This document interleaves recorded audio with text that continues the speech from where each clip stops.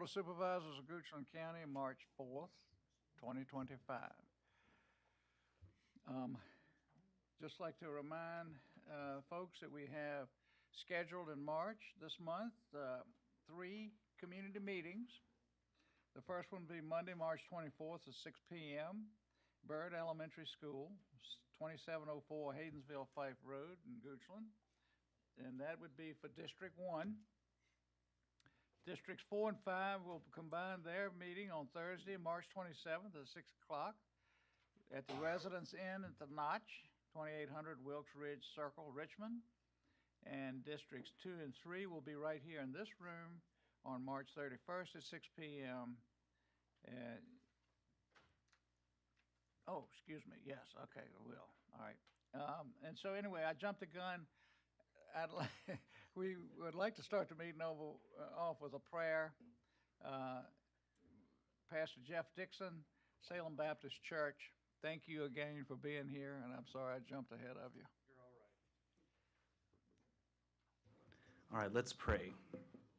Father God, we're so grateful to you for the beauty of this day and for the beauty of this county. And Lord, we pray your blessing over this body of board members as they handle your business. And God, we confess to you, both as citizens and as leaders, that we are so dependent on you for wisdom. And Lord, we're so grateful that you are the wise King and that your word tells us when we need wisdom, we can cry out to you asking for it. And so we pray that you would give us real-time wisdom, for we do not even know what we don't even know. And Lord, we need you to supply in our lack. And so, Lord, would you do that, evidence your favor and blessing upon this meeting, and, Lord, the great citizens of this county. And, Lord, may everything that transpires in this meeting today be a blessing to each one of us and glorifying ultimately to you. We pray this in Jesus' name. Amen. Amen. Please remain standing and join me for the Pledge of Allegiance. Pledge allegiance to the flag of the United States of America and to the republic for which it stands, one nation, under God, indivisible, with liberty and justice for all. Thank you, Pastor. We also have with us via electronic means our Supervisor Neil Spoonhour. And Neil, can you hear us?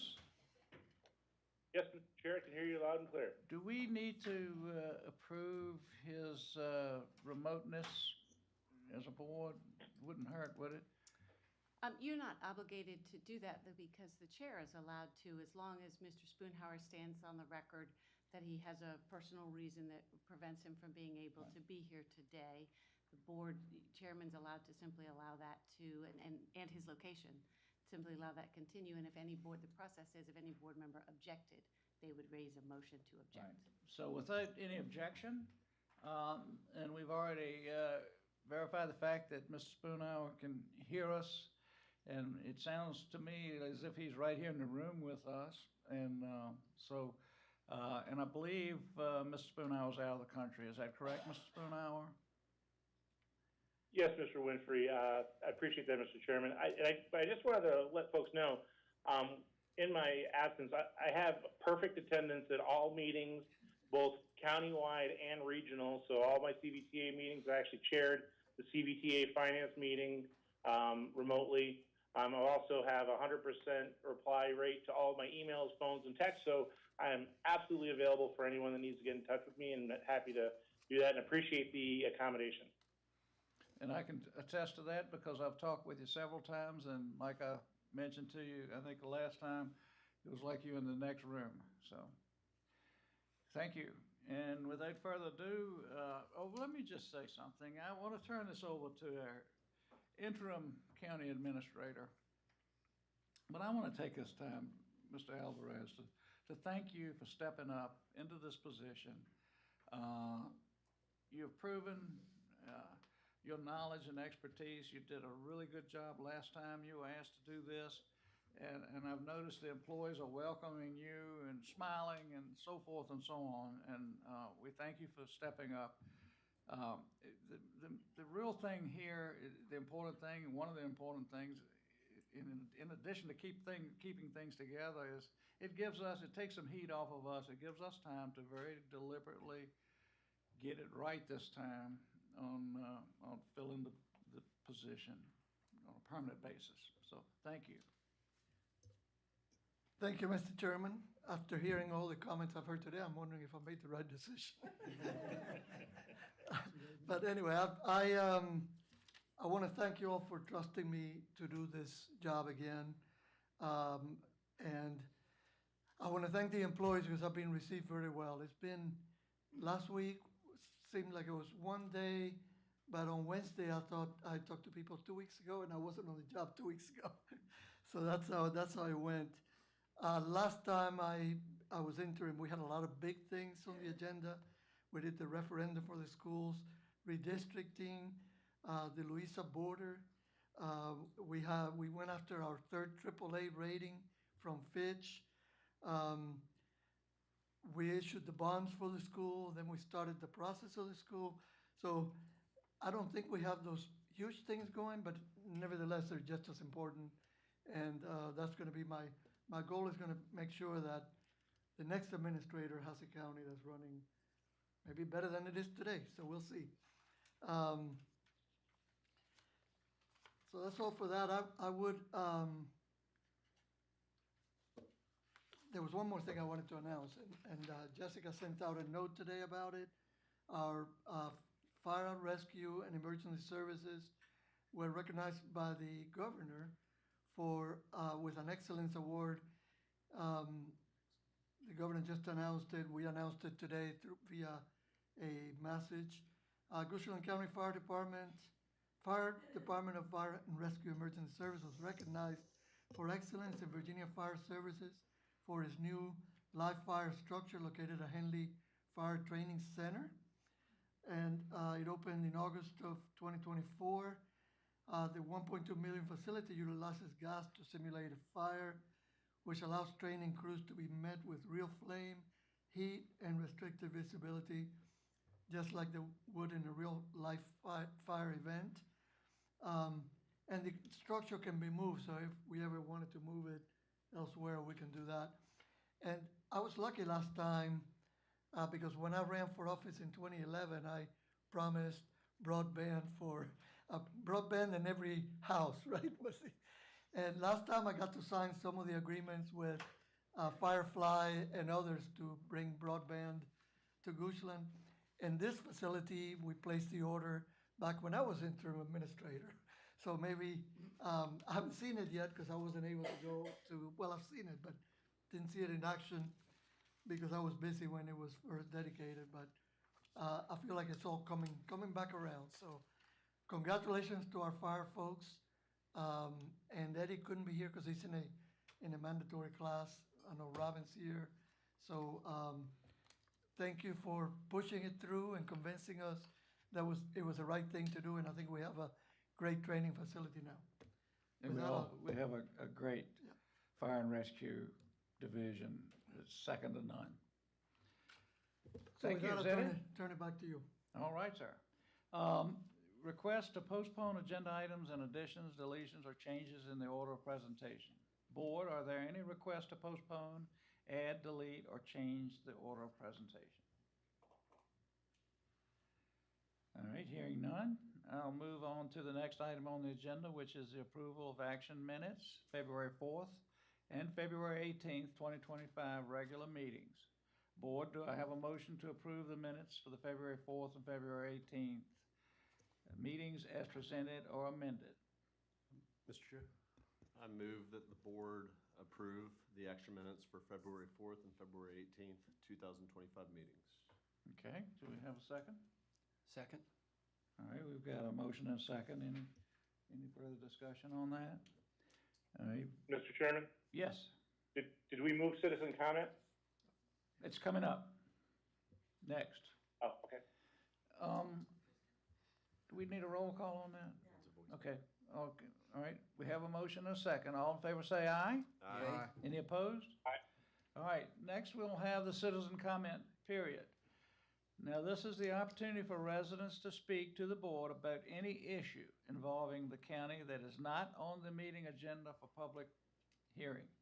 If you have comments about an issue scheduled for public hearing, you need to speak when that matter is called. Each person may speak once for up to 3 minutes. Please come to the podium and provide your name and address before providing your comments.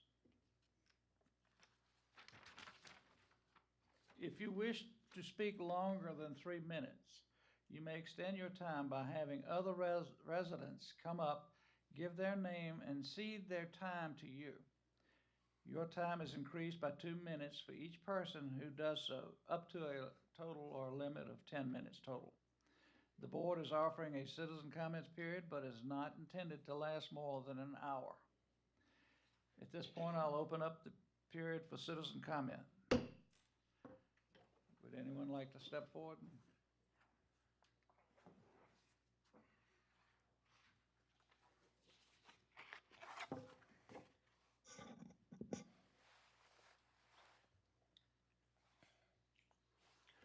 Good afternoon, everyone. It's nice to see everyone again. My name is Tom Eichler. I live on Piping Rock Road in the Kinloch Villas in Manikin-Sabot. This particular issue that I'll address is indeed not on the agenda today, but I've actually spoken to this group before about this topic nearly 2 years ago when the Kinloch Villas working group that I am representing today, we outlined our concerns in a PowerPoint presentation about the site of the planned fire station number 7 that would enter and exit on Hockett Road near the Tuckahoe Creek Parkway intersection.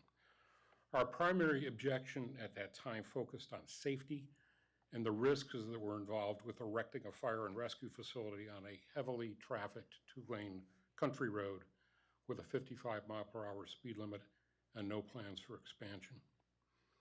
Now, since that presentation, site preparation has been ongoing for the new Songbird housing development on Hockett Road, where 65 homes are to be built, which will noticeably increase traffic.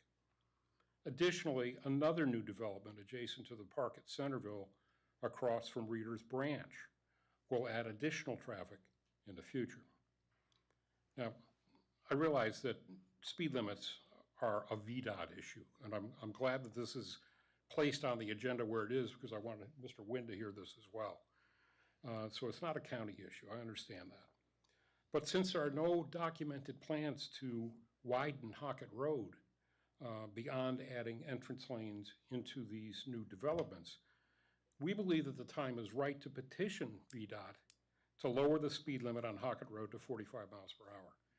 The models already exist that project the increase in traffic along that corridor. Simply put, too many cars, not enough asphalt. Our recommendation is to do the right thing sooner rather than later and begin the process to lowering the speed limit to 45 miles per hour. Now, the board is also aware that there are no walking trails in Kinloch. I know, a first world problem, I'm sorry. But with no walking trails, residents are, particularly in the villas, are forced to walk along the side of Tuckahoe Creek Parkway and risk their lives, basically. And God forbid, ride a bike on Tuckahoe Creek Parkway. The speed limit on that stretch of TCP from Hockett to Hermitage is 45 miles per hour, slowing to 35 when making a turn. This is not safe for pedestrians or cyclists. We propose, again, that VDOT consider lowering the speed limit on the western side of Tuckahoe Creek Parkway to 35 miles per hour from Hockett to Hermitage.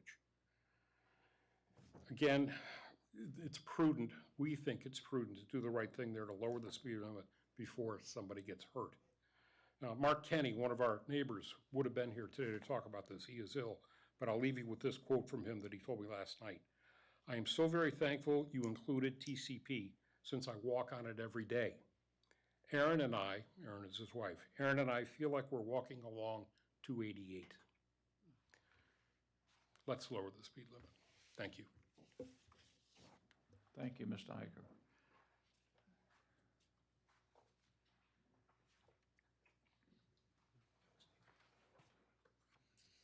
Good afternoon. Board members, Mr. Alvarez, good to see you sitting up there again, and appreciate being able to speak in front of you all today. And I generally read my comments so I can cover information instead of getting bogged down in just conversation type presentation. As I've previously commented, portions of Dover Creek watershed are undergoing the development of a DEQ TMDL plan.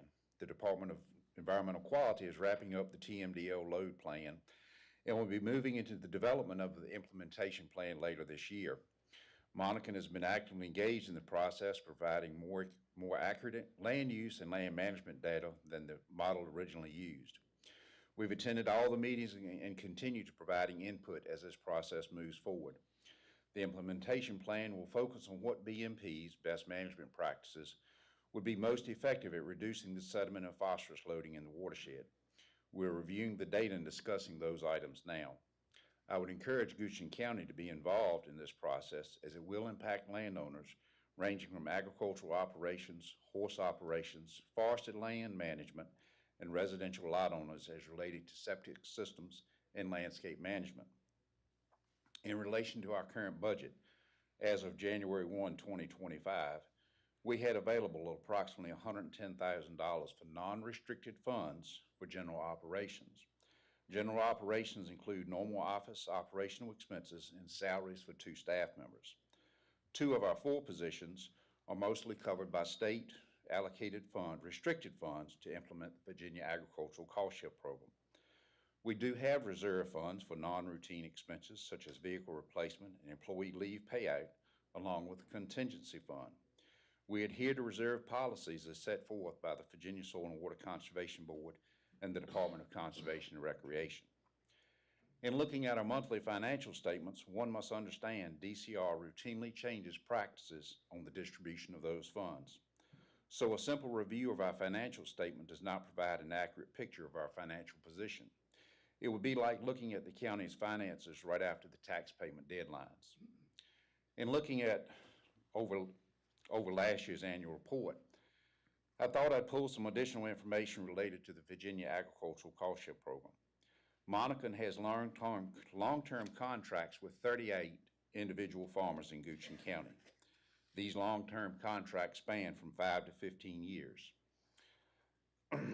Some of those practices include livestock exclusion from ponds and streams, tree planting, conversion of cropland to permanent grass, manure management structure, a continuous no-till cropping production, to list a few of those practices.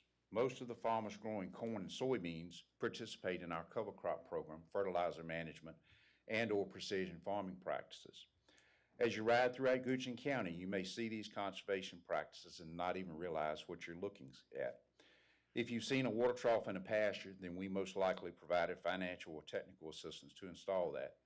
You can see them as you ride down Route 6 or 250. You might even see a sign posted along the road indicating these practices.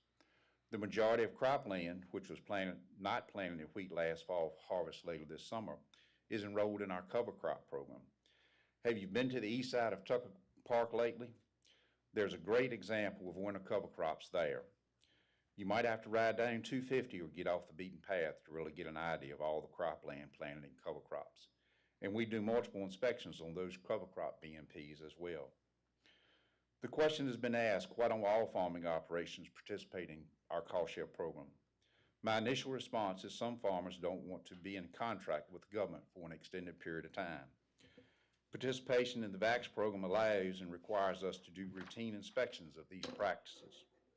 Do you have the fire marshal to come by your house and do an inspection of whether or not you're using extension cords properly or storing flammable products properly? There could also be additional costs for farmers in following our standards and specifications versus doing it their way. The same water quality standards can be met through voluntary conservation practices. However, we can't voluntarily report those BMPs without a signed contract. Monacan believes in developing a successful relationship with our producers, and sometimes it takes 2 or 3 years or more to develop those contracts. Monacan is committed to conserving agricultural land in Goochland by helping farmers and landowners with our resources. We are having conversations with multiple county departments as we try to better understand Goochland's agricultural future as we work on our 4-year strategic plan. Thank you.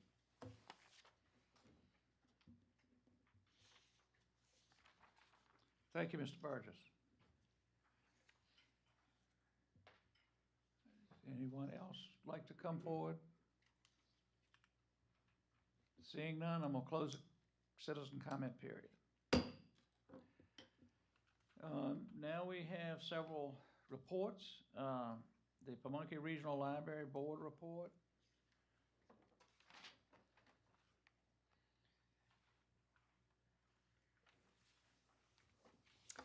Good afternoon, Mr. Chair. Welcome, Mr. Alvarez. Hello, Board. This is Barb Young, our chair. I'm Barbara Sloan, the other lackey from Goochland.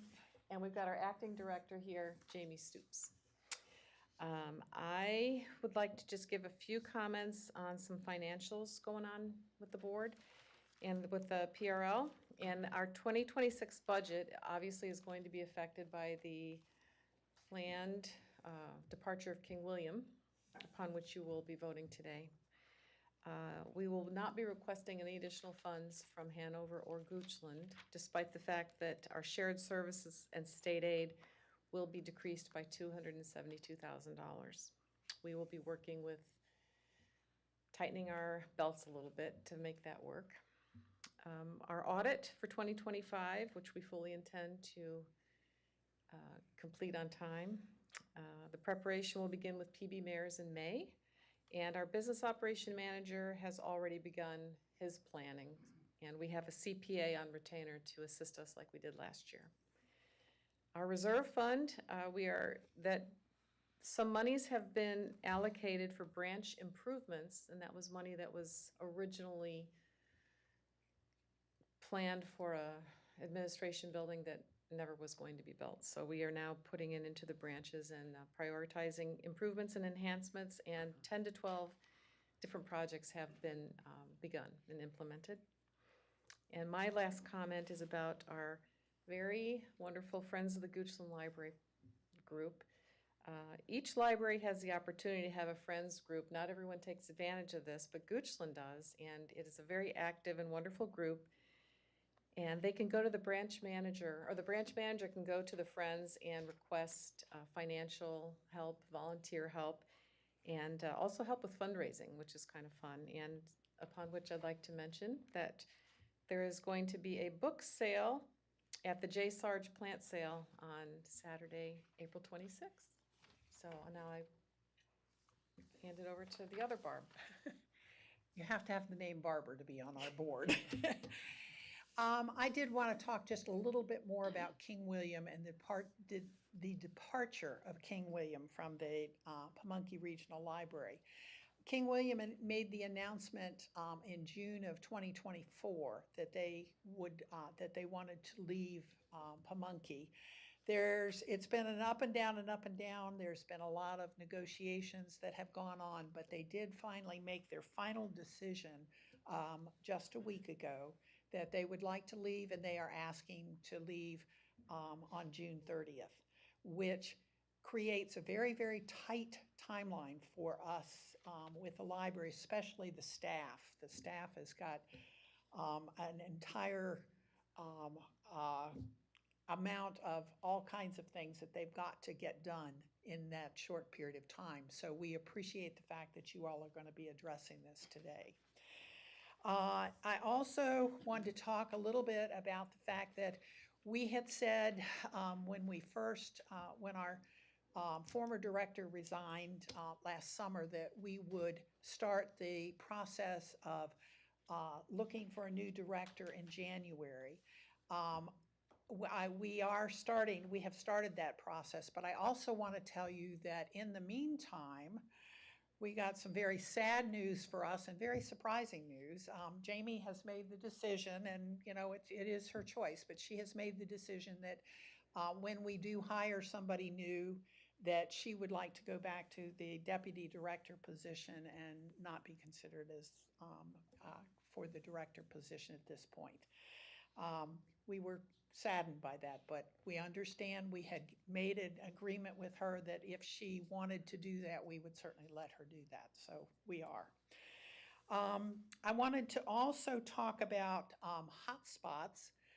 These are some small devices that you can check out from the library, or you can purchase them on your own, but the library does provide them.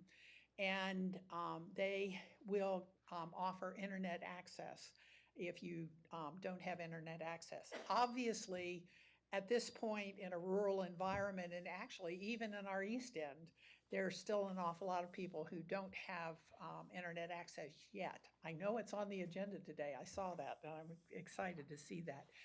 But I wanted to let you know that we do offer those, and we have a long waiting list of people to check them out. You can check them out for 2 weeks. When we vacate King William, one of the things that we will be bringing back with us are the hotspots from King William. So we will have some additional ones that we can have in the smaller group of libraries now. I also wanted to mention a little bit about policy work. We started some real serious work on the improvements and revisions on our policies. We put it on hold for several months because of all the other things that have been going on for the library. We are back to working on policies again, and I do want you to know that we take that very seriously, so we are working on those. The last thing I wanted to talk about was just a little bit about some of the things that are happening right here in Goochland County at our library. One of the things that is happening is we do have a locker now, and it is on the outside of the library.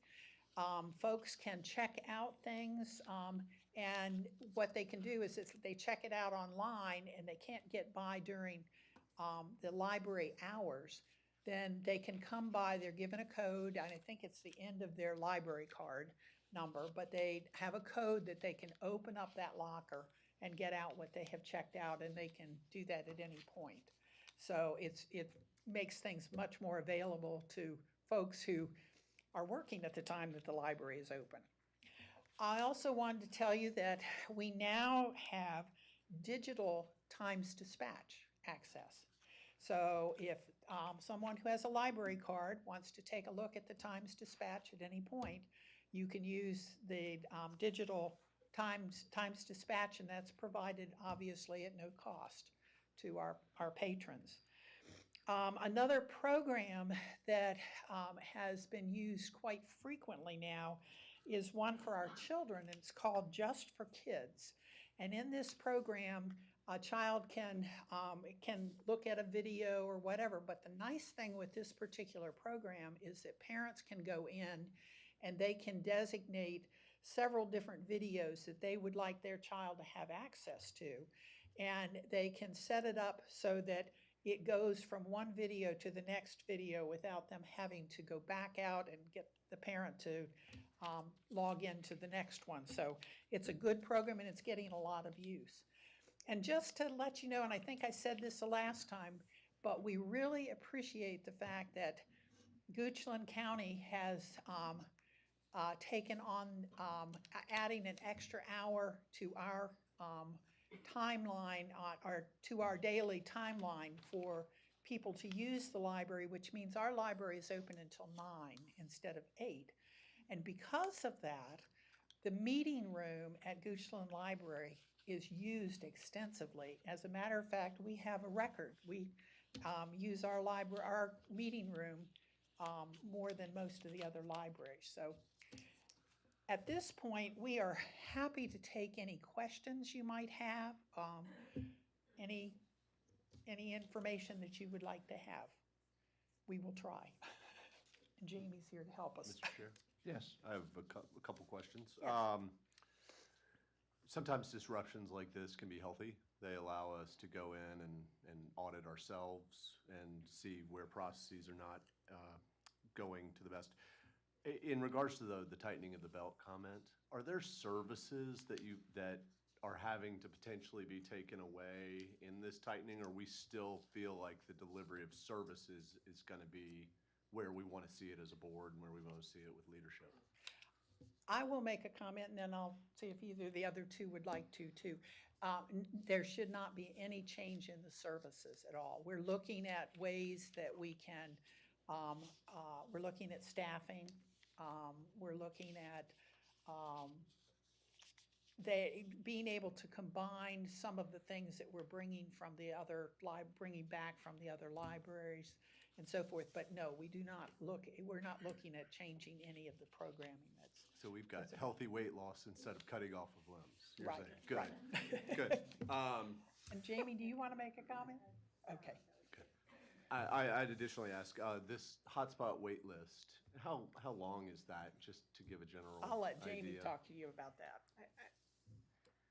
The last time that we had looked at that, there were over 100 people waiting for over 175 hotspots. So it's a 2-week checkout period. We are looking at reducing the amount of hotspots that we are offering in fiscal year ~26. However, King William residents were using those hotspots at around 30–34% of the usage of those. So it's coming down with the amount of usage that we're seeing in Goochland and Hanover. And as our two counties continue to get fiber and broadband, we'll expect those numbers to go down. What would it cost just to, cut that wait list in half? Just a general range. Well, the good news in FY26 is that hotspots are currently on schedule to be covered by E-rate, so we're going to get some reimbursement back for those, and we're seeing the bids come in right now. Per hotspot, it's about $30 a month for us to operate. As we look at budgets, I Sure. don't see that accessibility is necessarily a bad thing, especially when we do see that type of demand. So I would, if there's a way to put that to the board, so we can, that would be a great thing that you're seeing real time that we could address, and it doesn't seem like a ridiculous expenditure, given the county demand we see. That's great. Thank you. Okay. So take that to Hanover as well. Yeah. No, anything else? Well, thank you all. Well, Mr. Chairman, Oh, excuse me. I'm sorry. I understand you don't like to go to your left much, but No, that's where I sit. I so appreciate the transparency and the sharing because it really is important. I would ask, and to put Mr. Alvarez on the spot, I know that in last budget cycle, there was $75,000 in dedicated proffer money that Goochland had that was directed towards branch improvements, and I'm not sure if that money has ever been invested. We can only use it for the library because it was dedicated proffer money, and it has to be used for the I library. remember that, yes. And did we I think it's, do anything? New carpeting, maybe? I don't know. I'm going to let you. I don't know if the proffer money went towards this effort, but we are in the process of getting new carpeting throughout the entire building. Looks like that is probably going to happen at the end of this month. Well, and at some point, proffer money expires, and we have to use it within a set period. I don't know that we've bumped up against that yet, but it would be unfortunate if we did not utilize that and made improvements however needed at the Goochland Library. I noticed Mr. Alvarez taking note of that, and we'll look into it. I'll look into where that went. I believe I heard that some of it was going to the carpet replacement, but I'll double check and make sure. Great. If there's any other money left, we'll check to make sure it doesn't expire. Before we can Maybe use it. improve, I don't know, an expansion to the meeting room since it seems to be in high demand. It is in high demand, yes. Maybe it can go towards the hot spots, I don't know. Well, I don't know. That, if we can make it part of the Proffers capital. have to go to capital improvements. Right. Mr. Chair, I have one more question. Yes. That's all right. This locker system seems exceptional. Delivery, no issues that y'all are seeing. So far. Have we looked at an eastern end site? Have we looked at a western end of the county site?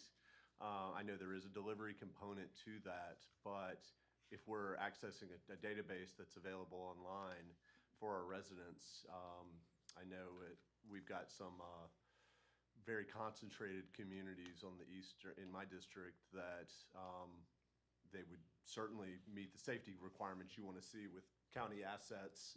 I think we could get great outreach and usage increase if that technology is readily available and it's already working successfully. So I know bricks and mortar is difficult, but that would be a way to do that outreach with minimal bricks and mortar asset investment.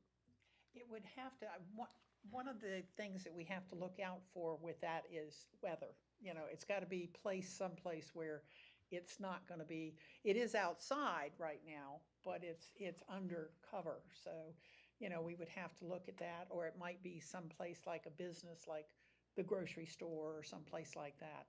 We have talked about that. We're not at that point yet. The It's beauty a of great that is, the beauty of that is visibility as well in our Right. public, our public places. So, just something It's that a I great would way love to see. bridge the gap from a brick and mortar new location to still offer services.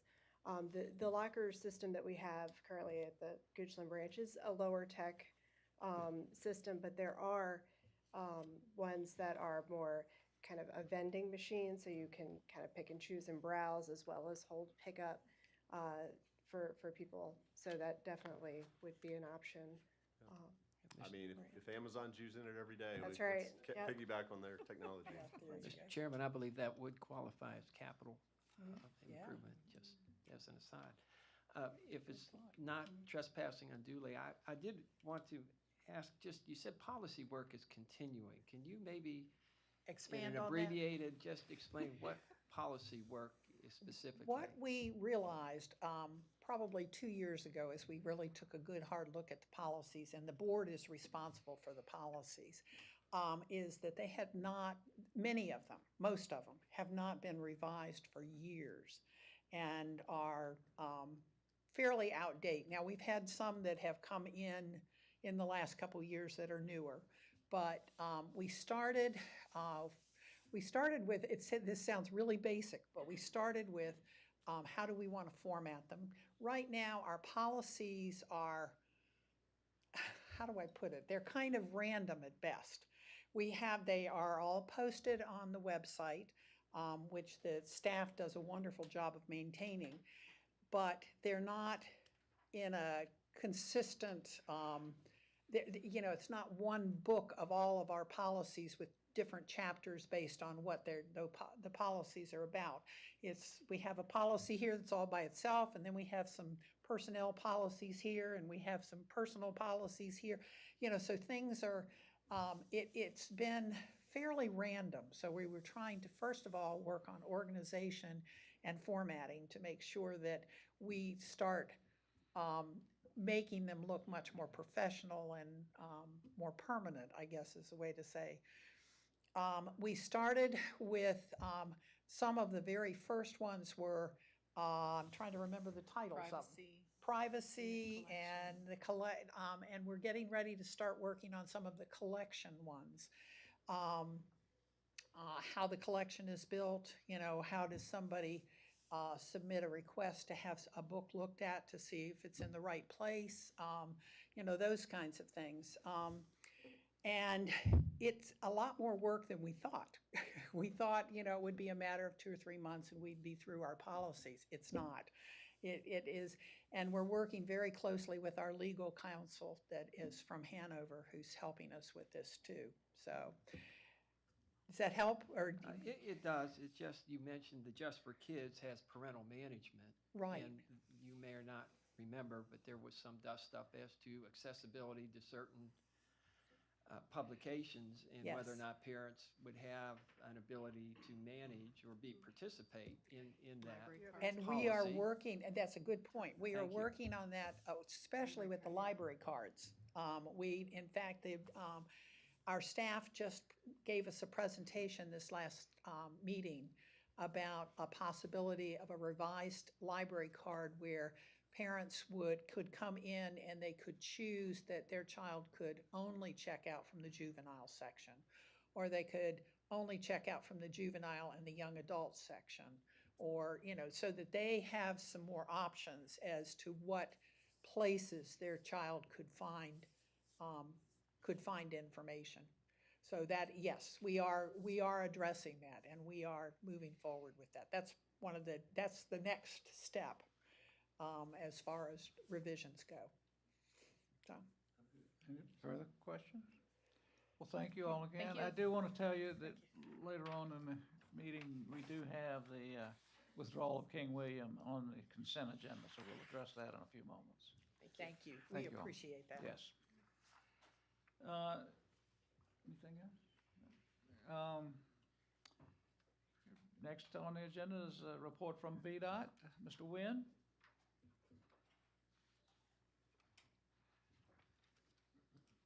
Good to see you. Mr. Chairman, members of the board, Mr. Alvarez, Marshall Wynn with VDOT. This past month, we had 151 work orders, completed 134, excuse me. Had 25 call-outs, after-hour call-outs. Been doing pothole patching. We're in a pothole blitz right now. Last week, we patched better than 500 potholes, and we're going to continue this week, next week, and however long it takes to fill the potholes in Goochland County, okay? Been doing ditch and shoulder work, some tree and brush removal, sign work. As you know, we had 3 events in February, snow events. State forces and contractors are getting a little tired of it. I am too, so hopefully we're out of the woods, but we still got at least 2 or 3 weeks in March we have to look at. So with that, I don't have anything else to report, not unless y'all have any questions. Just as it relates to snow removal, is Yeah. there, I mean, that grind, that friction on the road from a snowplow, is there state repair based on number of events we have in a given year, or things, about, because that really is hurting the top coat the most. Oh, right? yeah, yes. So- The plows really put a hurting on the surface. Mhm. And we will continue to look at road surfaces, between now and summer. We do have schedule work coming up where we have resurfacing different routes in the county. And I can make that available if you want that. But yeah. Route 6 looks like it's sloughing off. that end down, Pretty the east badly, end, yeah. I think that section's on this year's schedule, but I'd have to, verify that. Because they put latex on it, latex modified seal on it Yeah, it years looks ago. like Just something the went wrong. top piece is popping off. I know what you're talking Yeah. about. What is for trees down and for other things, what is the best way for citizens to address that in a storm? I mean, the 3+ inches of rain we had, immediately impacts people, and citizens want to be good Samaritans, but is it a call to VDOT or is it a call to the sheriff's office? I mean, we have issues where, in the county, where you realize 6 hours might be too long. It's not because of anybody's fault, it's just, what should citizens do first? Well, the best thing, we get calls from fire department and the sheriff's department all the time with trees down. I mean, if some of them So it's linger, getting relayed, okay. if some of them linger on, the best thing is to put in a work order. That's the 1-800-367-ROAD you see on the report. If y'all get that out, they can send that to us, and it's tracked. Has a tracking number, and we contact the citizen, and we'll close it out when it's complete. So what I'm taking from your comments is citizens should rest assured that fire rescue, sheriff's department, and VDOT are coordinating Oh, yeah. in a triangular fashion, so Oh, it yeah. doesn't feel like you're just getting in one silo. And I think that citizens have that concern, I called VDOT, but I didn't let sheriff's. No, department. I called the we wrong have number. during these events, we have a tracker that we keep up with. And it shows the route, the address, where it is. If it's a tree on a power line, we have a person at the district that deals directly with Dominion Power. So we can get to those sites as fast as possible to get power going. Because we can't touch a tree when it's on a power line. So that's how we do things with, you know, in the district. So it makes it a whole lot easier when you have one point of contact, a day guy and a night guy. So that's how it works. Thank you, Mr. Wood. Thank you, Chair. Mr. Wynn. Yep. I want to iterate and say thank you because we did have a fair amount of fallen timber and the roads were they were passable PDQ. Yeah. And so I appreciate Good job. you or the contractors getting out and doing that. I will say, my wife, who's much more aesthetic than I, wants to know when all of the flotsam and branches are going to be removed from the side. And I said, sweetheart, Mother Nature will decompose those in a couple of years. But, No, we've got quite a few trees we have to go back and clean up. I assured her that they would be taken care of. I also want to say thank you. I understand that Mr. Frazier is going to meet with county staff and myself regarding Spaghetti Junction that's there Yeah. at Route 6.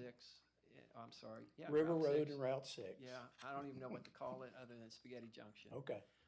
That striping, the Rorschach blot test that y'all put down there is entertaining at best, but not really doing much, I think, at work. Yeah, So, I took Mr. Frazier down there after our last meeting. yes, so. sir.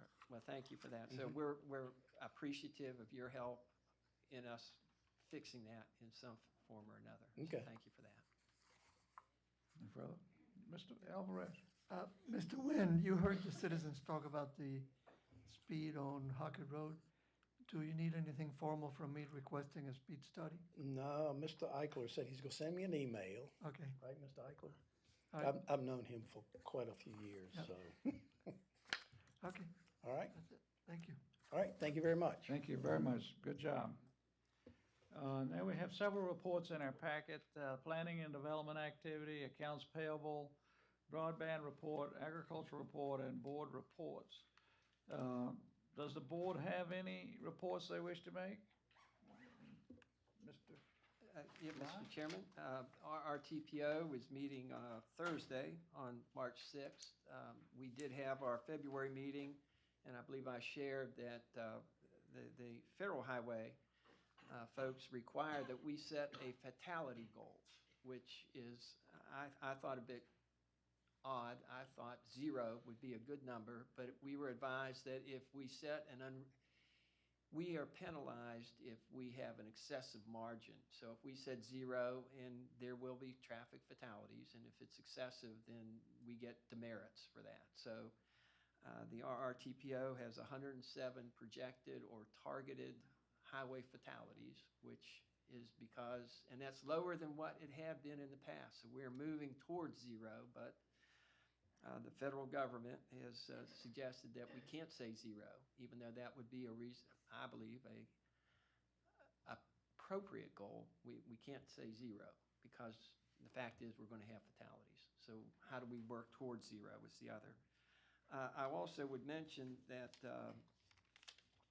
on the 14th, there is going to be a Pathways to the Future Symposium down at the Richmond Convention Center. Starts at 9:45, goes to 2:30. They are providing lunch, and it is an opportunity for citizens to participate and say what they would like to see so far as transportation in the region, not just Goochland, but regionally. So that is coming up, as I said, on the 14th. And that is the RRTPO report, sir. Thank you. Mr. Spoonhour, do you have anything to share with us regarding CVTA? Thank you, Mr. Chair. CVTA is pretty much going along business as usual. As Chair of the Finance Committee, we're looking at diving into some of our policies in regards to reserves and what is appropriate in that. But what I really do want to share is an update for Plan RVA. I think it's important for citizens to understand. The director gave us an update regarding the new administration and the DOGE impacts that we could potentially face. 80% of the monies of the programs are funded by federal dollars. So our executive director is looking at that very closely. A very spirited debate sprung out in the executive committee meeting regarding a letter received from the federal government and any potential DEI programs that exist, and the impacts to funding. So we are closely watching that. I have a meeting with the executive director this Thursday to discuss. As it relates to Goochland, I don't foresee any significant impacts, but I will be learning more specifically on Thursday. Thank you. Thank you, sir. Glad you're on top of that. Anything else? Okay, we'll move on to consent items, and I'm going to ask Mr. Alvarez to give us a brief overview of the following items. Mr. Chairman, you heard from the library board. The first item on the consent agenda is to approve the withdrawal from King William from the public Pamunkey library system. They've requested to withdraw. Hanover already approved their withdrawal. And so this resolution does the same for Goochland. So you're basically approving that they leave at this point. We don't think there's any financial impact to us. So at the next 2x2s, we'll probably bring the agreement. We already have a copy of the draft agreement for, basically it'll be a 2 library system. That leaves us at Hanover. Hanover and Goochland. And so we'll have that agreement to you in 2x2s and maybe have it at the next board meeting for approval. The next item on the agenda, you've had on the agenda before and deferred it, is to change our funding goals for our reserve policy, to change it from 60% to 35%. This amendment was reviewed at the February 4th meeting of the Finance and Audit Committee, which agreed to the change and recommended that we make the change. And this amendment was advised by our financial advisor, and it complies or supports our keeping our AAA ratings. So what is happening is we're changing the current target, which was 55 to 65% with a target of 60%, to between 30 and 40% with a target of 35%. This does not free up any money. I've heard that question from a few people. It just gets us closer to compliance. The next item on the agenda is the MOU that we have with Goochland Day Foundation. It just memorializes our agreement with Goochland Day to provide in-kind services to Goochland Day Foundation for Goochland Day activities. It's the same as last year, no changes. So those are the 3 items on the agenda. If you have any questions. Any questions? Board, do I have a motion to approve the consent? Excuse me. It's more of a comment, and that is on the change in the financial management policies. These are very dynamic. This is not a forever and always, that we always have the opportunity to come back. And I think that there is a strong case to be made. Let's be realistic. As we are setting our objectives, I don't believe government should be in the business of building savings accounts, but prudent reserves are certainly prudent. And so I have studied this as best I can, and I understand that we're not doing ourselves any harm, that we are going to still be well positioned for a AAA bond rating with all 3 of the rating agencies. But that was a pretty significant change from 30 or 60 to 35. And I appreciate the Finance Committee really digging into it and spending time on this. Just to reiterate a little bit, that was addressed at least 2 of the Audit and Finance Committee meetings, and at the first one, we had our outside consultant present who was in essence recommending this. And so, you know, it was deliberated pretty thoroughly, I thought, and I think we're pretty much assured that we will retain our AAA rating, or at least this will not jeopardize that rating.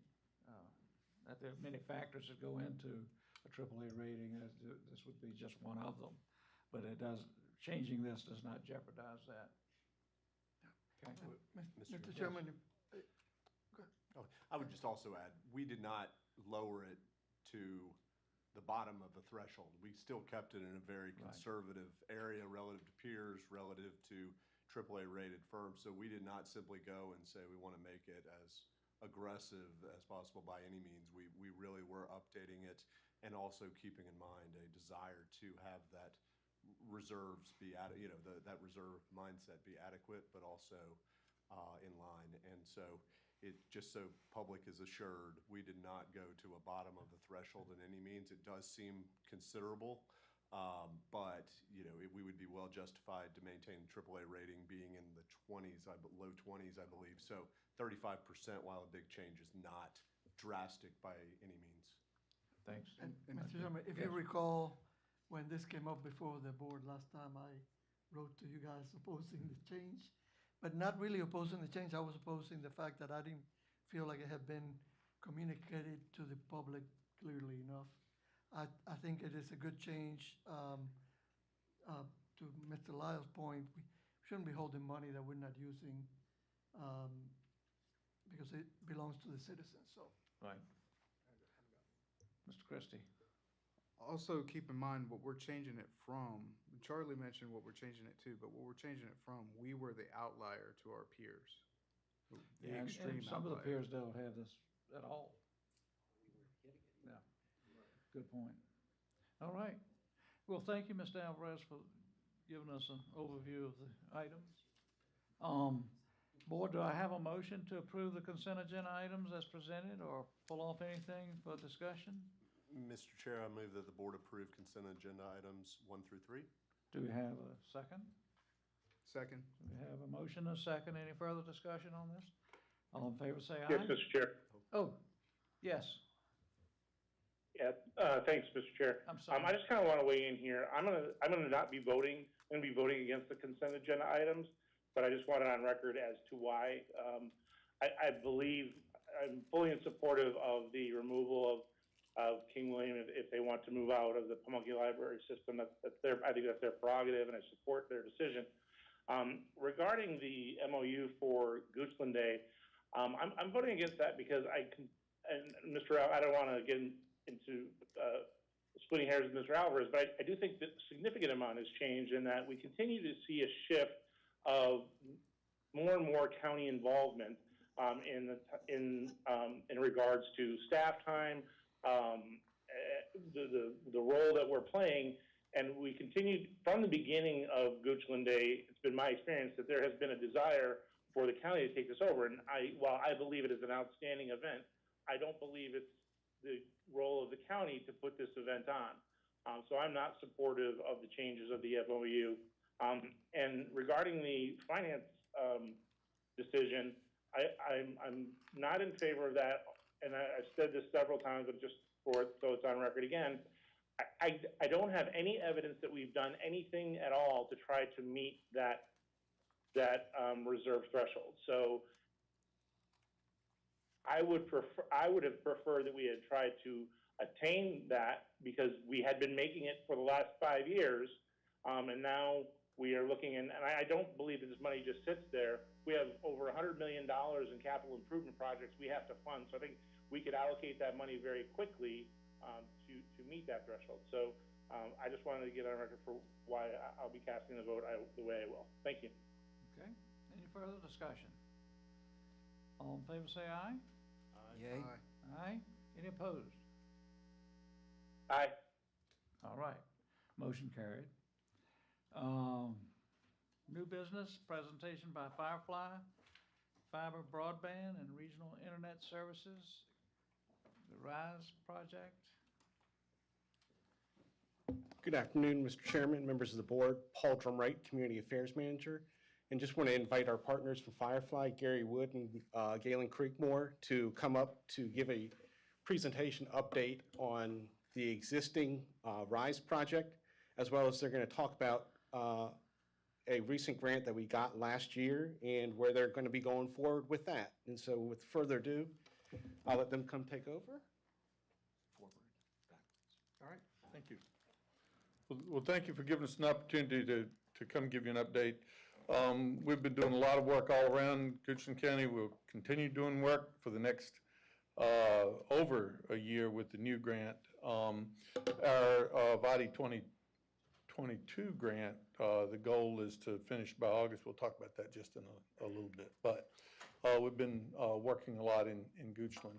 The blue areas here you can see, we have in service. That means the fiber is in place, the splicing is complete on the backbone, and we can put in service drops. That does not necessarily mean everybody who's waiting for a connection has been connected in those areas. In particular, in the Tabscott area and Caledonia area, and Slippery Rock, Payne Road, we still have a few that we're connecting. Caledonia, we just recently started connecting, so we still have a good number to catch up there. You can see the mainline splicing in 3 Square is a large area in kind of the southern part of the county. And in the reconnect areas, they're the other ones that are that tan color. All of that fiber is in place. The reconnect is being spliced, and in fact, we hope to have our first connections on that within the next few weeks. We've got our hut lit up, as we say, so we've got the fiber spliced on the way into our new communications hut on 522, and the first circuits out of that we'll start connecting on within the next few weeks. We still have some mainline splicing to do on reconnect. In 3 Square, we were ready to start splicing back in about January or early February, but the weather has held us up some. When we got back to splicing, we found that there was damage on the cable that comes in, which comes from across in Cartersville. So we had to go back and replace a section of 96 count cable that during the ice and snow down here, a tree had fallen, and when it came across the line, it arced on the electric lines and burnt the fiber line. So it actually created damage. We had tested the fiber before that happened. We were ready to start splicing. We left it until the weather cleared, went back, and we had problems. So they've replaced that this week. Thursday night, they'll put that in service. They have to do some swap overs, so we'll do it at night so we don't interrupt too many people's service. And then we'll be ready to start splicing in 3 Square.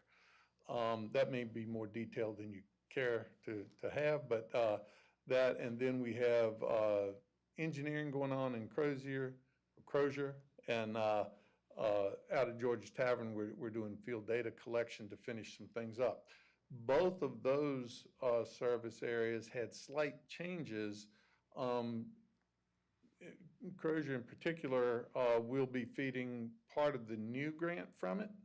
So we had to go back and redesign some of the cables. So we had to upsize them so that we could carry the new folks in the new grant. So that's in engineering for that redesign, and then it'll be released to contractors for construction. The field data collection in the George's Tavern, we turned around and decided instead of feeding that out of our Goochland hut, which is what our plan was, we're going to actually feed it from a hut up at Columbia and come back into Goochland from there for a couple of reasons.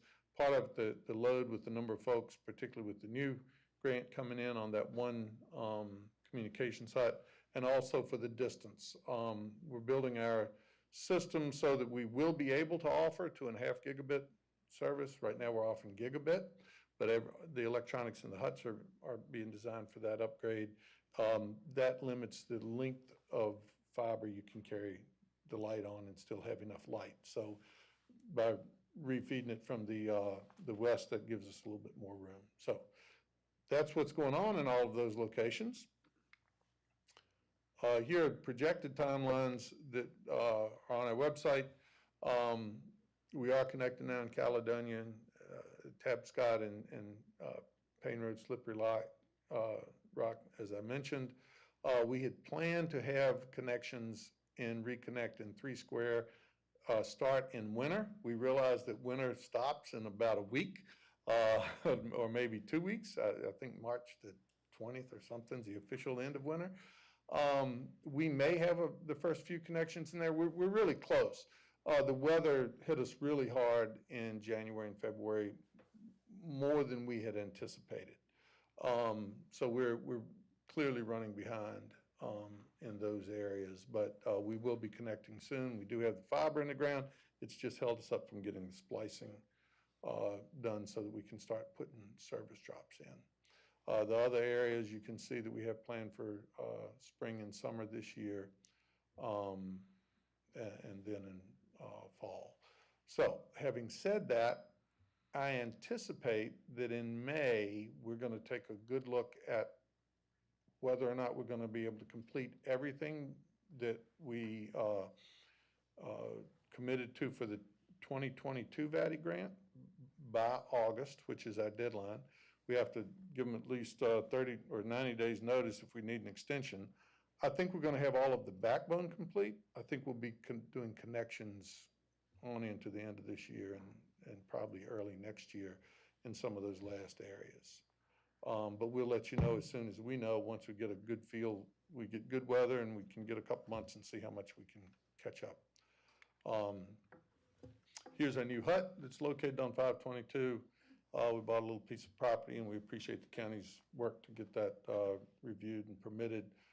It is in service and we have it connected coming from a hut at Shannon Hill and are connecting it down to Powhatan, so it'll be on our loop for reliability. That way, if we lose a main feed in one direction, we'll have it from the other and keep it online.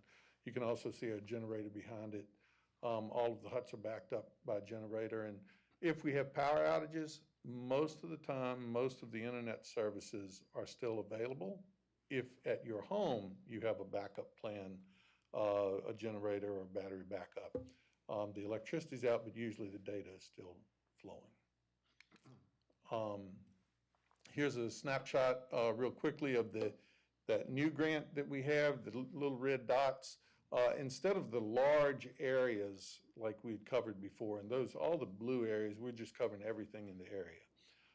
The newest grant had a lot of intermingled unserved locations right next to a series of served areas. So we had to go in and pick along the roadways and find every individual location that was deemed unserved.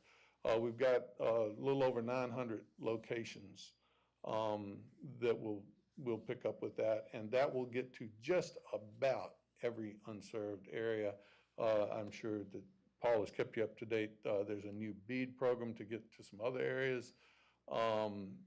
There may be some folks who are bidding who are incumbents that already have a service nearby.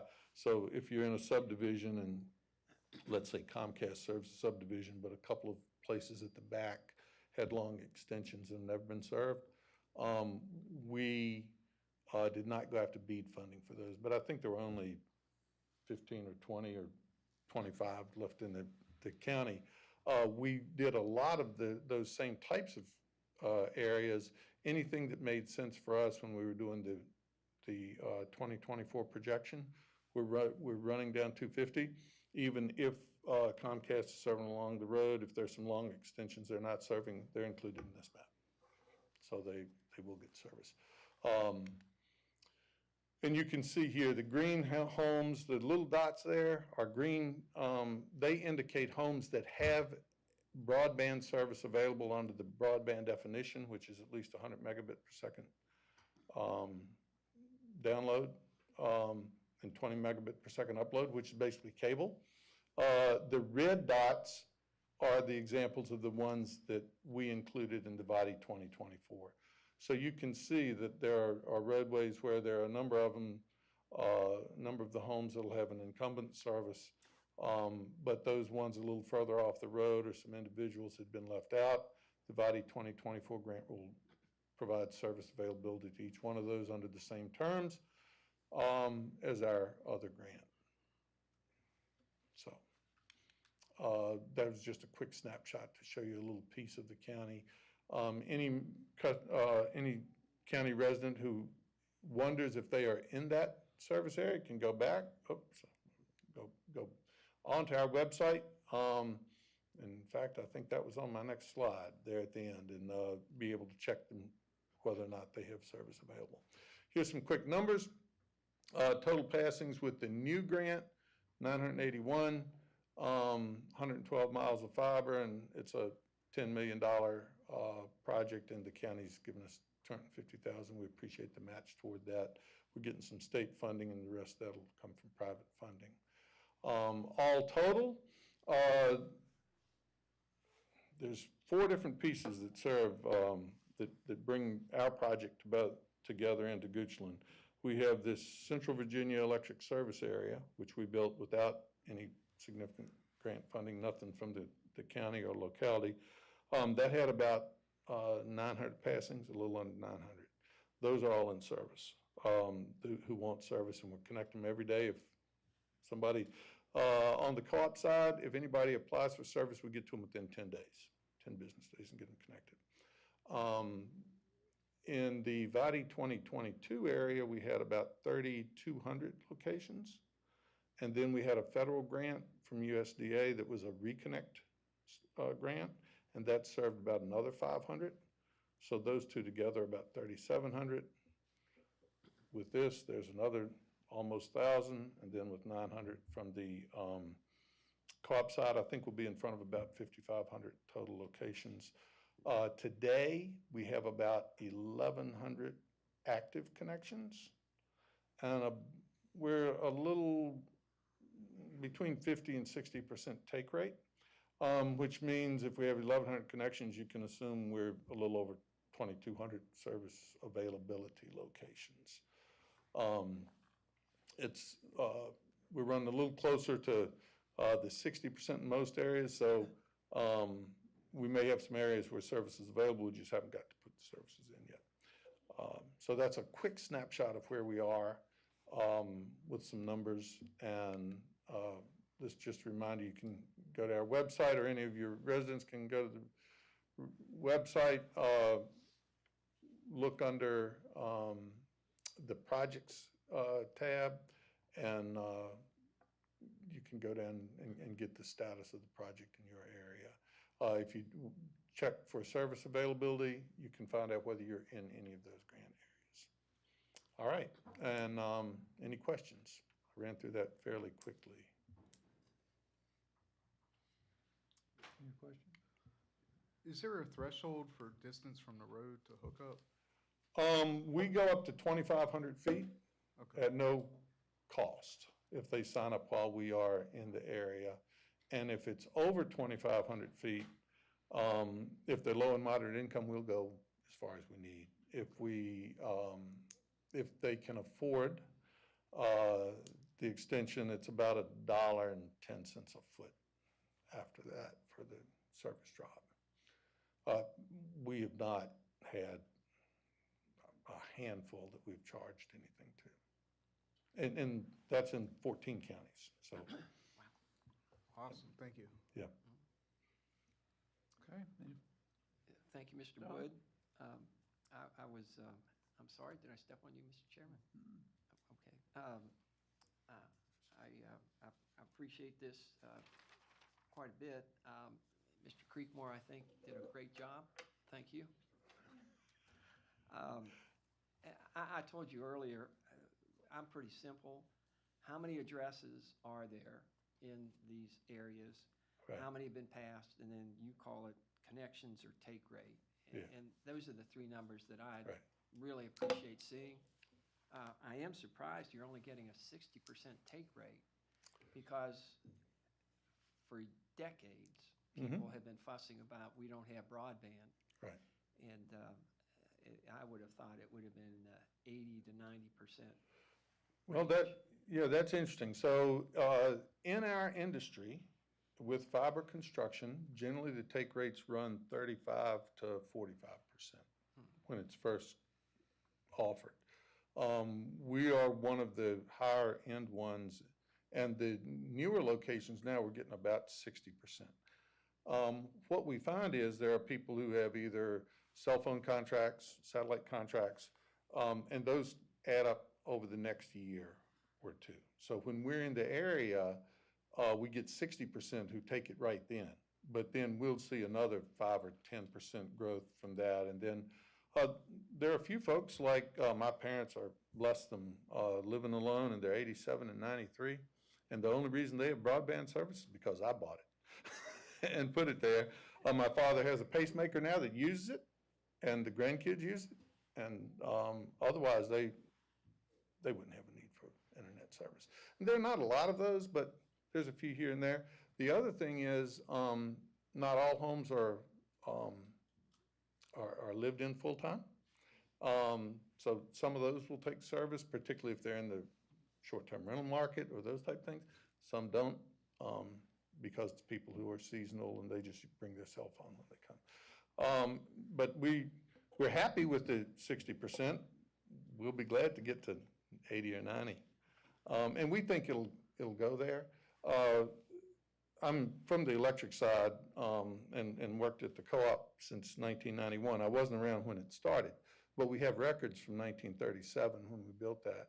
And the take rate for electricity when we built it was about 40% when we first went through.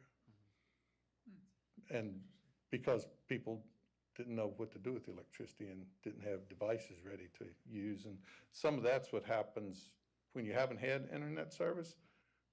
Sometimes you don't have those things, and then as you see it and as the neighbors find it, it becomes more important. Mr. Chairman? Are you finding yourself in any competitive scenario where you're passing homes already serviced, say, by Comcast? We are, and we're not intentionally doing that. So the one commitment we made when we started with the co-op side was we believed all co-op members who were helping foot the debt should have access to the service. So we had about 10% overlap in the co-op service territory with incumbent providers. Everything we've done outside has been with the intent to go to unserved locations. So at the time we put in the applications for grants, they were deemed unserved. And what we find is sometimes the grant process takes a while and incumbents extend service, and we end up getting there after they have extended their service. But the intent is to go to unserved locations. Yeah. Okay, of course, the ultimate goal is to have the service to everyone in the county that chooses to want it and need it. Right. And making progress. We are, and we didn't have our price sheet up here. When you talk about accessibility, and normally we include that because we don't charge when we connect, and it's $49.99 for our cheapest package, which is 100 megabit service, and that includes a router. It includes everything. There aren't any extra charges. When you get a bill, a lot of our subscribers are surprised the first month. They say, the bill just says $49.99. Yeah, that's what you signed up for. That's what it'll say every month, unless you choose something else. And the more expensive service is reasonable. So we work really hard to keep those prices as affordable as possible. And that's part of making it available and then making it affordable. Yep. All right, Mr. Spoonhour, you have something? Question? No, sir, I appreciate you coming, Mr. Wood, and I appreciate the meeting we had about a month and a half ago with staff to kind of understand where we are and just continue with the partnership. Well, thank you. And I'm sorry I missed that meeting. I understand Galen and a few folks from Firefly came down. And we'll be glad anytime you have questions to make ourselves available. We are working very hard to catch up some after a tough winter. And we're going to be here until we get it done. Thank you. Thank you very much. And thanks for your support and partnership. Thank you. All right, next, gives me pleasure to introduce our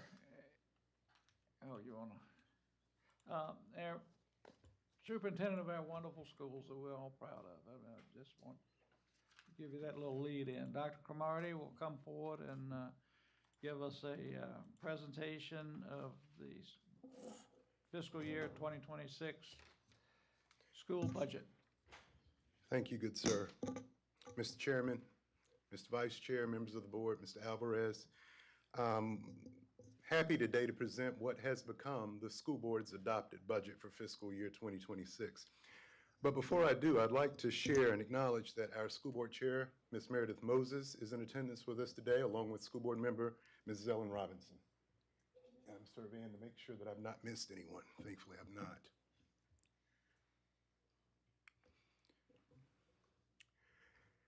I think it's important to reconnect annually to the purpose of public schooling here in the county. These are our core goals. We aim to maximize each student's academic potential, to maximize resources for instruction, and to improve the overall climate and health of our organization. Our vision persists to be to inspire the next generation to make a positive impact, and that's supported by our mission to maximize the potential of every single learner. So here's my compass for this afternoon. I'm going to talk a little bit about our division successes, and I appreciate Chairman Winfrey for teeing that up for me. I'm going to talk about our needs relative to our strategic plan, Engage 2026. Everything will be connected to one of three goals, which I'll identify on each pertaining slide. Then I'll talk about strategic abandonment and projected funding sources. Naturally, all of our decisions, fiscal and otherwise, are made with the best interests of our students in mind. So this shows you our enrollment over the last 5 years. And it's pretty standard. There's one anomaly that I want to explain. It's got a very easy explanation. We opened a brand new elementary school with a 650 to 700 pupil capacity. And in doing so, we increased the enrollment at that school, as you can see there for Goochland Elementary, exponentially over last year. A byproduct of that is a reduction in enrollment at Randolph and Byrd, where through a redistricting process, we redrew the lines for attendance. So that explains the anomaly there for those three schools. Pretty much standard, pretty steady over the course of the last several years. I'll talk more about that here on this next slide.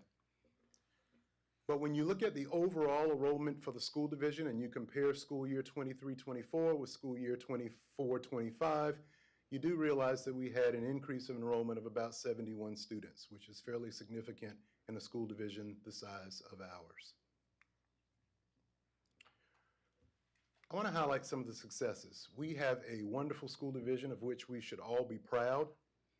I stood here a year ago and touted the fact that we had 5 Apple Distinguished Schools and that there are only 457 of those in the country, and yet we were 5 for 5 here in Goochland, 979 worldwide, 5 right here in our county. I'm back a year later to proudly say that now we are an Apple Distinguished School Division or an Apple Distinguished District, and there's only 18 of those. We should be proud. I want to dispel any conception that this is a distinction that can be purchased because we're subscribers to Apple products. In the grand scheme of things, we're very small players to Apple, so we've not bought this distinction. It comes exclusively from our commitment to innovation in technology and instruction. Niche, which realtors rely heavily on, rate Goochland County Public Schools as the best in the Metro Richmond area. This is a distinction that we've enjoyed for 7 consecutive years. They rate us the 12th best school division out of 131 in the Commonwealth. And I do believe that that's the highest that we've ever been rated by Niche. We are a nationally recognized Special Olympics Unified Champions School Division. And for several years running, we've received the Distinguished Budget Presentation from the Governor's Finance Officers Association.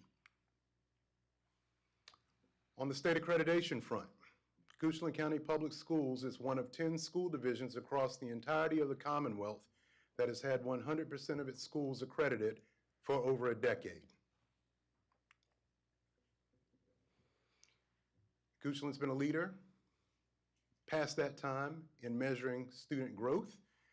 We're in year 12, grades 2 through 8, and year 6 in measuring academic growth, individual academic growth for students in grades 9 through 11. And the results of that are amazing. That pink line that you see going through the middle of that chart is the normed percentage.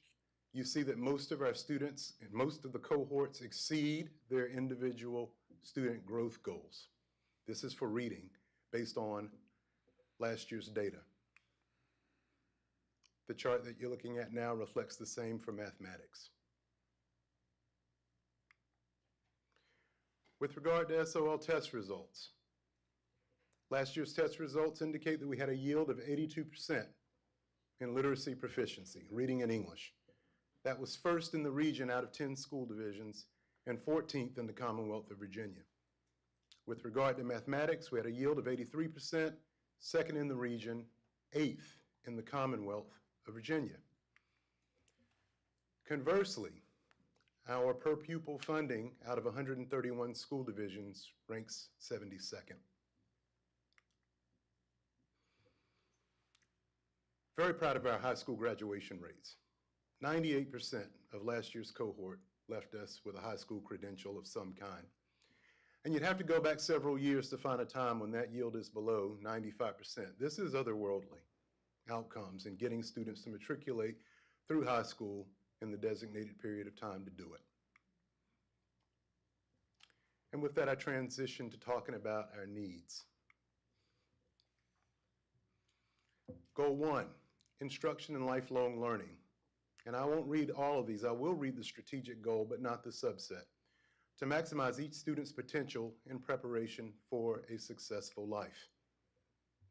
This budget highlights $95,425 in total investments supporting Goal 1. There are some creative things that we've taken on to solve some of the challenges of the school division. The first draft of the budget included a full-time equivalent for an assistant principal at the elementary school to meet the demands of the higher enrollment. Realizing that we were not going to be able to do that at a full FTE, we found creative ways to absorb using existing staff.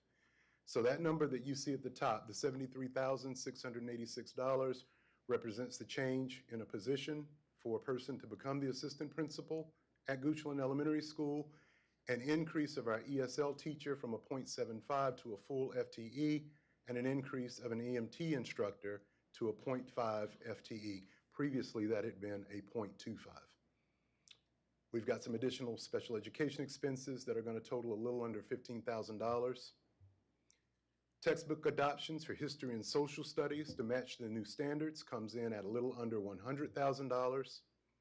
And we've got some additional classroom investments to account for supplies and software, $37,000. That $106,000 that you see there is represented as carryover funding for some federal title dollars. All told, total investments under Goal 1, $95,424. Goal 2, inclusive and engaging culture. Our aim is to create an engaging and responsive experience where everyone feels informed, included, valued, and empowered.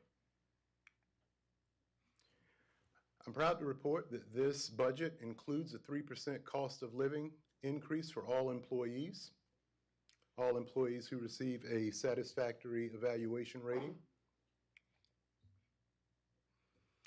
Total investments under Goal 2, $713,534. It takes $995,839 to provide that 3% cost of living increase across the board for our employees. That takes into account employees who are also filling positions that the salaries covered through federal dollars. We realize the savings in salary position changes over last year's fiscal because we had people who have left us that we've not replaced or we've not replaced at full value. In other words, they might have left, but we might have downgraded the position or hired someone who wasn't earning what the departing party was earning at the time of their departure. We're anticipating about $87,000 in known retirements. And additional stipends, we're going to encumber $46,239. That tiny amount there, represented by $3,000, is just a little bit of offset money for training administration and market equity pools. And again, those investments total $713,534 supporting Goal 2. When we take a look at our facilities, resources, and technology, Our goal will be and is to enhance and support the instructional and learning needs of all students and staff. We anticipate higher utility costs, particularly with water and sewer, to the tune of $10,350 in increase over the last fiscal. Inflation adjustments for our facilities and transportation, a little under $70,000. We've got $247,718 for capital projects. We listed there vehicle replacements that were moved from the CIP. I'll talk about the specific vehicles in a little bit, but that number basically accounts for some capital needs as part of that $500,000 that we were tasked to move from the CIP to the operational budget. Things like serving lines at elementary schools, resurfacing of parking lots, and things of that nature. Inflation adjustments related to technology, a skosh under $75,000.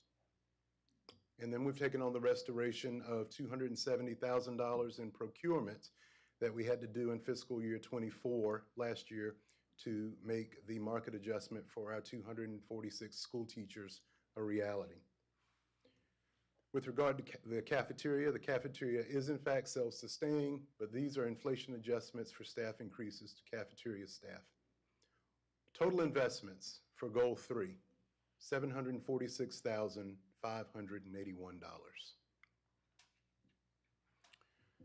Now I want to talk about strategic abandonment. We've had a few people talk about belt tightening today, and this is our best effort to do just that. This budget represents a total of $662,558 in initiatives that we will abandon from the existing fiscal year into the next.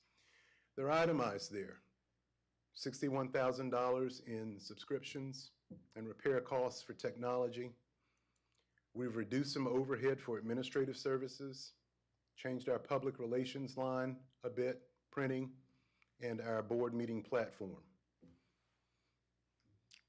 We are actually taking a look at our maintenance leases and grounds contracts and savings of $25,330.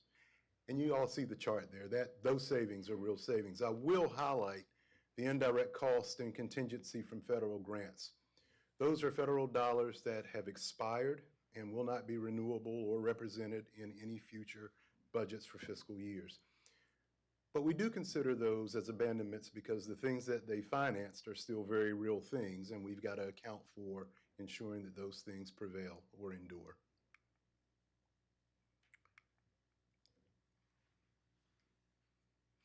When you add the total investments for goals 1, 2, and 3, minus our strategic abandonment initiatives, you get a total of $892,981 of new investments. This brings our total new investments for the fiscal year to $45,467,414, representing an overall 2% increase over last year's budgeted investments. This chart illustrates our investments by state category. The state basically identifies 5 categories: instruction, administration and health, transportation, operations and maintenance, and technology. And I'm very proud to stand here today and say that over 77% of all of our fiscal resources are geared to advance instruction and technology that support our instructional goals. When you take a look at our budgeted investments by type of expense, 84% of our total budget is an investment in people, direct salaries and benefits.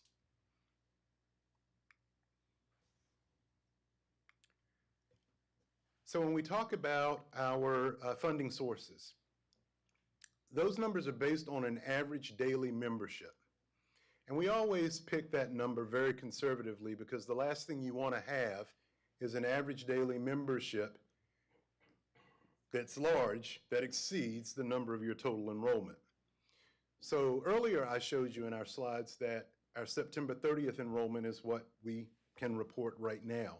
Our average daily membership, which is the reimbursable number from the state, will be what our enrollment is on the last business day of this month.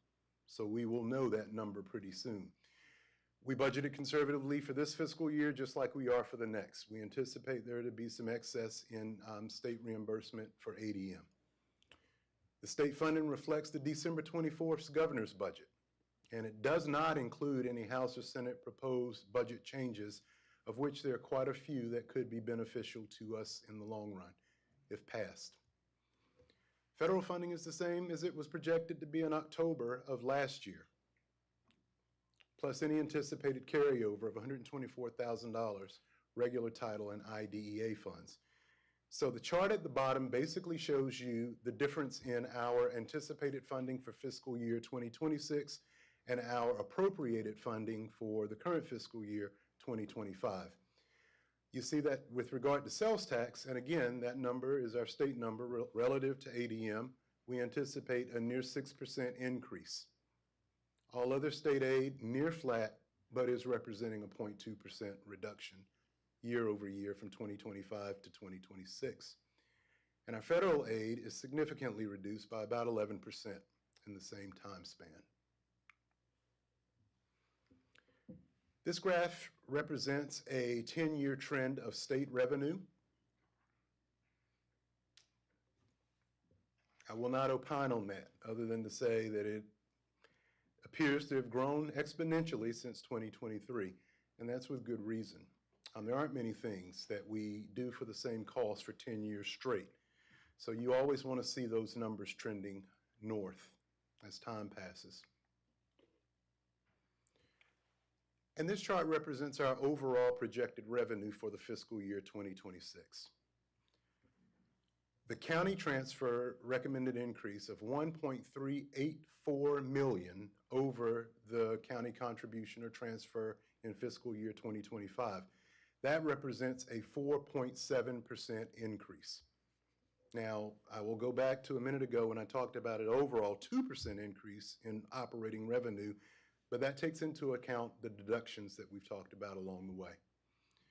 So the county transfer will be anticipated to be $31,129,844.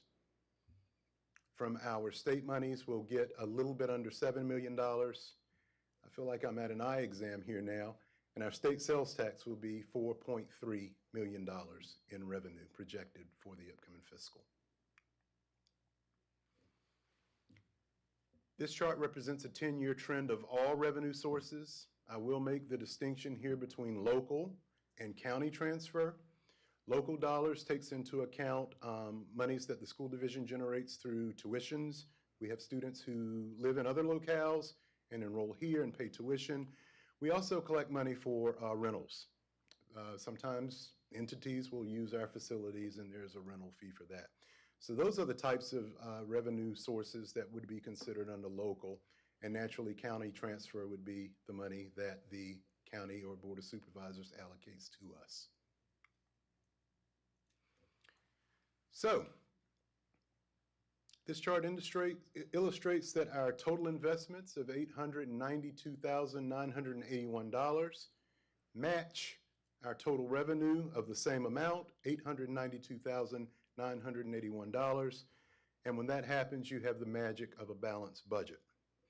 Again, this budget has grown by 2% over the previous fiscal.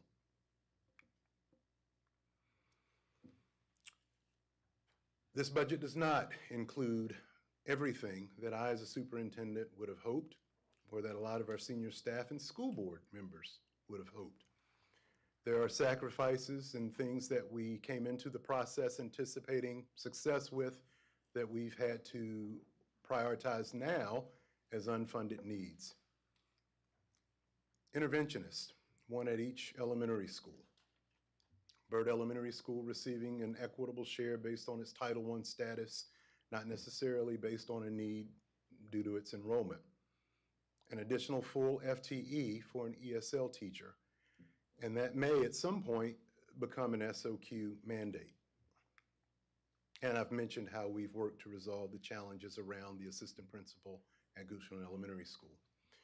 We had worked with a county office to share a work-based learning coordinator.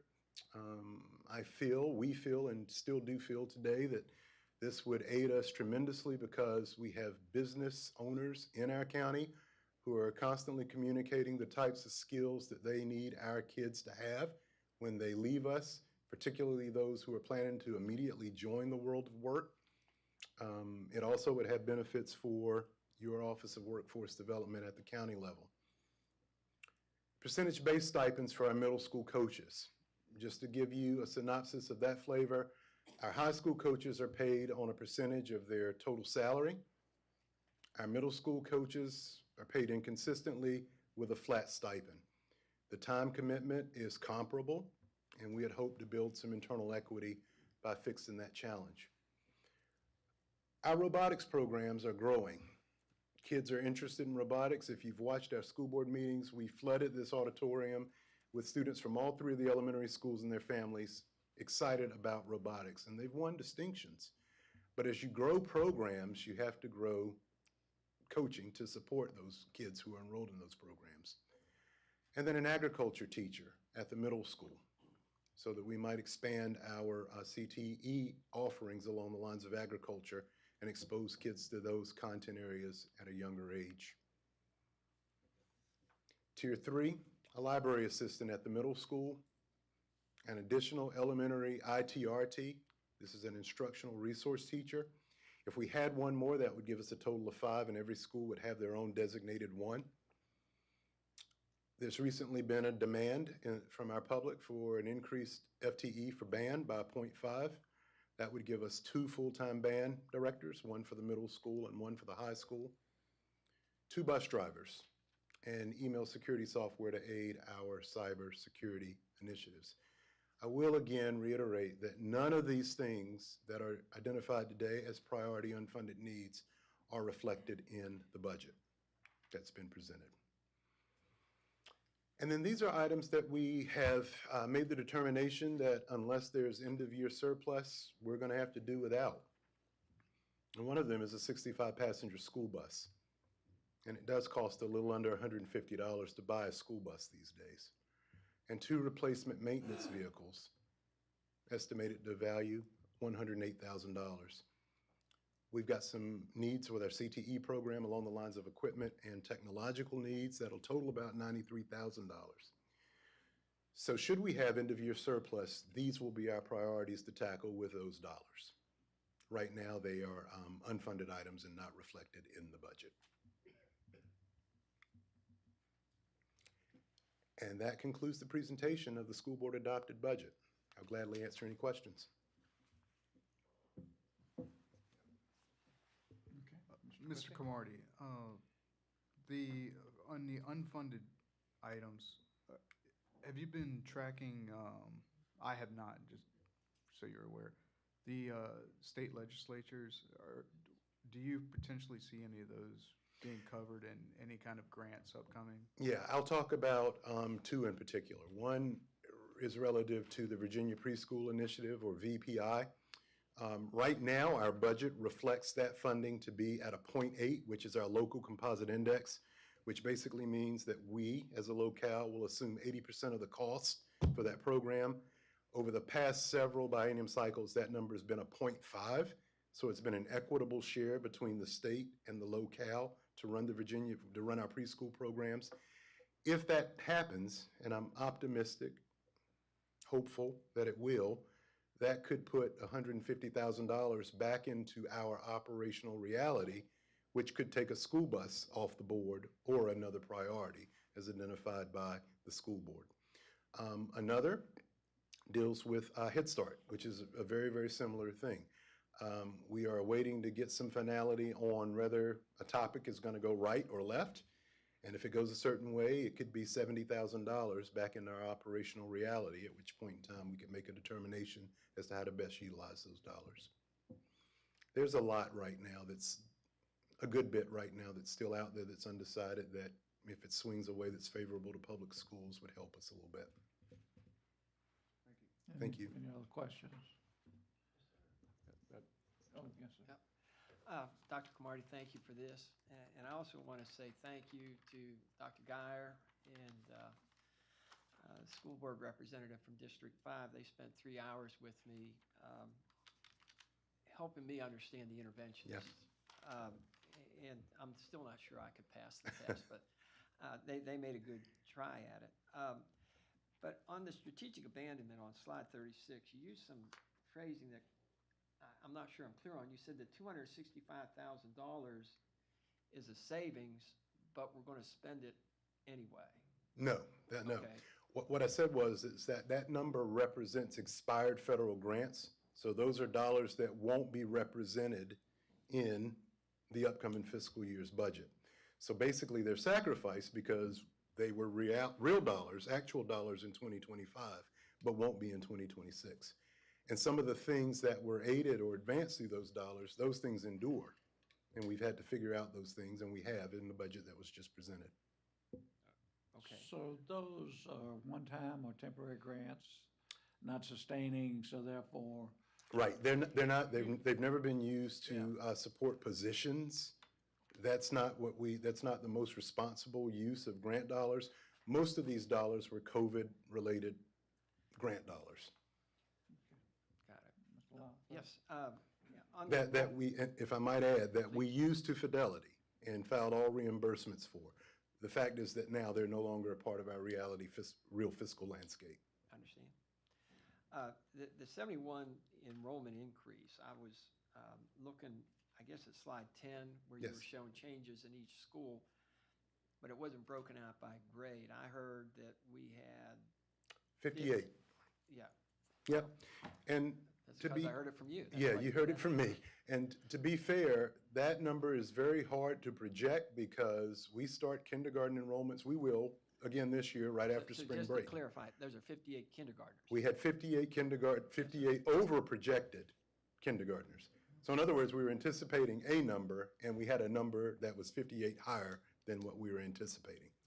So one might infer that young families are moving to Goochland. The data would trend that way. I don't know if you all are aware, but the Weldon Cooper Center at the University of Virginia released its population growth statistics a few months back, and Goochland's second in the Commonwealth with a population growth of 11.2% over the last 4 years. I would argue that that is going to at some point have an impact on all of our public services, particularly our public schools.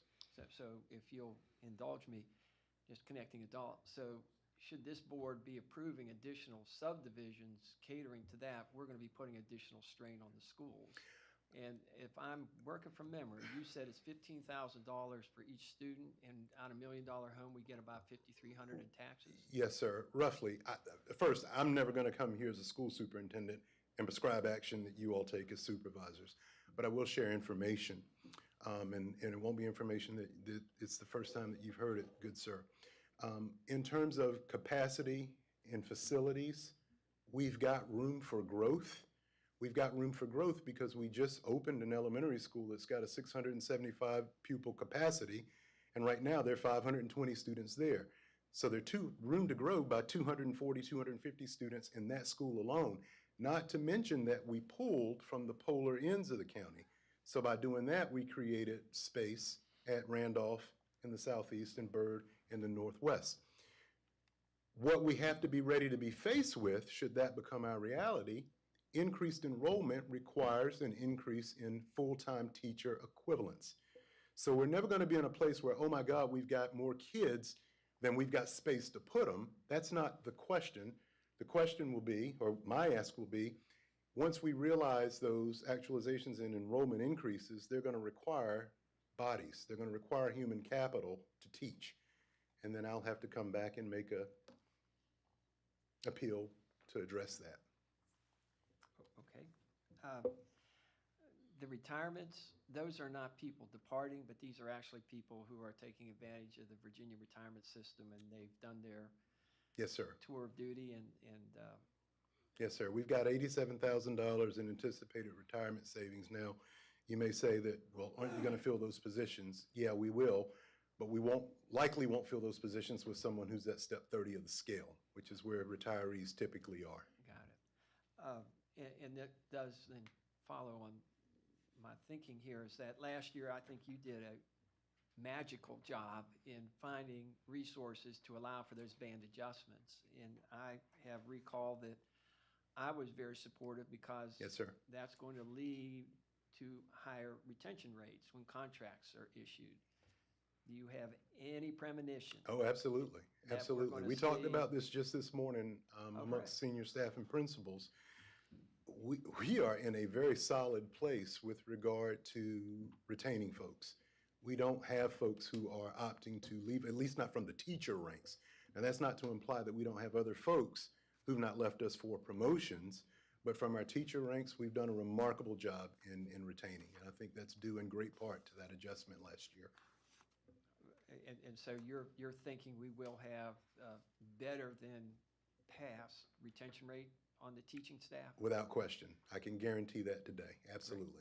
How about recruitment on that note? Yeah, it's helped us with recruitment too. We were always very, very competitive at step 0 because it's a non-starter if you're not. So our starting teacher pay has always been competitive with the region. That's not been a real issue. The challenge for us has been years 3 through 5 and ultimately 5 through 10 and so on and so on. So what ended up happening was a dynamic where we were worried that we were hiring teachers because they wanted to come and work in Goochland, and the difference between starting salary might have been $200 or $300. They come here, commit to us, we build their craft, and then they get to year 6 and realize, wow, I could drive another 10 minutes and probably make another $6,000, $7,000, $8,000 a year. And that was the critical point in time where people were deciding to leave us based on numbers that I presented to this board in our community last spring. That has turned around. Great. Good strategy. Yeah. And I apologize not understanding how much sales tax. I mean, for each dollar spent in Goochland, there's, I'll say 5% in sales tax. Goochland's percent of that is a penny? I would have to rely on Ms. Weiss to help me with that exact number. I don't know that number right off. I don't know what our portion of that would be or is. One penny from every dollar spent. Is for the schools? Okay. So as we encourage more retail sales, then that number should go up. I know the county is pretty conservative in sales tax revenues, but thank you for that. Okay. Well, I mean, my final is that when you and I spoke, the ag teacher was number 4 on the list. I see it's dropped a couple of spots. And I'm not going to apologize for 3, almost 4 years now, advocating that a very real need, an express need, excuse me, it's my throat, not the topic, be looked at. We have strong agricultural roots here in the county. And as CTE is continuing to receive, golly, okay, I think we're done. Maybe not. He Okay. gets choked up when he talks The about Marines for the agriculture. rescue. While you're sipping your water, I will tell you how it's not that it dropped in the rankings. When you and I talked, I had a general list and they weren't prioritized. One of our board members tasked us to put them in a prioritization, and subsequent to that, the very next presentation, they were rank ordered by number. So it appeared 4th on the list, but the list was an unprioritized list. And I defer to your board because clearly they do this on a day-to-day basis. But my comment is, with the strong and enduring agricultural roots, and the fact that agriculture, I submit, is the most important industry. A country that can't feed itself will not be a country for long.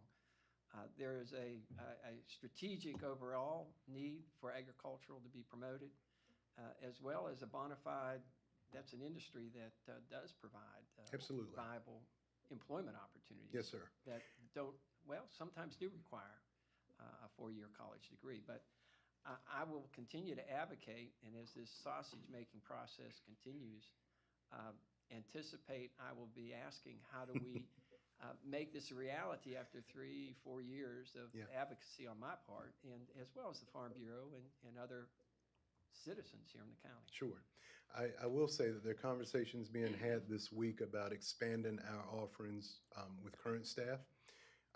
I don't know if you know, but we do currently offer an agriculture offering to 8th grade students. It's taught by Mr. Allen, who is by assignment a teacher at the high school.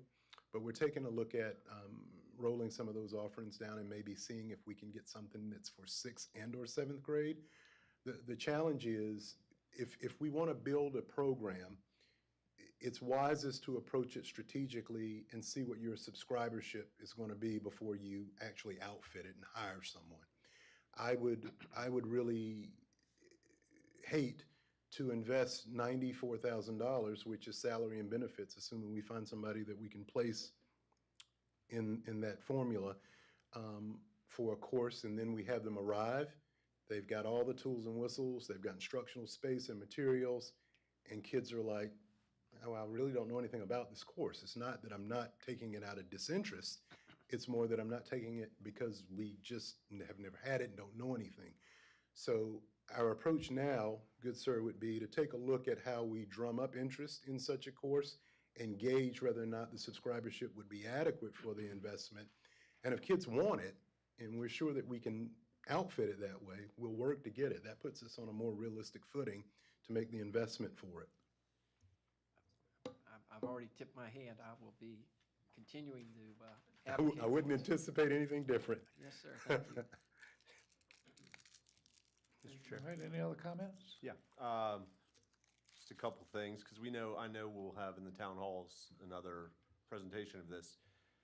Your first slide saying adopted budget is not necessarily correct. It is the proposed. Adopted by the school board. No, it's adopted by the school board. Adopted by the, Yeah, okay, I just right. wanted to make sure we were clear on that. No, it's a school board adopted budget. Would you mind going to that census slide real quick? So which one is that? The enrollment, the total enrollment slide, I think, If you around could put me town. back on view, I'll scroll through it. Sorry. Oh, the magic is here. I did not know that. Well, he's doing that. I want to commend you for your strategic abandonment Thank you, good sir. program. It looks like you have your own Department of Government Efficiency, and I commend you for that. Out of pure necessity, Going through, believe looking me. at it.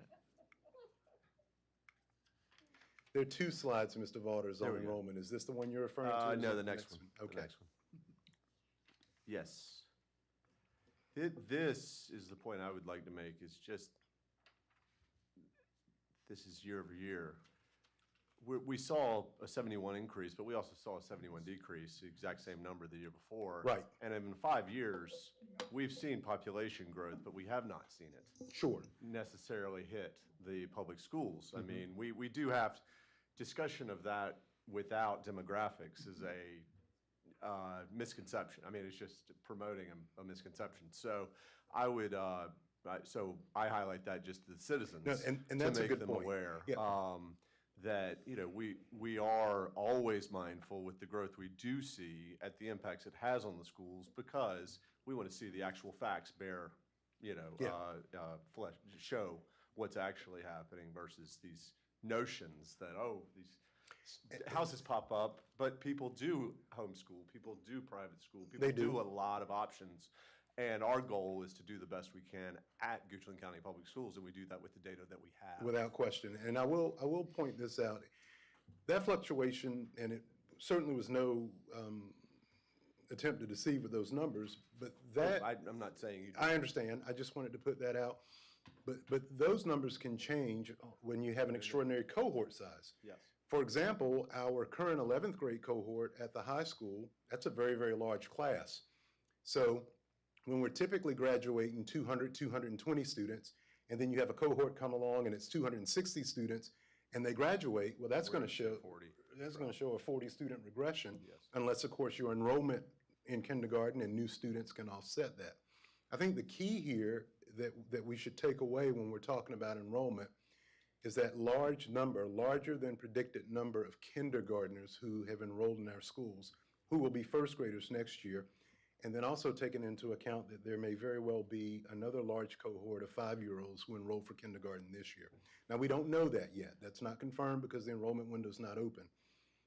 But if the enrollment window rivals that of last year, it's likely that probable even, that I'm going to be back here hat in hand saying, enrollment's grown, we've got this challenge. If I might ask, if you could just change this slide specifically to show buildup of elementary, middle, high Sure. school, so we could see this a little bit better. 'Cause Sure.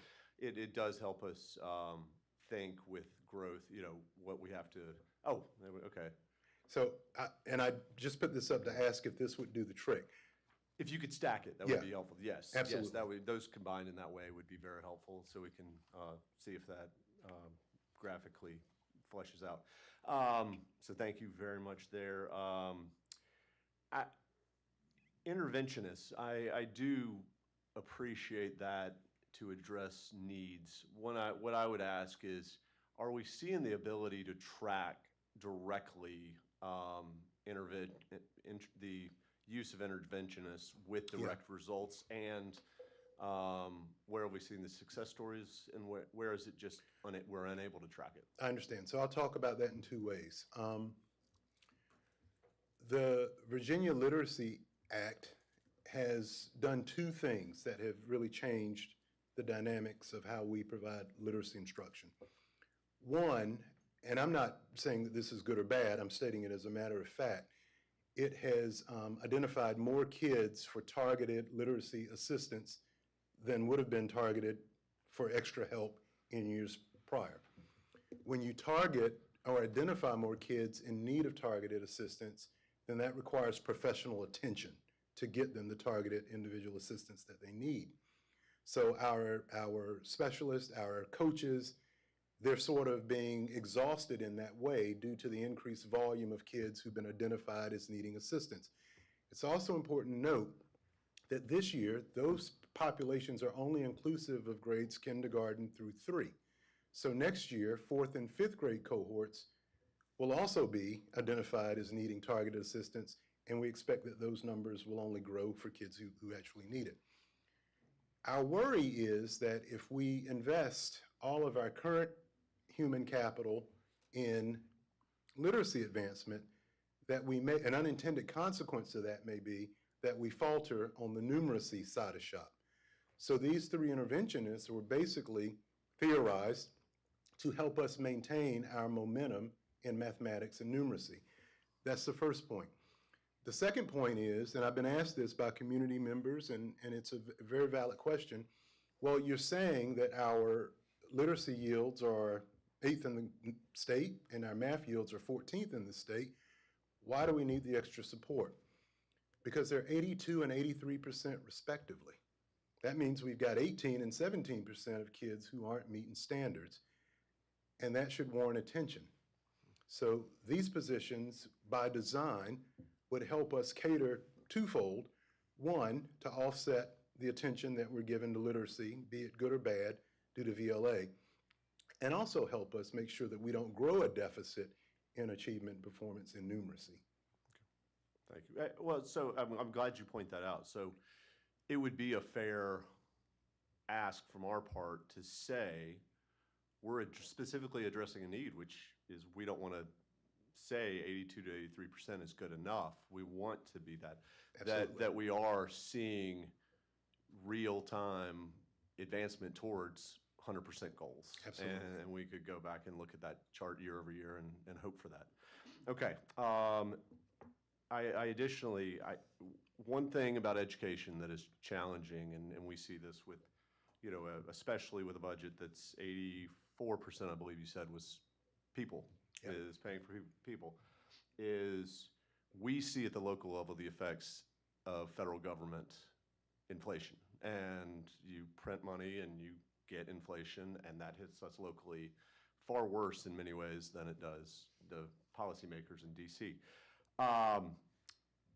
I would say that goes too for some things like ESL. We do have a situation in our country leading individuals where English is not their first language to be here. There are remedies to that at a federal level, but if we have students, we want to be addressing their needs as best we can.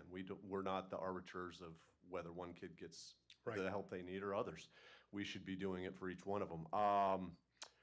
I would just stress that for the ESL prioritization, because if you're learning in Goochland schools and learning in America, you should be learning in English. And I think that's critically important. And sorry, you should be learning in English, and if ESL gets you there, that's Thank you. critically I'm glad important. you I said did not that. want to be discriminatory. I'm glad you said Apologies. that, I'm because glad to I learn in rephrased English, that. you have to But first but learn it is English. important Yeah. to make that note, is we Yeah. want children to be getting there as quickly as possible. Yeah. So that they do have English proficiency, if not excellence. And so you marry that with the reading proficiency, and I would say that is critically important. One area I highly agree with you on robotics is one thing that was not touched on was AI. I want every single Goochland student to be coming out of public schools with the ability to speak proficiently on an emerging technology. It does not, Yes. we aren't asking for expertise, but we are asking for something relative to medicine, relative to other areas that are very specific. We're still learning as a culture. We are. No better way for our younger generations to get to ahead than by doing it earlier. Yeah. And I don't, where would you, I'd ask you to speak just a little bit about where would you see that coming into the curriculum? Yeah, so, and that's an interesting question. In a very short time, AI has evolved from being a potential enemy to public education to being something that we've had to embrace as a tool, because it's not going to go away. And so I would argue now that there are facets of artificial intelligence integration in our content or in curriculum today because of that realization. Teachers and curriculum designers understanding that, okay, this is a new way of arriving at a product, particularly in composition. I'm a former English teacher, and when this thing first started to evolve, my first thought was, Lord, I guess now it's no longer important to be able to organize thoughts and compose. But as time has gone by, I've softened to realize that, okay, this is here to stay. And not only that, but there's a huge economic potential in artificial intelligence. So we can consider ourselves in resistance and no, we're just not going to ever do anything like that, or we can embrace it. We have a team of teachers who have participated in some vast support at Virginia Association of School Superintendents, supported artificial intelligence training. They have in turn brought back some of the doctrines of that training to the school division.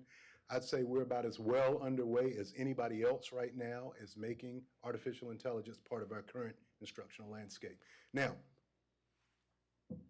as time goes on, to do it with greater and greater fidelity may require resources on a technological front. And when that time happens, I'll be back here prioritizing and advocating for those needs. I just don't think we're there yet. Yeah, and I do think, you mentioned English. I think, what AI does, it doesn't mean you don't. I would hope we're teaching individuals or students to be better readers. Yeah. And to be better editors. Right. Just because your first draft is so much easier to create does not mean the standard should lower by any means. It just gives you an opportunity to be more efficient and do that. I think a lot of kids see it as an easier way to get homework done. But the standards going up because of this great technology can be amazing. If you go to ChatGPT and put in what you want it to be and it spits something out and you read it and are completely satisfied with it, I worry about you. Yeah. So the editing point. Yeah. Yes. Point well made. So I just, CTE is coming in so many different ways, and I fully support Mr. Lyle's position on the ag teacher, but additionally, I see it in areas like that as well. Finally, two more points, I apologize. Email security you had on your unfunded list. Please let me know if that's not been addressed, because I know some very essential improvements that we're making with the upcoming IT budget are going to benefit the schools. We are making contracts such that we're adding hundreds. If I didn't want to say thousands, I don't think it's thousands, but hundreds of licenses that are going directly to the schools. So, we are I'm laser focused on not having any email security and internet security compromises. Good to know. We should not have that across our government, and the fact that schools can piggyback on what we're bringing to the administration is incredibly valuable. So that is good savings. I know is benefiting the schools to get those. And then the last point I would make is, if you could just before the town halls, give us dollar amounts for those unfunded tiers. I appreciate the tiering, but it does allow us the ability to compare much better. And when we see the dollar amounts, it also allows us to also factor in what's executable versus what might not be, and what's executable in a 1-year time frame versus a 3-year time frame. So I really do like that from prioritization of these dollars, because we do want to meet all these unfunded needs. But if one is lower hanging fruit, that's always good. So if you wouldn't mind enhancing this presentation, let's take a good to great. I don't want you to think I'm... No, a previous version of it did include the dollar amounts for the, this was during a time when they weren't prioritized, but we actually did attach a number, so it's easy to have. What I found was that, and this won't pertain to the town halls because it's a different style of presentation with a different anticipated outcome, but I didn't want to do it as part of last week's budget presentation or this week, because it was important to me to reiterate time and time again that these are things that are not currently reflected.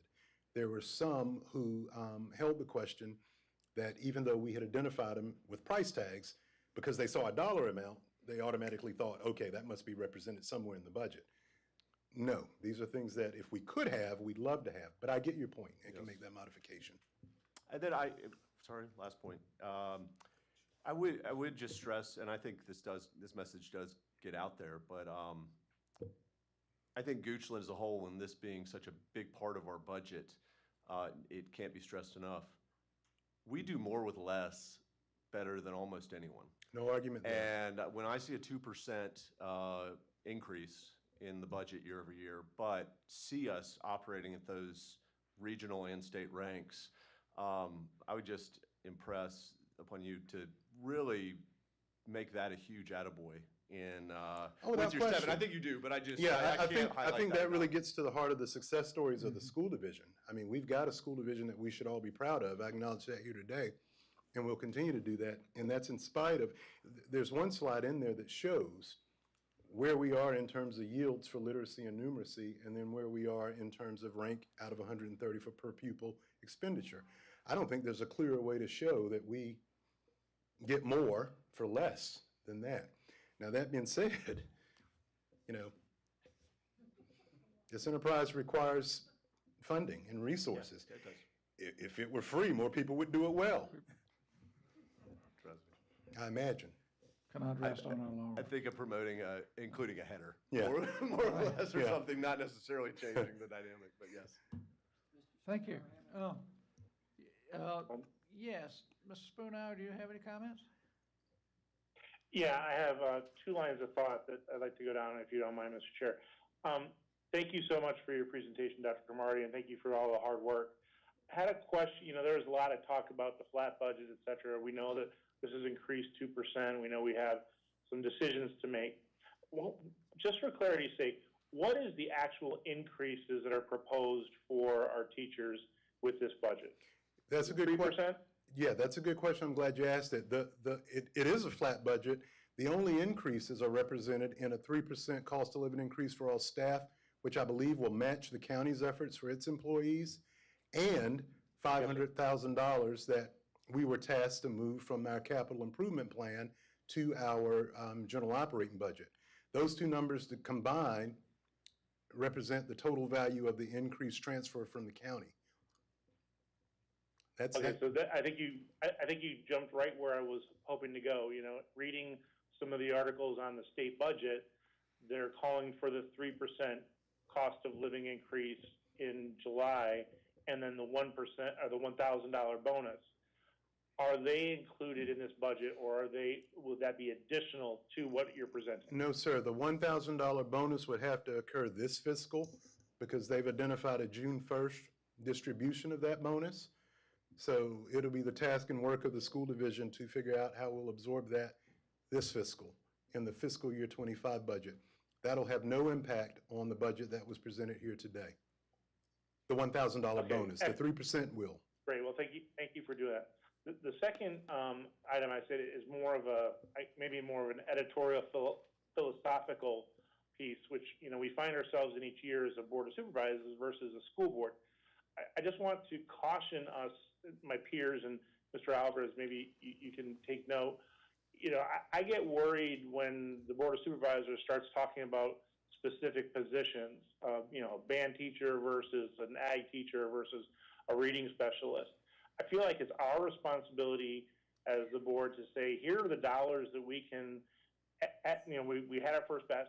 After everything shakes out, here's what we think we could do. And then the elected officials then decide, okay, if we got an extra $250,000 a year for positions, then it's up to them to decide what to do with those. I don't think I'm in the business or was elected to make those granular decisions, and I just want to throw that out there as my philosophy for the board, and I'm not sure if everybody else agrees or not, but that's sort of where I stand on that. Mr. Again, Spoonhour, thank you for that. you and I are Look forward about to have a historical moment here. I completely agree with that assessment. I completely agree with what you just said. All right. Anything else? We have one more. Anything? I don't want to cut everybody. Yes. I just wanted to ask one question. I Yes, think you've please. answered it, and I think Charlie asked the other question I had, but these unfunded items are in priority order, Yes, sir. and if you can get us the estimate cost, Yes, sir. we will work it in and discuss it at our next 2x2 meeting so that we can Yeah. figure out whether we can handle it or not. So would it be, I guess it probably would be appropriate, we have a meeting on the books next Tuesday? Yes. So we could- when we come on the 11th, we'll have Yeah. that prepared. Sounds good. Very Thank you. good. All right. We do have one more presentation, but because of the length of time and everything, I'd like to ask that you indulge us in a 5-minute break. If we could do that, and we'll come back in 5 minutes. All right. Thank you.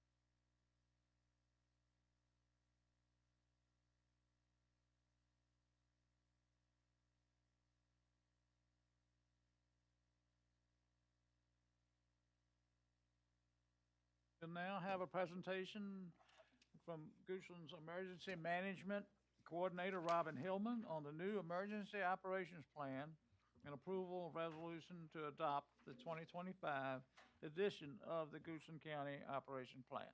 Ms. Hillman? Thank you, Chair, and thank you, members of the board. So as you said, I'm here. Your mic.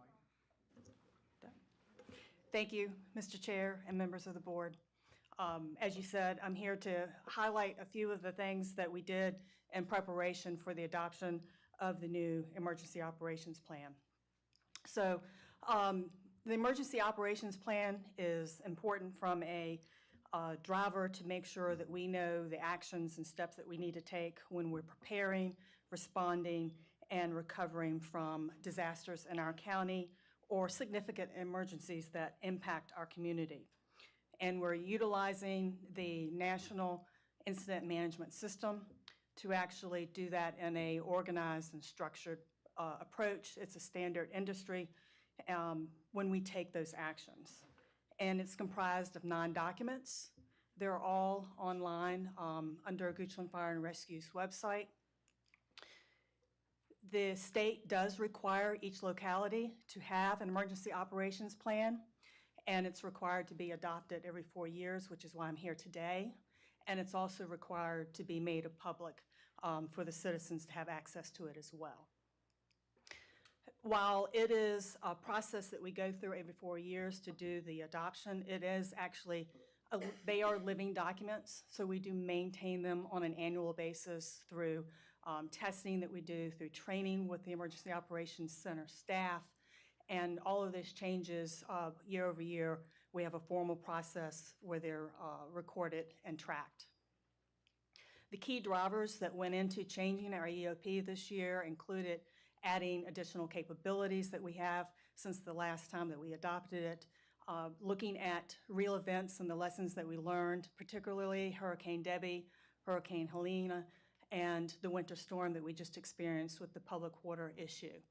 We also looked at new resources that needed to be included, responsibilities, and updating outdated data, statistics about our county.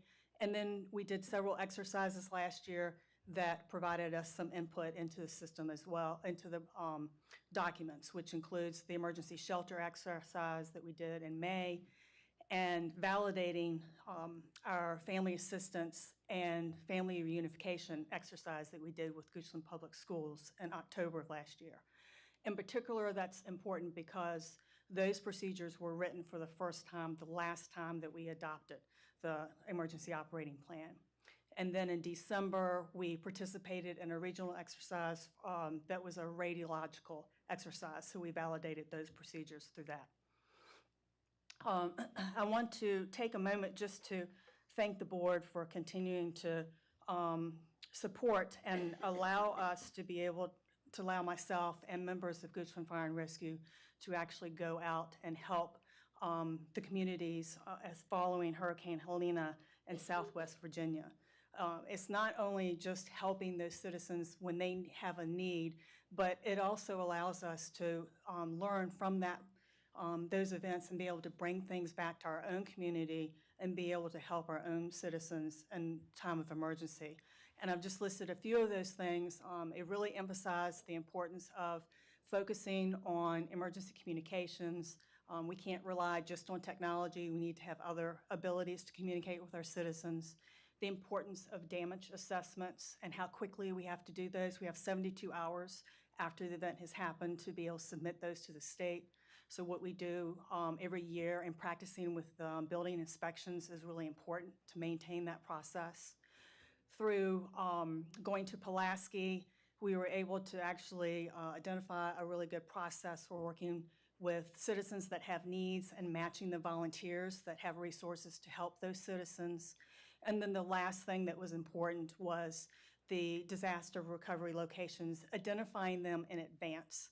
So the disaster recovery location is where FEMA comes in after the disaster has happened and allows the citizens to have a way to request funding.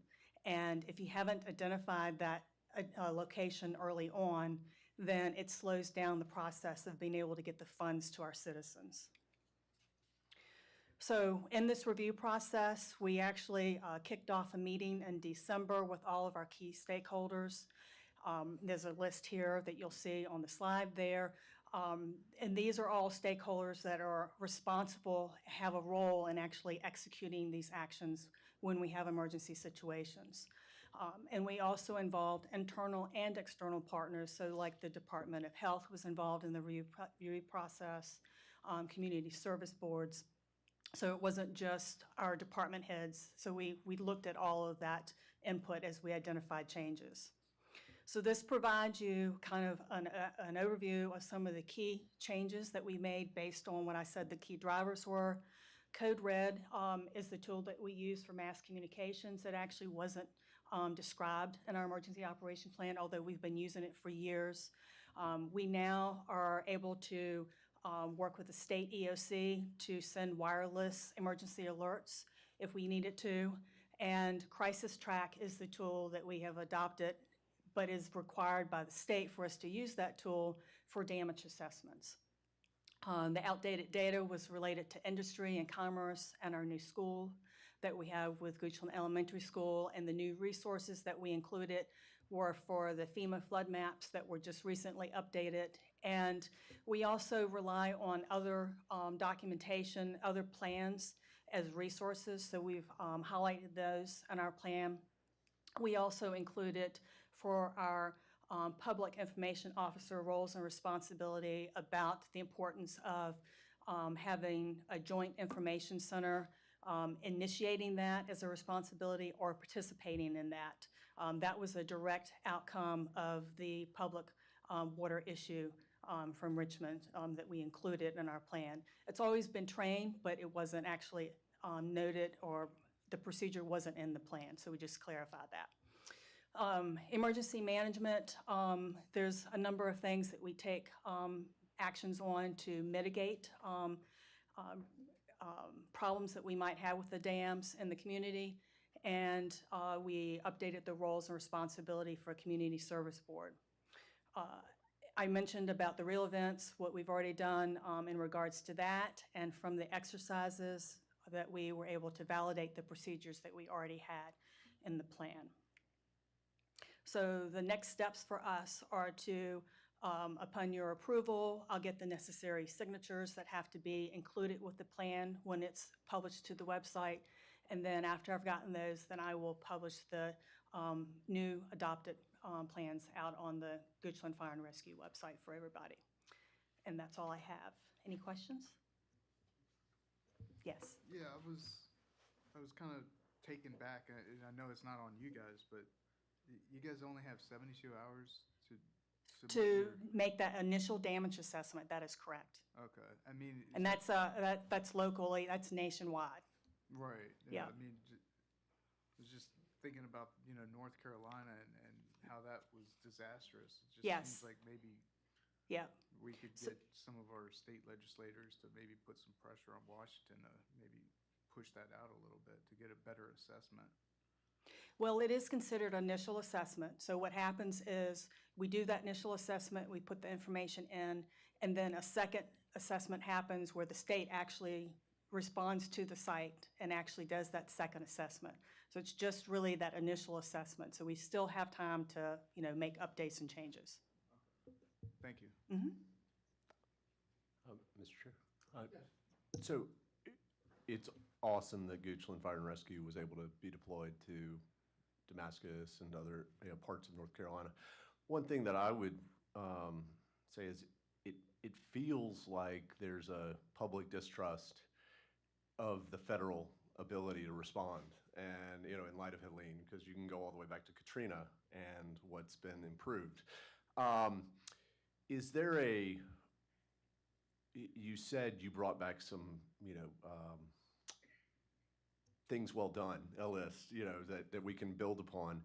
I'm wondering, though, that list of things done poorly, and not working from the federal side, if we could generate that, have that available, and then show where we as a fire and rescue have gone to make sure, by questioning, by asking, how are we ensuring that this is not happening again? Because If we're not assured, then I think that prompts investment to make sure that we're providing it for our own citizens. If that you think would be a worthwhile exercise to say, look, we know public has a distrust or, a perception of where these resources and the responses are gonna, how they're gonna fall. And, we've looked into that, we've seen what failed, and we've either confirmed that that failure is not gonna be repeated by this, and this, or we've just gone in and said, for X dollars, it was worth it us to have redundancy, or do this faster or do however we can. I think that like I said, there's a big gap in time between Katrina and Helene.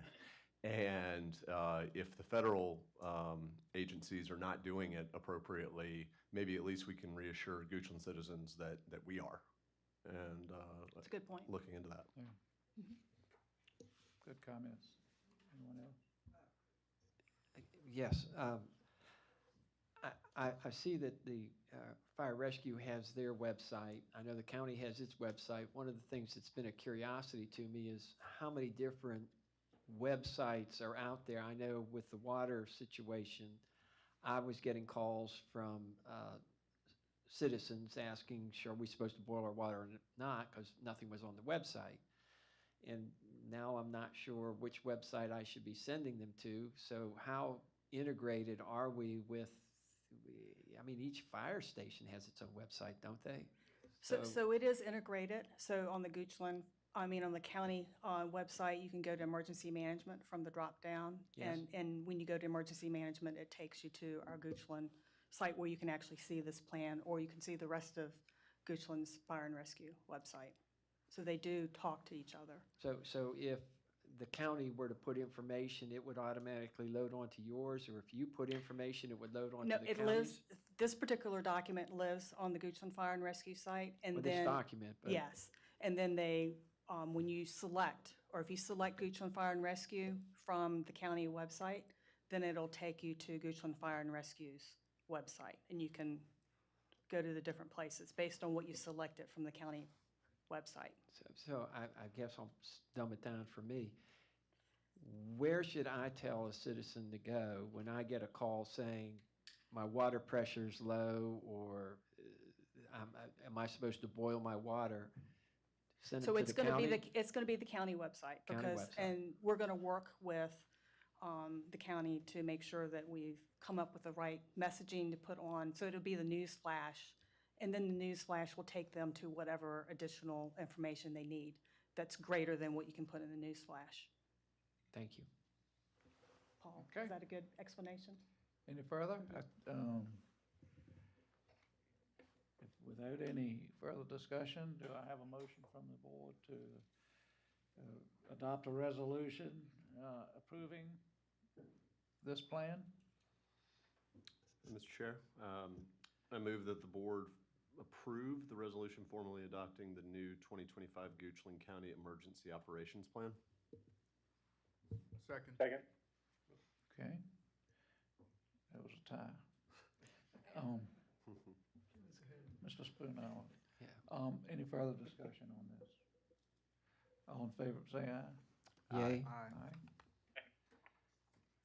All right. Now, I'd like to now go, did you have something? Yes, sir. Yeah, Mr. please. Chair and members of the board, I would just like to say that this all starts as a good plan, to Mr. Varder's question.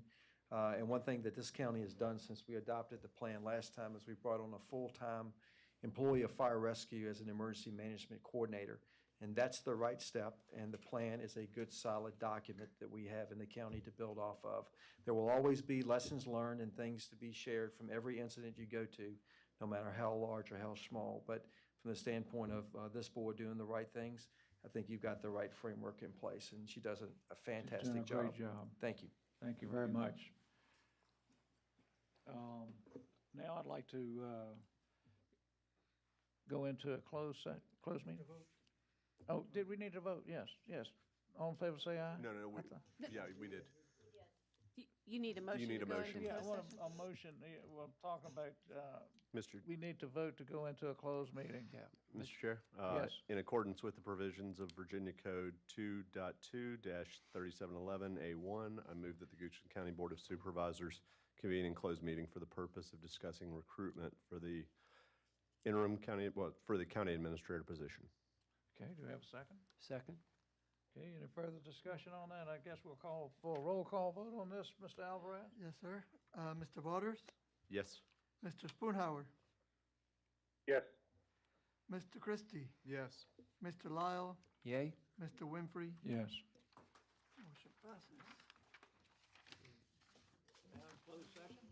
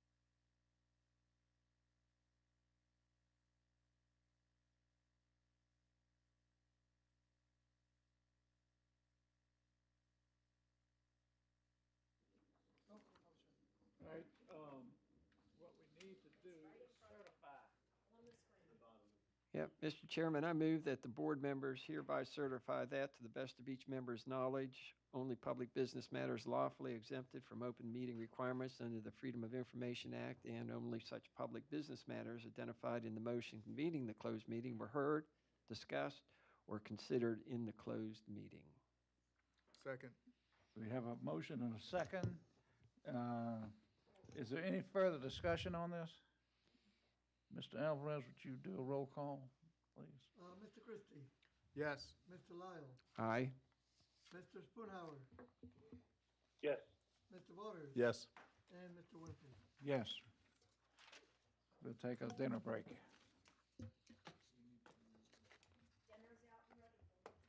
you. I guess I better keep this with me like a.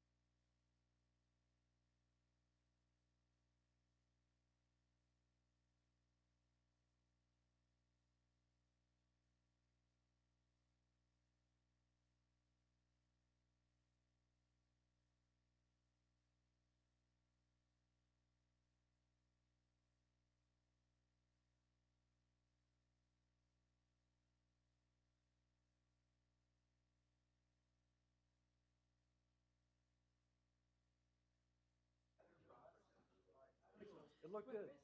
Hey, sir. Hey, just ask a question. Let's go. Hey, sir. How you doing? Absolutely. 7:30 in the morning, right there, and I'll try to get there a few minutes early. We can get breakfast if you want. They have breakfast. Yeah. Yes, sir. That's coming. Okay. All right. I'll take some Thursday night. Yeah. Sounds good. Appreciate it.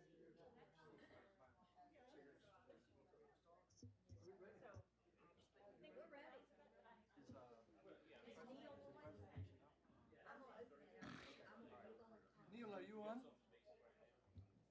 Yes, sir. He's on. All right, it's 6 o'clock. I'll call the meeting back to order.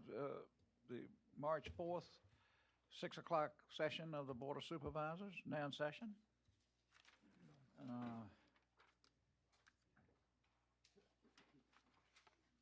we're going to move the agenda a little bit here and ask the Chief Ferguson to come forward and give us a... Oh, excuse me. Yeah, let's open up for a citizen comment period. Any citizens want to come in, talk about anything?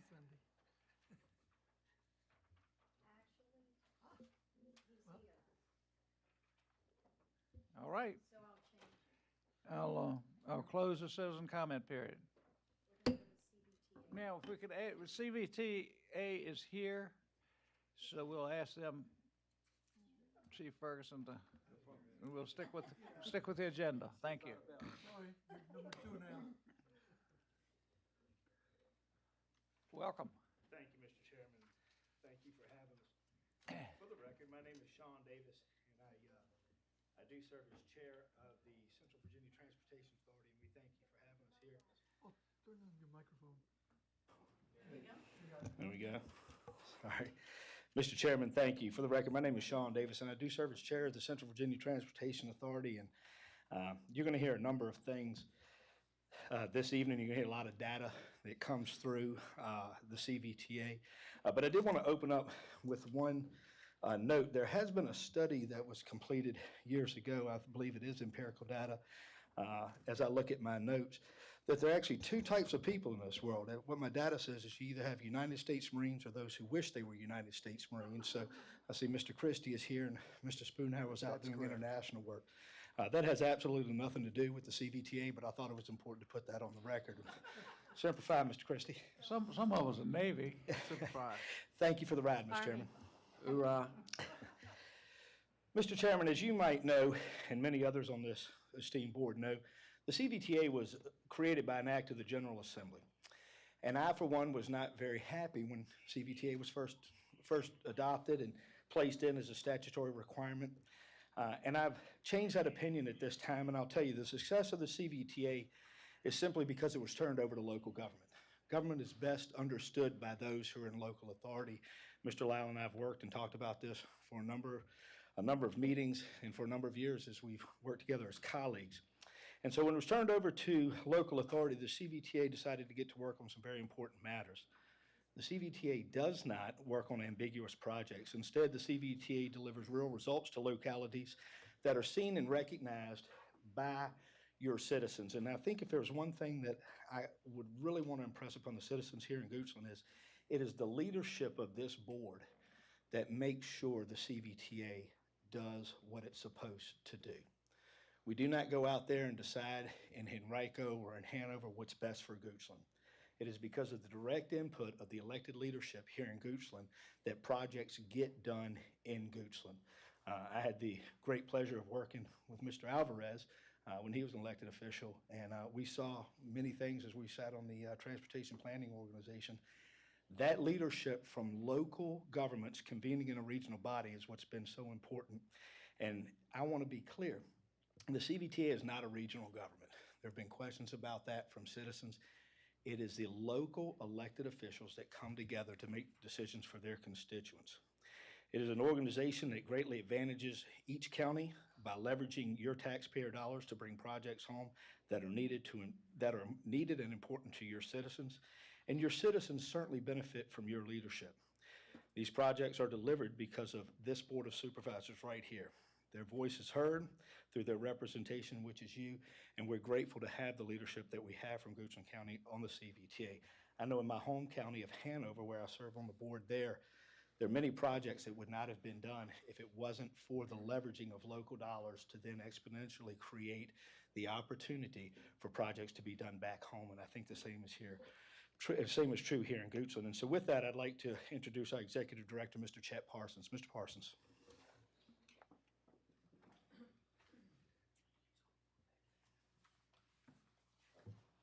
Good evening, Mr. Chair, Supervisors, Mr. Alvarez. My name is Chet Parsons. I'm the Executive Director of the Central Virginia Transportation Authority, and I appreciate the opportunity to come have a conversation with you tonight. I want to go through some details of the CVTA and give you an update on where we stand, especially as it relates to Goochland County. But I wanted to start with a video that was produced this past year that kind of gives a good broad overview, and I think it'll be hopefully helpful for the citizens of the county to understand what the CVTA is and what the impact is around the region. So I'm going to cross my fingers and hope this works.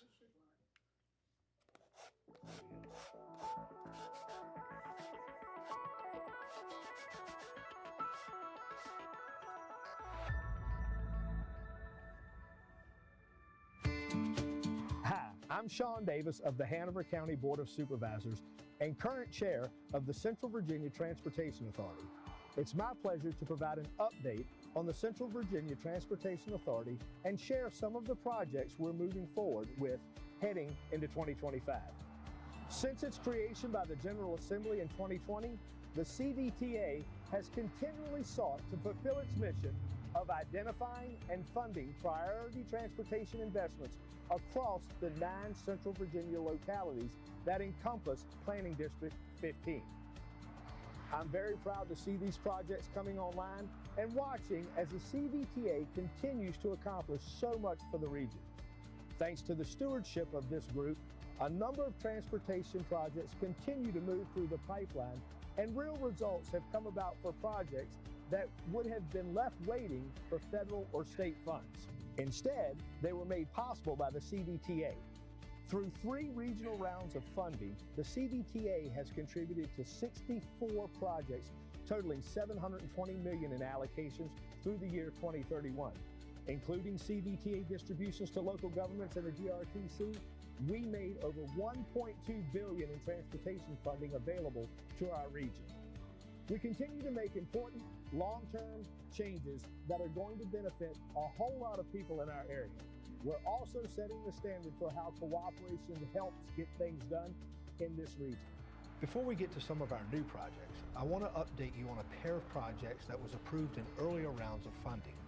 In New Kent and James City County, the Interstate 64 GAP project, which the CVTA contributed $100 million to help complete, has proceeded on time and on budget. Travelers in this 29-mile construction corridor can see progress being made as a 3rd lane is added in each direction.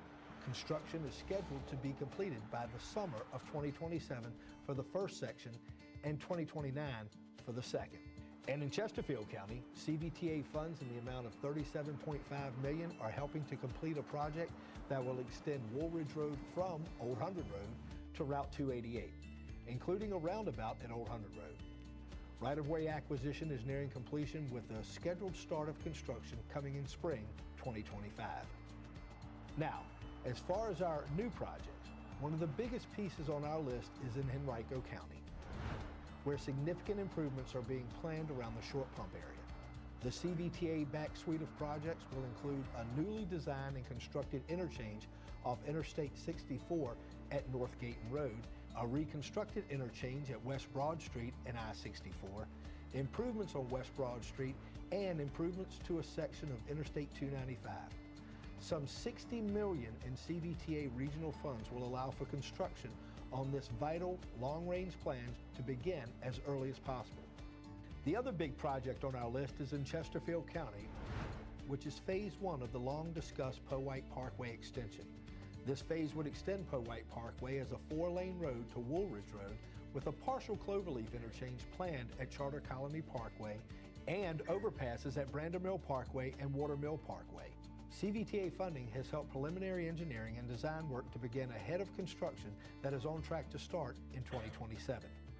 Elsewhere in the region, we're looking to help fund a project on I-64 in New Kent County to improve the interchange at exit 211, which will be the location of the new Buc-ee's Travel Center. The installation and construction of a roundabout and new signal configuration requires a new two-lane southbound bridge along Route 106, with the existing two-lane bridge used for northbound traffic in the future. Preliminary engineering began earlier this year, with construction expected to start next spring. In the city of Richmond, a new bus rapid transit line is planned that connects North Side and South Side via high-capacity, high-frequency service. The North-South BRT, which will significantly improve travel times, includes construction of stops and other roadway, signal, and pedestrian safety improvements along a 2.5-mile section of Chamberlain Avenue from the Henrico County line to Lombardy Street, including up to 14 stations. Construction is slated to start in 2028. And in my neck of the woods, 2 projects in Ashland and in Hanover County will bring important updates to the road network. The first is here at the intersection of Route 1 and Ash Cake Road, where signal and pedestrian improvements will provide a connection from the intersection to the proposed Route 1 widening improvements to the north. These high visibility crosswalks and push buttons on all legs will also include ADA ramps on all corners, with preliminary engineering set for this project in summer of 2025 and completion in 2029. And then over at Route 360 and Walnut Grove Road, an improvement to the intersection there will include preliminary engineering, right-of-way, and construction that looks to be all wrapped up by late summer 2033. In less than 5 years since its formation, the Central Virginia Transportation Authority is bringing much-needed relief to areas where congestion, safety, and accessibility have become increasingly more problematic. It is such an honor to serve our region, and we are devoted to doing this important work, making planned solutions a reality to people throughout our 9 localities. What is happening thanks to the CVTA and its effective use of tax dollars has continued to make our region better. By funding these projects, we continue to improve our ability to fix transportation issues in Central Virginia. Thank you for indulging me with that. I do want to go through a couple of details. I know that in the interest of time, we want to keep this moving, but hopefully this is something that is helpful to help understand the mechanisms that the CVTA operates under. So the interesting details of the CVTA is that we're fully funded with tax revenues. The taxes that fund the CVTA are a sales and use tax of 0.7%, and then a wholesale gas tax that is both on gasoline and diesel. That has been in place since 2020 when the General Assembly created the authority, and those revenues continue to rise in really exciting ways. Obviously, the sales and use tax is something that we are seeing escalate a lot quicker than the fuels tax. That's something that fluctuates from time to time, but still both are increasing over time. And the purpose of the CVTA is solely to fund transportation improvements in our region. So the 9 jurisdictions that make up the planning district, the Transportation Planning Organization, they are also the geographic area of the CVTA. And what we do is work with the TPO, the folks over there who are putting together the long-range plan to identify major projects that may need funding support. We work to prioritize those projects in terms of impact so that we understand that the dollars that are put forward by the CVTA have the most maximum impact possible in making those projects move forward, and then make those funding commitments. You heard the video, over $1.2 billion out to the year 2031 already, just in 5 years. So we're excited about continuing that work in the region in the future. Year over year, we're seeing tax collections over $200 million between the 2 sources, and those funds are rising, as you see on the screen.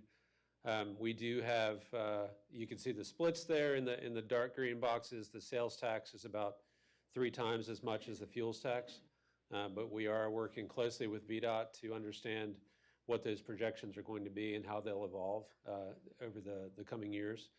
So we really do have a good relationship with our state partners to understand all those taxes and what the, so we're not surprised when we put together projections and plans for future years.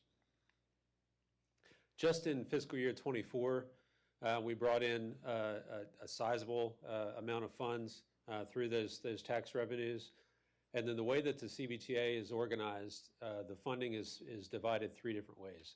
Half of all revenues that come in from those tax revenue sources go directly back out to the jurisdictions where the revenues were raised. 15% goes to GRTC to help fund regional public transportation. And I said it exactly like that for a reason. It's not to fund fixed route bus service because not all 9 jurisdictions have fixed route bus service.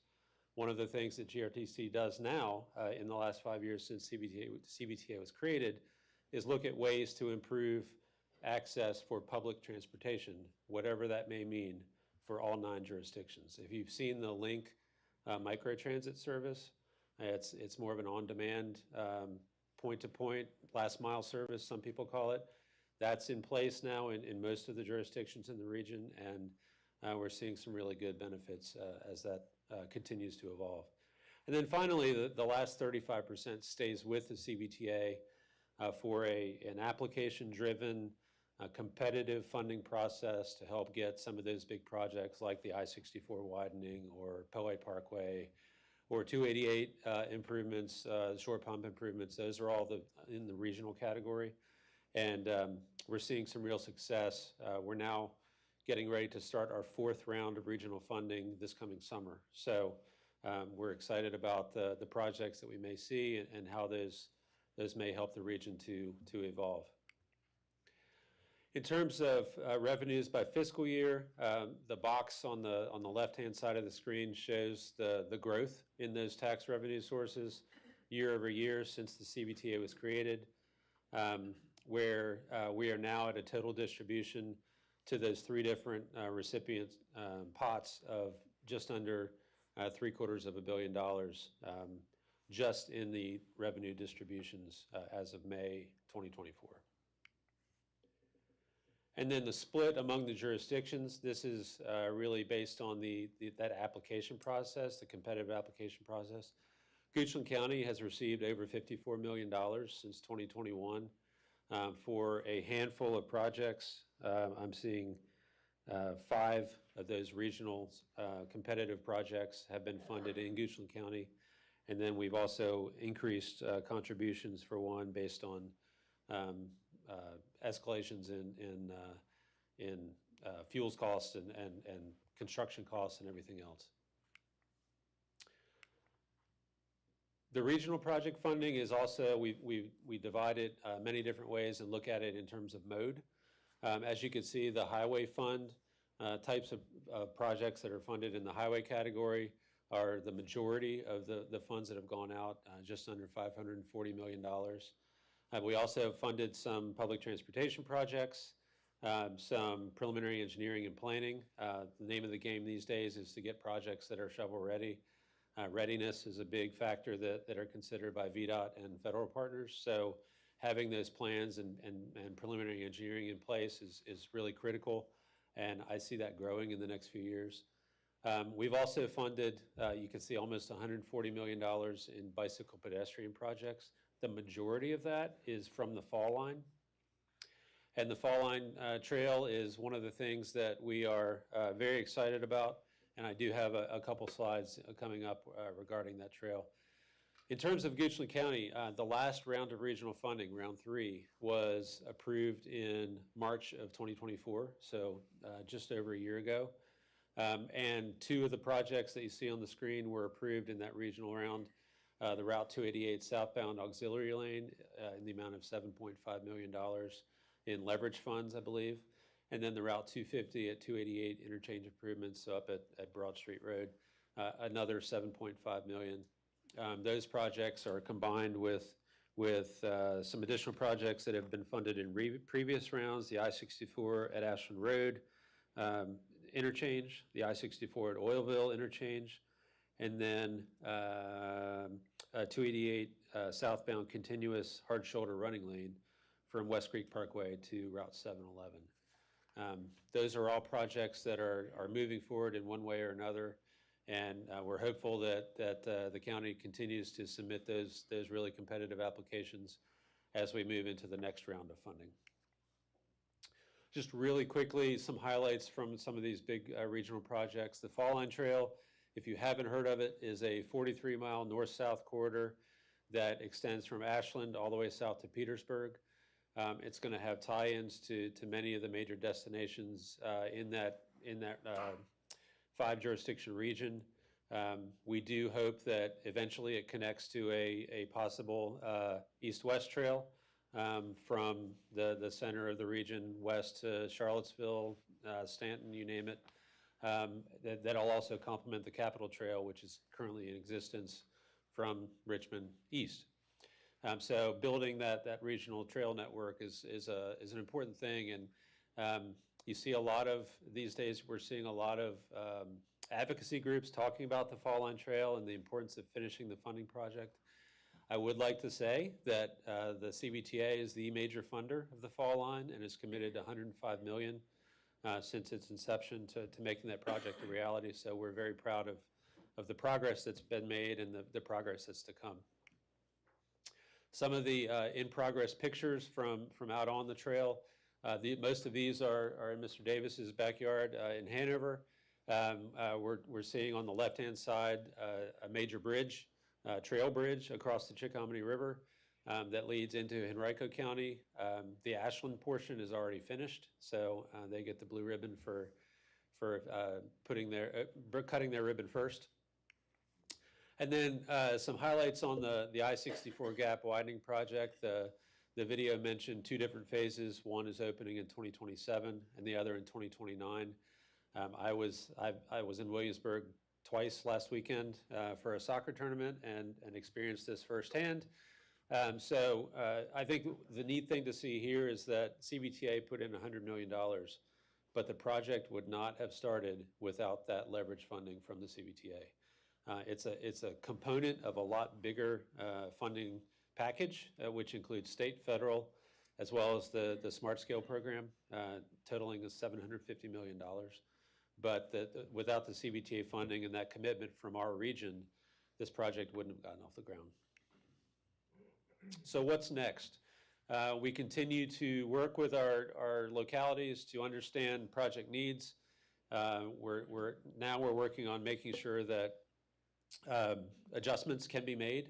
We do have the ability to adjust funding levels when surprises happen. So we do have that flexibility that we're continuing to work on and fine tune. I mentioned earlier we're starting our next regional funding round in 2026. For fiscal year 2026, that'll open up in July of this year. And then we have the ability through the statutory ability to issue bonds. That is something that the CVTA has not done yet in its 5 years of existence, but we do have that capability, and we're going through a very deliberate incremental process to understand what that would mean. We want to be secure and safe and make sure that all 9 jurisdictions are on board with that before the decisions are made. But it's another way to greatly increase our funding capability and provide more financial assistance for transportation needs throughout the region. So, Mr. Chair, I apologize if it went over. That is the end of the presentation, and I'd be happy to take any questions. Mr. Davis? Anyone have any questions? Mr. Chairman. Not being part of the cycling community, I'm not familiar with, like advertising or marketing the Fall Line Trail. Could you speak to that? Because, for Goochland it matters because we see a lot of cyclists on major on roads that create potential dangers. No question about it. Thank you, Mr. Vaughters. So the idea behind that is you're exactly right. Many of these projects were put in place before some of us even sat on the board.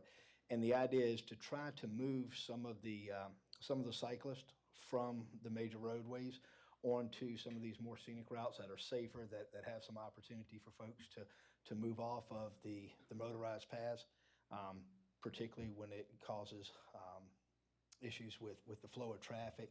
far safer and provide some opportunity to be bolstered by some of our regional partners as it relates to tourism and those type of economic drivers. So that is pushed out a lot through the regional tourism bureaus, RRT, those types of places, as well as a laser-like focus on the communities that receive those types of distributions in information such as the cycling community. So thank you for bringing that up. It was a great point. Thank you, sir.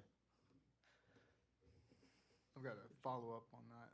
Is it exclusively for bicyclists, or is pedestrians can use it?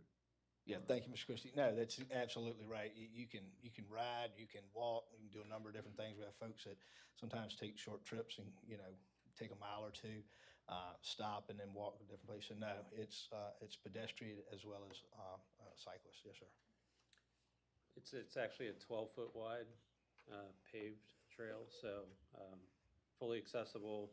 There's plenty of width for all kinds of different users to experience at the same time. So you get emergency vehicles through it Yeah, it is necessary.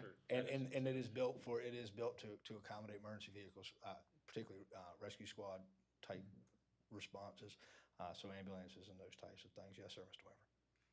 Thank you. So, well, my final comment is while we don't have control locally over how this organization was formed, we do have control on how well it's run.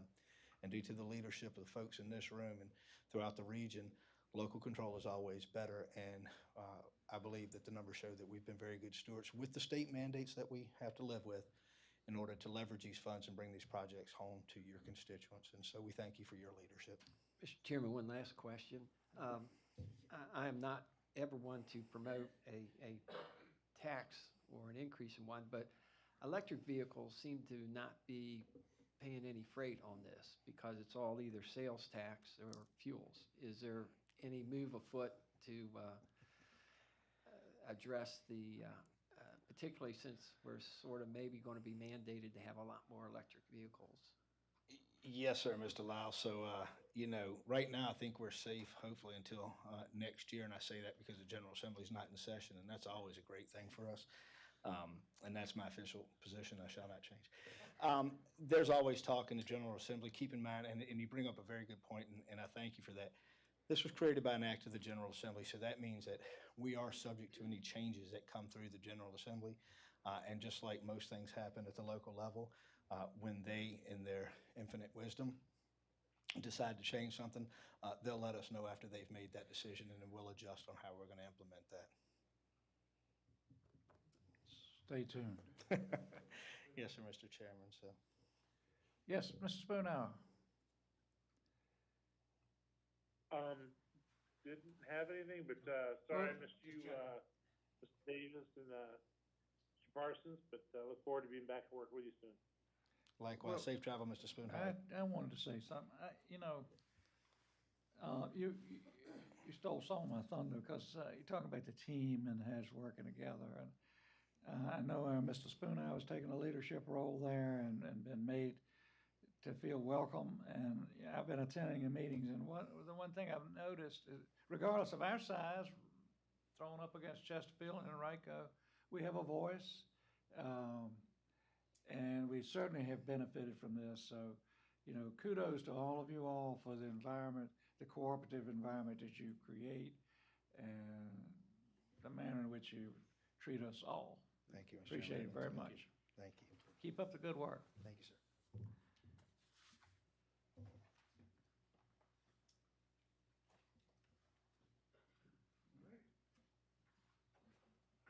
Next, thank you for waiting, Chief. We have a presentation from Fire Department Chief, Mr. Ferguson.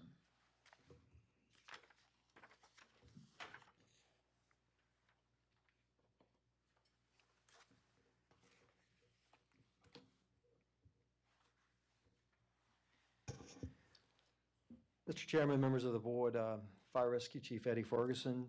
It's an honor and a pleasure to be before you tonight to once again present the Fire Rescue FY26 budget request. And I want to thank you right up front for all of your support all these years, and certainly I know you have supported us through this process as well. I'd like to just acknowledge here in the audience, I have our leadership team and some of our members here with us from the Fire Rescue Department.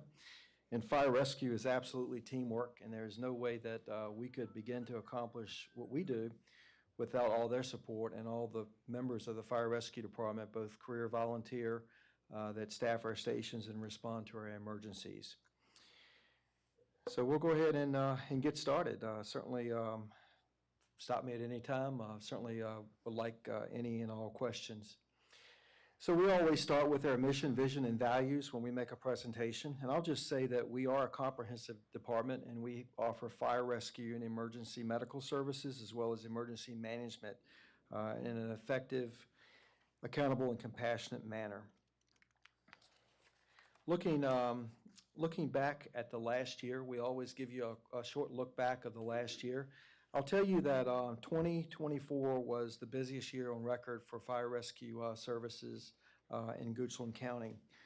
We had 4,867 incidents that we responded to in the county, which represented roughly an 11% increase over what we responded to in 2023. And if you want to do like a 5-year look back, where we always do that, you know, the population in the county in 2020, based on the Weldon Cooper department, was roughly 24,727, and now it's up to 27,486. And I heard earlier in Dr. Cromartie's presentation that represents an 11.2% increase in population, as well as we're one of the fastest growing counties in the state of Virginia. And with having said that, I find it interesting that our call volume between years increased by about that much. But I'll tell you that it's much more than our citizens, our 27,000 citizens who are taxpayers who live in the county that require our services. It's our businesses, our visitors, the people who travel the roadways, the interstates, Route 288, and all of this other type of development that's occurring in our county that require our services. And we believe that our call volume is more reflective of all that than just our 27,000 citizens. But make no mistake about it, we are definitely committed to our citizens, and they're super important, and we build all of our fire rescue practices around them. I would also just want to say that there is a breakdown of what some of these calls are that you can just take a look at, and I know you'll get a copy of this presentation. Fire responses across the county, their average time from the call is dispatched until we can get a fire engine on the scene. And this is not just the west end or the east end, it's the entire county is roughly 11 minutes and 19 seconds. And you can look at some of the average response times based on the district. You have to keep in mind that Western Goochland is a large geographic area, and we have large areas and landscapes that are covered by our western companies.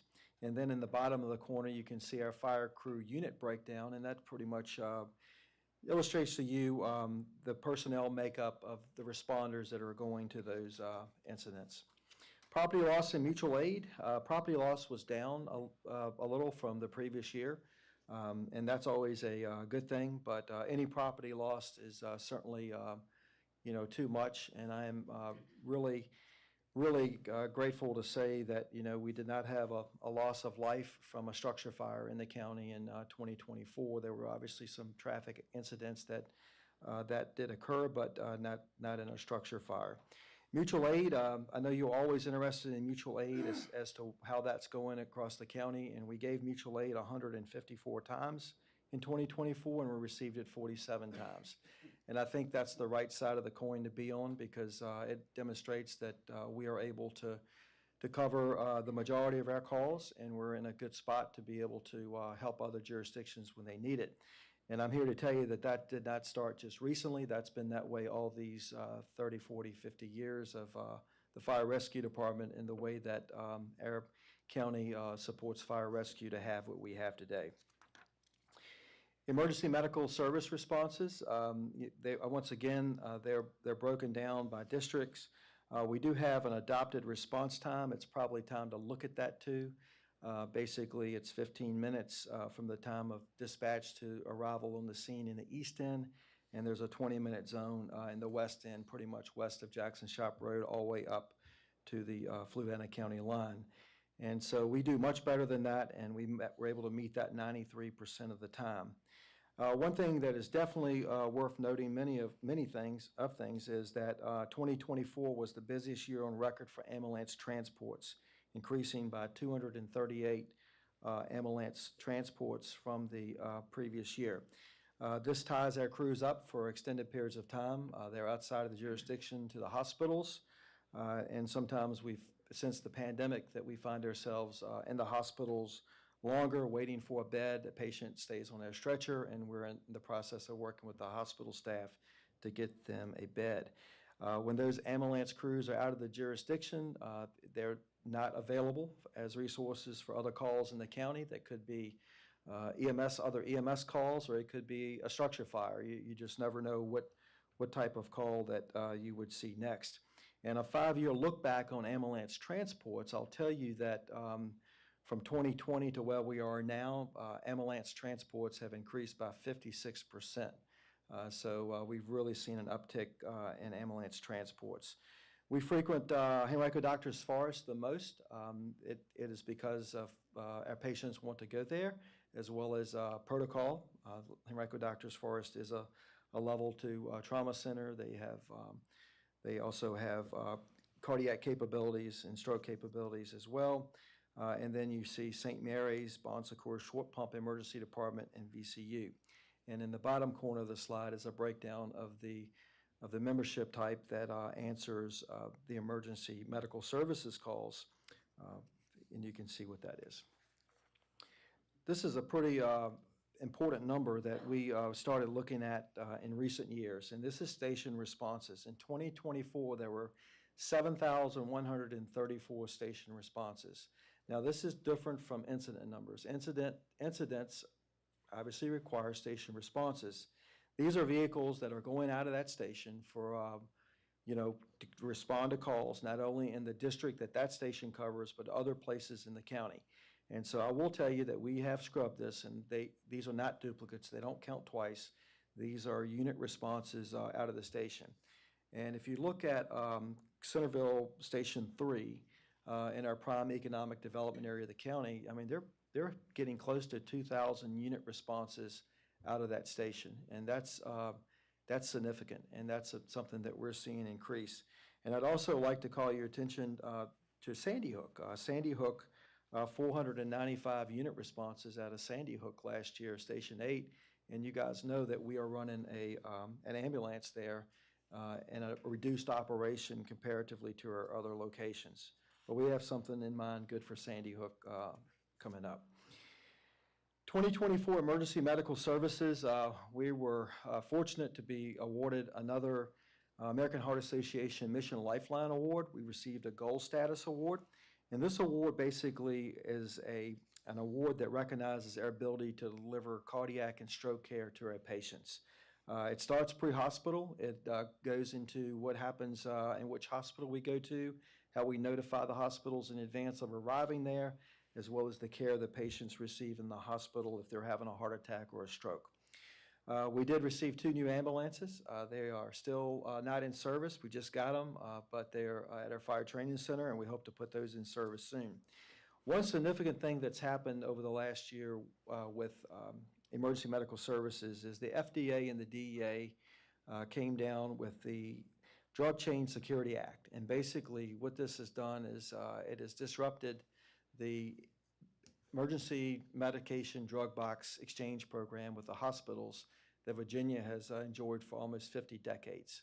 And up to this point, we have medication drug boxes on our ambulances. They're sealed, and we have an exchange program that allows us to exchange those at the hospital, and the hospitals absorbs the expense for that. And I'll tell you that that's ending April 15th. That is all over, and every EMS agency in Virginia that is advanced life support or wishes to maintain medications, they will have to purchase them themselves, store them, be accountable, and so forth and so on. And the FDA and DEA filters down to the Virginia Board of Pharmacy, and we are no different. We're starting to transition away from the regional drug box program March 15th, trying to get a few days under our belt so that we can see how the transition is going to occur. But that's resulted in money that's in the CIP that we've had to buy for medication secure storage, as well as just having what we need to make sure we continue to carry the medications that our patients need. Now, I will tell you, emergency medical services, we do collect revenue for the county. We do charge for ambulance transport. And in 2024, we actually secured a new vendor, a new third-party billing vendor who sends the invoices out to patients and insurance companies for ambulance transport. We do soft billing, compassionate billing. There's never a case that goes to collections. It doesn't go against one's credit. And we have a lot of cases that we relieve the burden by just making it right off debt. But having said that, in 2024, Goochland County Fire Rescue collected just over $1 million in revenue that goes into the general fund here in the county.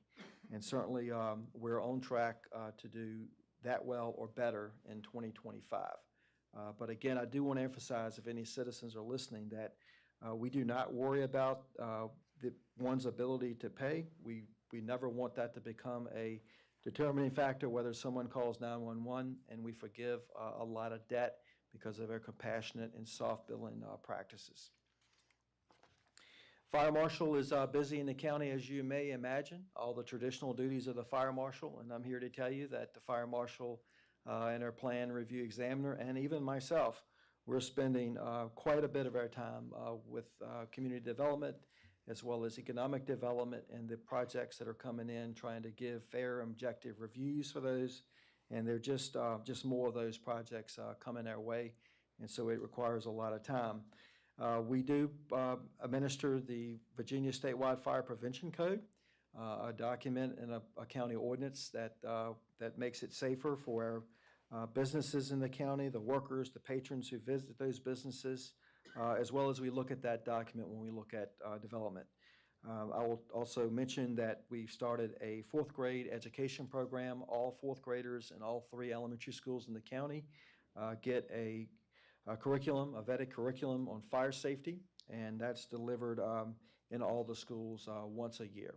And so we're really proud of that, and you can see by some of the numbers of what we have. And of course, we have smoke detectors. If a citizen needs a smoke detector, then we have those at no cost, and we will be glad to bring those and put those up in someone's house. All they have to do is call us.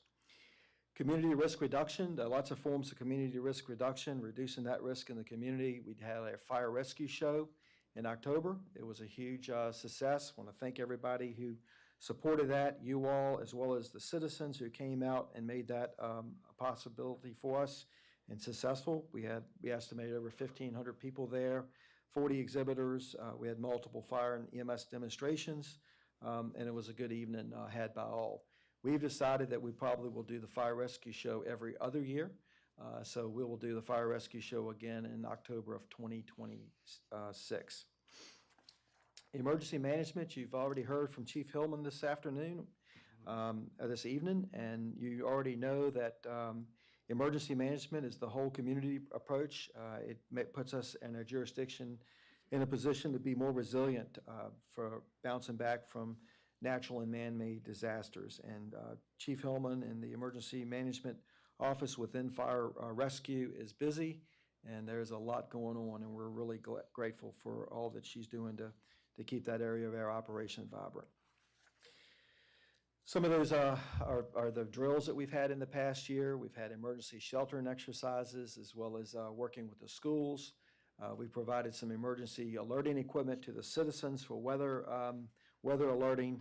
And I know Chief Hillman indicated when she spoke earlier that by trying to go and help the folks in Southwest Virginia during Hurricane Helene this past fall was beneficial, hopefully, to them.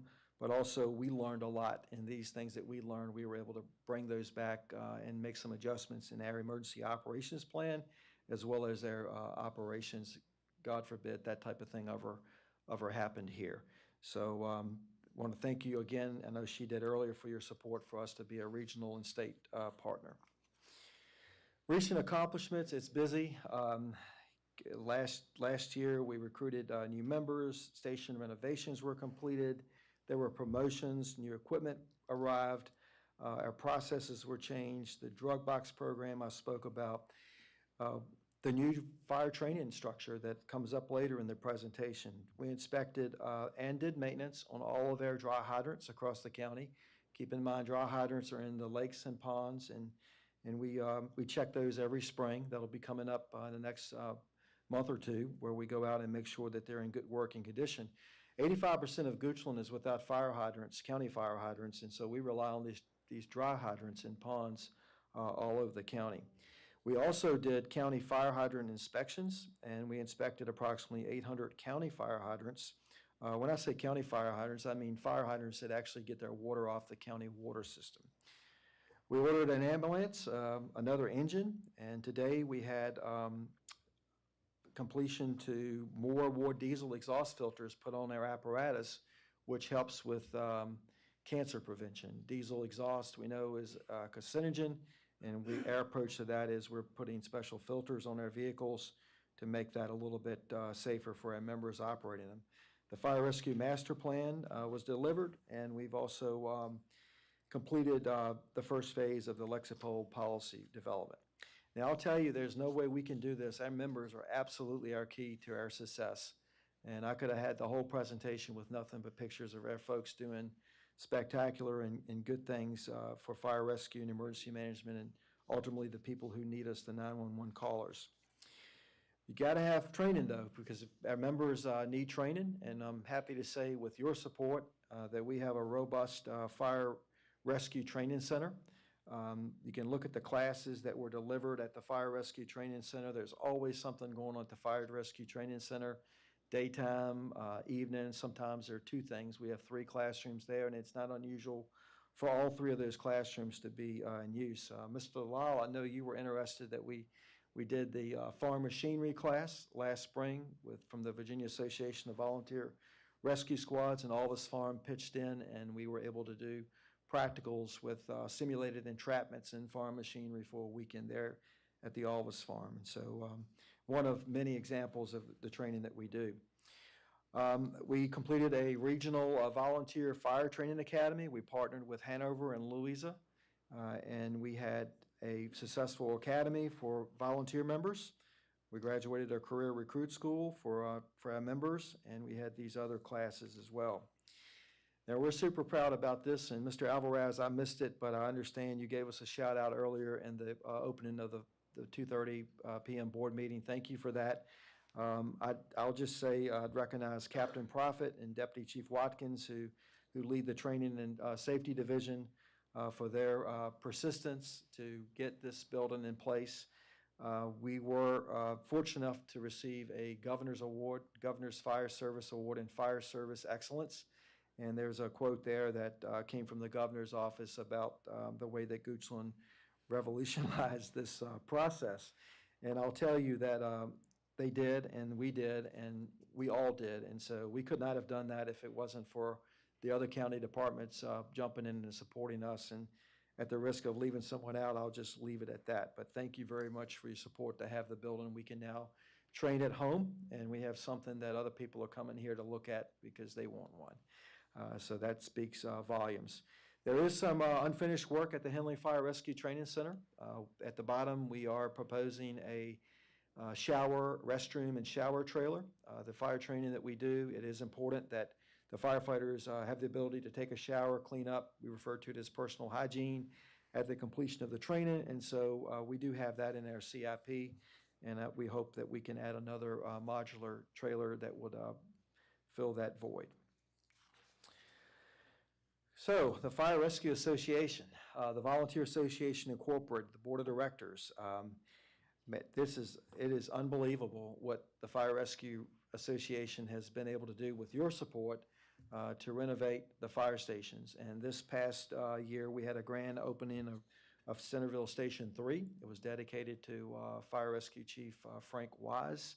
And then in the fall, we had the grand opening of Fire Station 5 here in the courthouse. It was dedicated to the hard work of Chief Tommy Carter. And these facilities were extensively renovated, and they will continue to serve us for many years to come. And I want to thank you for all of the support, the financial support You made available interest-free loans to the association, and the association is committed to paying those back. And they work hard with fundraising, and they're well on their way to doing that. So thank you very much to modernize these fire stations. Certainly, Goochland Fire Rescue is a combination department, but I want to let you know that we put a lot of emphasis, or equal emphasis, on trying to recruit new volunteer members. And we have a SAFER grant from FEMA that we got a year or two ago that helps fund the volunteer recruitment process. It also funds the salary of our part-time recruiter. And over the past year, we recruited 32 new volunteers. And if you do a 5-year look back, then you pretty much, 148 volunteers have been recruited into the organization. Now, unfortunately, some of the volunteers aren't able to serve the length of time that some of our others have served. So there are some that are in and some out. But being able to recruit 32 volunteers in 2024, but 148 volunteers over a 5-year period is pretty good. I'll tell you that any call a volunteer member answers is a true benefit. I'm telling you that our volunteer members do answer calls. They are routinely part of combination crews with our career staff in the station. And whoever's in the station is that first wave of response. That's the kind of the way it's changed in Goochland. You back the clock up 5, 6, 7, maybe 10 years ago, we were really dependent on the volunteer members responding from home. And some of that still does occur, thankfully. However, that first wave of response today is the folks that are on duty in the fire station, volunteer and career members, career and volunteer members on duty in the fire station. So when you look at the hours at the bottom, there has been a decrease in volunteer hours over the past 5 years, but every hour that's given by a volunteer member is a significant contribution. Okay, so here we are, the financial page. I want to tell you that looking at the fire rescue budget, it does, our operating budget does represent an 11.7% increase. When you look at that, it's just under $14 million. Now, I will tell you also that there's some things that have occurred with the budget. For example, there's been financial policy changes, and there are several CIP projects that were once lived in the capital improvement program that now have been shifted over to the operations budget. Also, there's a new MOU with the association, and we are assuming other costs associated with fire station maintenance and fire station upkeep. For example, there's a parking lot in the operating budget for $364,000 for Centerville Station 3. Now, that's not to mean that the association is paying any less. Remember, they're paying back over $2 million in those interest-free loans for these capital improvements that they've done to the stations. So they're absolutely committed. It's just a shift of a few items from one to the other. Our budget does not, this budget, or the numbers in front of you, do not include any new positions. And certainly, this is what was presented to you on February the 18th by Mr. Carpenter. And I'm here tonight to maybe make an ask for some additional positions. Looking down the page, I just want to point out that if you look at our grants, now this is what composes the fire rescue grants. A grant would almost lead you to believe that it's something we get periodically, but these grants are annual and they revolve. Emergency medical services, 4 for Life grants, about $30,000. Aid to localities comes from the Virginia Department of Fire Programs, it's about $126,000. And the emergency management planning grant comes from VDEM through FEMA, it's about $33,000. Now, the only one of these grants is that you have to match is the EMPG grant through VDEM through FEMA. And so basically, if you accept the $16,000, then you have to match, that's part of the terms of the grant. And we've always done that, and that's what Chief Hillman uses to operate emergency management out of throughout the year. So there's been a steady increase in 4 for Life, which is predicated on the vehicle registration sold in the county. Sometimes it's 26% return to locality, and ATL goes up from the homeowners insurance industry through the Department of Fire Programs. But it shows that our grant is down, reduced by 26.1%. And what that is our SAFER grant, for volunteer recruitment and retention. We're starting to get reimbursements from that, from FEMA. And so there was money in this grant line previously that has been backed out. And so it would appear there's a reduction in grant funds. In all reality, it isn't, but it's the way the numbers show.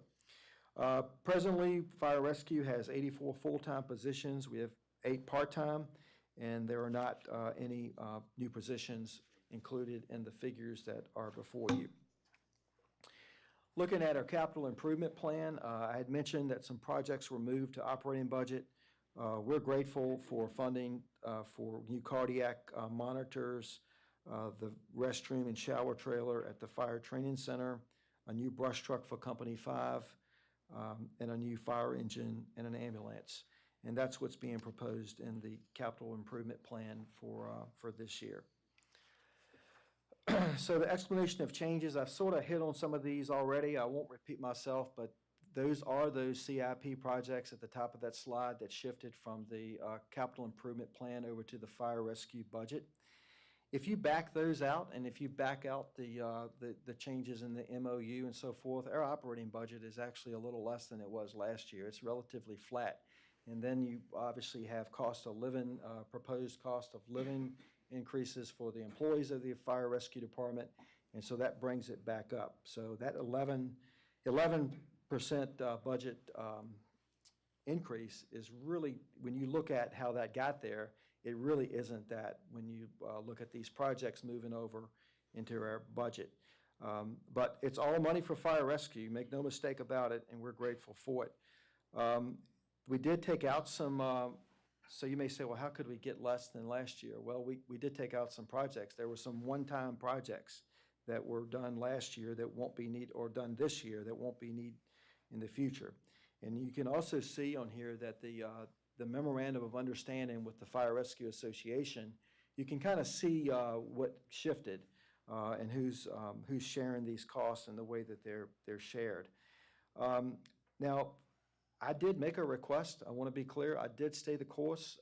Last year, we worked with Mr. Carpenter.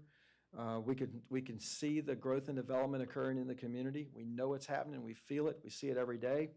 I did make a request last year for 36 firefighters because we realized that if we don't get started now, then we're going to be behind.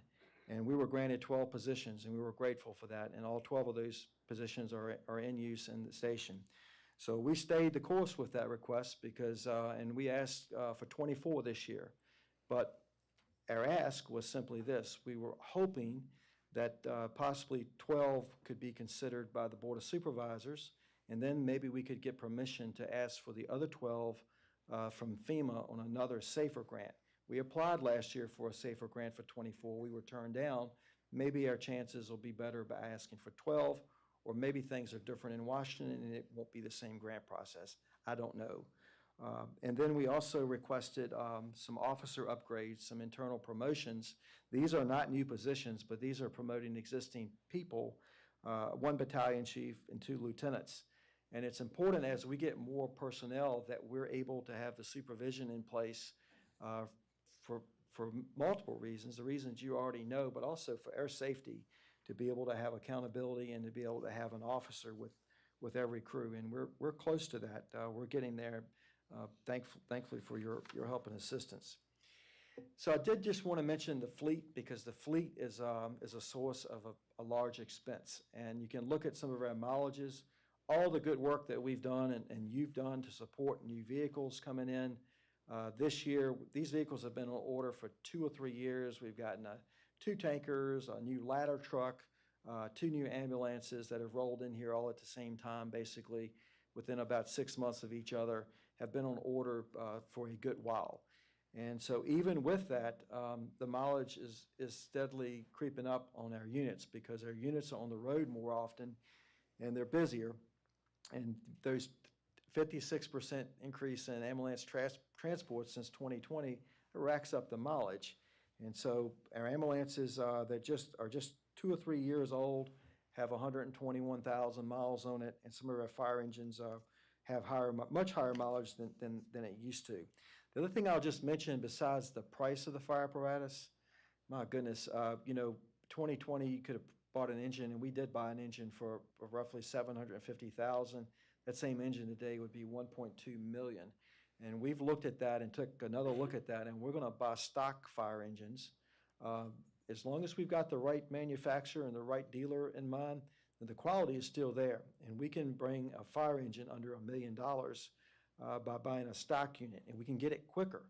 Because the other thing that's kind of plagued our industry, or this industry of fire rescue apparatus, is that it takes anywhere from 24 to 48 months from the day you order a fire engine or till you receive it. And that's just never been that way. And it doesn't look like it's getting any better. So we're looking at it, trying to be good stewards of the taxpayers' money. If we can buy stock units that are already in production, they have the features on them we're interested in. They're no less quality, no less safe, but we can get them quicker, and they do come in a little bit less money. The other increase or the other request in the budget is to consideration, please, for our advanced life support providers. We have emergency medical service personnel, we have EMTs, basic life support providers, and then we have our intermediate and paramedics. And we have not asked for an increase in ALS, advanced life support stipends, for our paramedics and intermediates since 2021, I believe it was. And we've fallen behind. And a paramedic or an EMT intermediate, when you lose one of those people to another organization because they're paying more, then that's a big loss, because not only do you have a firefighter that, or an EMT that has had all of the other training from the start to finish, they've gone on to get this advanced life support training, and it's 1,000 more hours in the better part of a full year, as well as, in some cases, you're paying their salary the entire time they're getting that too, if it's a career member.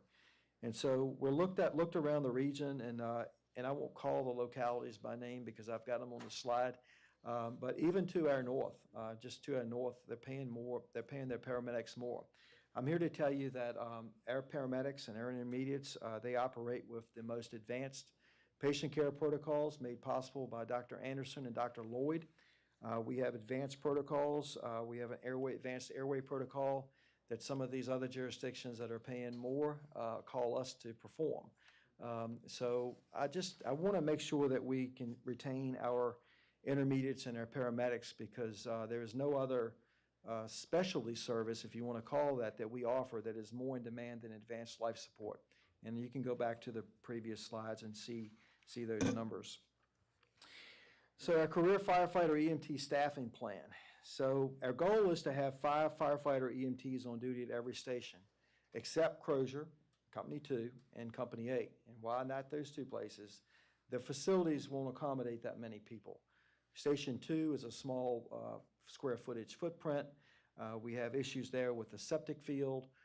We have a good assortment of fire rescue apparatus, but we really can't have more than two career firefighters on duty there at any given time because of some of those challenges. But the other stations, and Station 8 eventually will have a full-scale facility, and that will be a moot point for them. But to have 5 firefighters on duty at a station would actually be a game changer for us from the standpoint of being able to provide service, maybe go to more than 1 call at a time, or send 2 units from one station to a call that needs both a fire engine and an ambulance, i.e. a traffic crash. And right now, we struggle with that. The other thing that I would have to say is that, while we have 84 employees also earn annual leave, sick leave, there's military leave, there's workers' comp, there's all of these different types of leave, just like any other employee that works for the county government. And so we have to build in a very conservative, what we call a relief factor, so that if we want to maintain X amount of employees on duty, then we have to have X amount of employees to cover leave spots. And all of that, if you restrict leave, and right now we can have up to three employees off a day on leave, and now we're getting ready to go to 4, because you can't restrict leave like that, because you get to the end of the year and those employees were denied, they didn't take their leave, and there are caps on how much leave you can carry over. And so plus, it's a benefit that we have to address. But we believe that we need at least 33 people working on A shift, B shift, and C shift in order to have a conservative leave factor and enough folks to maintain 5 people on duty at every fire station except companies 2 in Crozier and 8 in Sandy Hook. Now, I do want to mention at the bottom of the slide, because this is definitely a devil in the detail, but it's the reality of it. If you open a new fire station, you need 18 people when you open a new fire station, because if you're going to staff an ambulance and a fire engine, and you're going to have an extra person in the system to cover the leave we just spoke about, you got to have the people. And so at some point, there are 6 full-time firefighters assigned to Sandy Hook right now. 2 work a day. 2 shifts are off, 1 shift is working. We have 3 platoons, A, B, and C shift. That's very traditional in comparison to our regional partners. And so Sandy Hook's going to need 12 more firefighters when it opens the doors and it's fully built out and it has fire engine, ambulance, and hopefully it'll have a tanker and a brush truck. So just something to think about. So our request, consideration please, is to consider 12 firefighters. We were fortunate enough to receive 12 last year. The ask was for 36. We can see the growth and development coming. It's already here. We deal with it. We feel it every day. Like you, I get calls from citizens asking, Fire Chief, why was it when, my loved one went to the fire station having a medical emergency, there was no one there? And I have to say, ma'am or sir, it's because that station was already on another call, and there was another call in that district, and another unit was there. And finally, the unit from Crozier or the unit from the courthouse arrived to handle that emergency. We do the best we can. We are very resourceful with what we have to work with, and I think we're the best in the business from the standpoint of being able to do more with less. Another common thread that we heard today from the school system, fire rescue is the same way. But looking at 12 firefighter EMTs, this would help us and continue the reduction of response times, but also it would get our stations closer to those 5 people on duty. Now, so I mentioned we asked for 24, but fire rescue, we have limits too. And we have learned that honestly about the most we can handle and do a really good job with training in the course of a year is about 12. It would really tax us if it were more than that. However, when you look at the cost of training, it costs nearly the same amount of money to train 12 firefighters as it does 6. You've got to have the same instructors, it's about a $5,000 difference in the cost of a training academy. And if you start a training academy with 6 people and a couple of those 6 people decide this isn't for them and they don't continue the training academy, you can't back that up and bring 2 more people in. At that point, you're running a training academy for 4 people and you've got the same expense. And so I think 12 positions from our standpoint would help us meet that growth and development that we're seeing and the strain that we're seeing on our department, as well as would probably be the most cost-effective when you look at the training program. Now, certainly, I'd make no mistake about it, I do understand that the salaries that go along with that ask, and I do say please for consideration. So the need for 5 firefighters on duty, and I think we've covered this, and I think I probably can make some of these points a whole lot better rather than read you the slide. But I will tell you there are some industry standards such as OSHA. We have to maintain 2 people in the building if it's on fire and 2 people outside the building if it's no rescue to be made. And so sometimes we have to wait a few minutes for more units to arrive until we can deploy a crew on the interior of a building for a structure fire. Now, if there's a rescue to be made, then certainly we can go in quicker. OSHA allows us to go in quicker. It's called the 2 in, 2 out rule. But also, if there is a rescue to be made, that is a labor-intensive operation to rescue someone. And so these are things, in addition to our fire rescue master plan that was delivered in 2024, as well as it's all broken out in our ISO report. We had an ISO evaluation and we got a new ISO rating in 2023, and one of the areas that we missed points on was for crew deployment or unit deployment. And basically, we weren't producing and turning out enough people on the scene of a structure fire. And so of course, if we had 5 people on duty, there is a possibility we could handle more than one call at a time. So kind of carrying with that theme, looking at the way it operates today, if the average staffing on our engines that go out the door over the last year has been about 2.6 people. So that's roughly 2 people. And so 53% of the time our engines do go out the door with at least 3 people on them. What this slide doesn't show you is there are still times our engines go out the door with 1 person driving only. And we've had a couple of times in the last year where the ambulance at Centerville has already been on a call and there'd be a fire alarm or a fire incident at Avery Point. And that fire engine pull up at Avery Point with 1 person in the driver's seat, met with hundreds of people evacuating a building. And of course, we have people that can do good things and they do excellent work, but you are limited when you show up as 1 person on a fire engine. And people ask questions about how could that happen, but the ambulance was just there or across the street, already on a call. And so, that is something that we're concerned about. I'll tell you that NFPA recommends 4 people on a fire engine, but we think it's realistic for Goochland to try to achieve for 3. We want to get to the point where we have at least 3 people on a fire engine. And we don't have any concern whether they are volunteers or whether they're career members.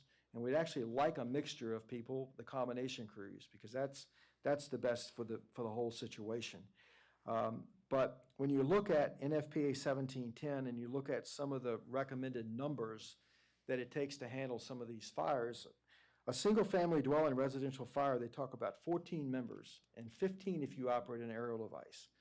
And you can look down this list and see the numbers get larger with the sizes of buildings that are on fire.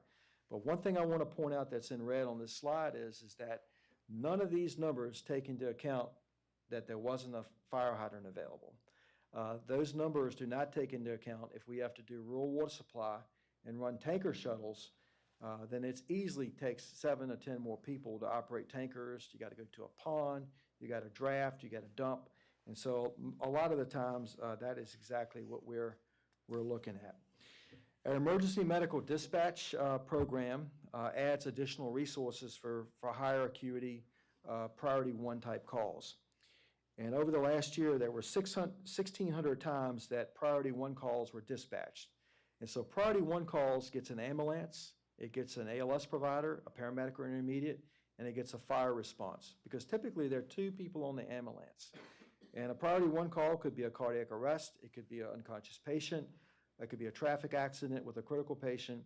And these critical patients need more than 2 caregivers because one of those 2 has got to drive the ambulance. So that's kind of what we're up against. So 1,200 of the 1,600 times we were able to get a fire response, but 400 of those calls went without the staffing that's being recommended by the Priority Dispatch Program, ProQA, that the Sheriff's Office Emergency Communications Center uses.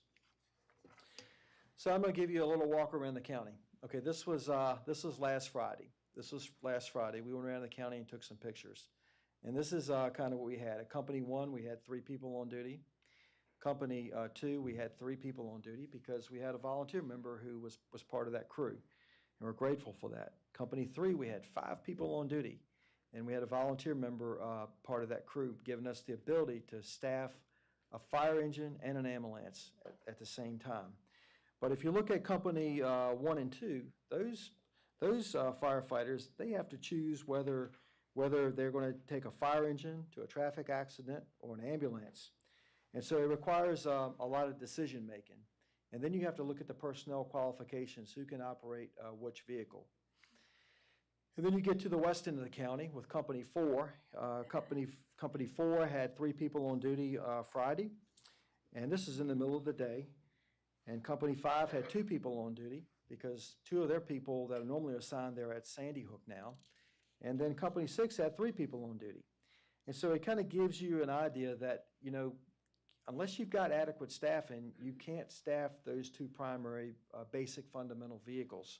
And so the Company 6 picture shows a crew moving their turnout gear from the ambulance over to the fire engine. This is a concept that we refer to as cross-staffing or first pull. So these are things that you have to think about. Now, when these stations empty, or some of these stations empty, and most often now it's the east end stations that are emptying, these other stations have to shift and come and cover those areas. So it leaves other areas without the coverage. As far as new fire stations go, the West Creek Fire Station, I just give you a quick update on that. Yes, we still own property on Hockett Road. However, we're looking for potentially another suitable site in the immediate vicinity. And then Sandy Hook Station 8, we're now covering that 24 hours a day with 2 firefighters on an ambulance. And that ambulance is responding to quite a few calls. And you saw this 400 and some unit responses. I'll tell you that since we started an ambulance in Sandy Hook, and keep in mind, we only cover day hours most of the time, that ambulance has answered on the ups of 700 plus calls. So there's a need for that there, and it's making a difference. The other part of this is trying to get the other 12 firefighters on the SAFER grant, and we'd like to ask the board permission if we could once again apply, if the grant process opens and it's in its traditional sense, that potentially we could get a SAFER grant that would cover 3 years of salaries for another 12.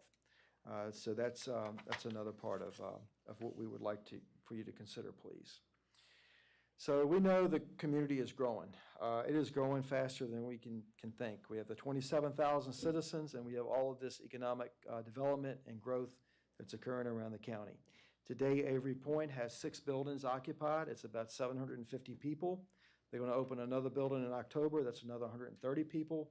And when they get fully built out, that's 13 buildings at 1,400 people. And some of that build out is going to be skilled nursing beds. And that is not there now, but it will be there. And I want to say that it was 100 plus skilled nursing beds that will eventually be there on site at Avery Point. And for every skilled nursing bed, you can count on at least 1 call a year for that. But we think Avery Point will probably be running anywhere between 80 to 100 calls a year, just based on what our other partners tell us that have these facilities. The demands are increasing.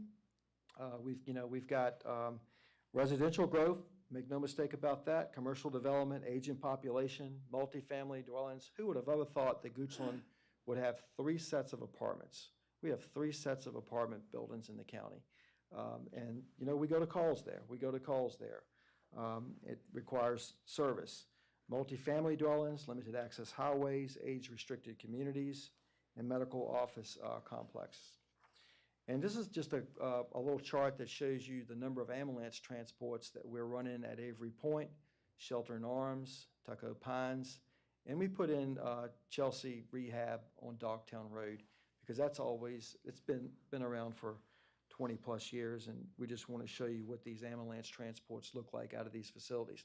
Now, we are able to collect revenue for that, so that $1 million that we generated in 2024, some of that are these ambulance transports, and so we are able to collect some money for that, but it ties our units up, and these are the same people tied up that have to go to the fire calls.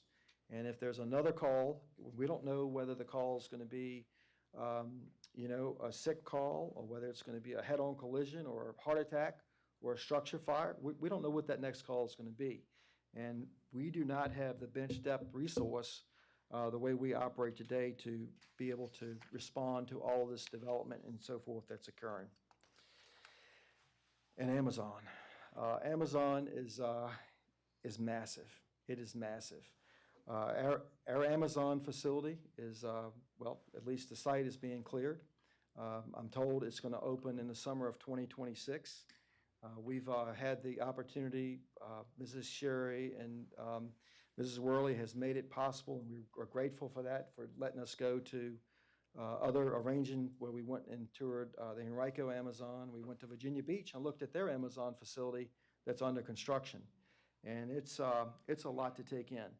You figure a total robotic fulfillment center, robots operate off of lithium-ion batteries. Our facility is projected to be 3.1 million square feet, 105-foot tall building with 5 floors in it, 1,000 workers, and 400 trucks that go in and out of that place on a daily basis. So we need to be ready for that. And we have reached out to our fire rescue partners across the state who have these facilities. We've reached out to Enrico, Chesterfield, Hanover, Loudoun County for a Sterling site. We've talked to Virginia Beach. We've talked to Chesapeake, Suffolk. And what I'm telling you is that what they're telling us is that we should be ready for Amazon. We think, based on what they told us, we can expect another 100 calls a year because of Amazon. But this is, well, and let me finish that. Of those 100 calls, probably 75, 80% of them are going to be emergency medical service calls. However, that one fire call, fire chiefs tell me, Chief Ferguson, you need to be prepared for this. You need to catch these fires while it's early because these are huge facilities. There are lots of workers in it. And so in checking with the departments, I could not find a department that sends less than 29 firefighters on the first alarm structure fire response to an Amazon facility. Now, I did find some that send as many as 35, but it was somewhere between 20, let me rephrase that, 25 to 30 to 35 people. And one jurisdiction that was sending 25 was getting mutual aid from another jurisdiction. So I think that's more than we've got on duty. That is more people that could have to go to Amazon than we've got on duty countywide. And some of our 25 or 20 people on duty may already be on another call. They may not be available. So this is a huge concern of ours, and we are going to be challenged to be able to serve this development as well as other developments that are occurring in the county because everything is coming up. So I have to be honest with you. It may not be a popular stance, and I apologize for that, but we have reached out to the other fire rescue departments across the state, and this is what we found out. We are doing all we can do to understand what this is going to look like. Now, I will tell you, only 3 of the 8 jurisdictions have anything compared to what we're getting.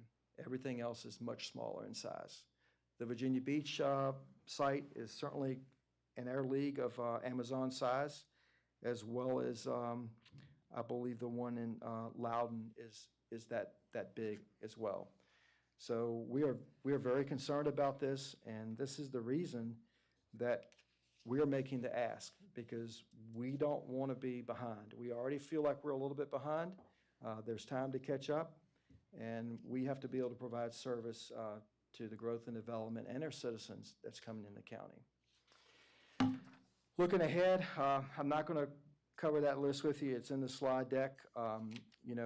Definitely the increase in call activity, pretty much everything that we've said to this point. I will say, looking back on the 5-year look back, that's been something that I've referred to a time or two. And I have to ask myself, what's changed in 5 years? Well, our budget has more than doubled in 5 years. 5 years ago, we had 41 full-time employees. We have 84 today, so it's more than doubled the number of employees. We've recruited, I forget what I said, 130 some volunteers in 5 years, but we had some who left. Call volume has gone up by 54%. Volunteer hours have gone down some. Transports are up by 56%. Wall times in the hospital, we spend an hour in the hospital waiting for a bed. The patient's on our stretcher. That ambulance is out of play that long because of that situation occurring. Community development projects and economic projects are up.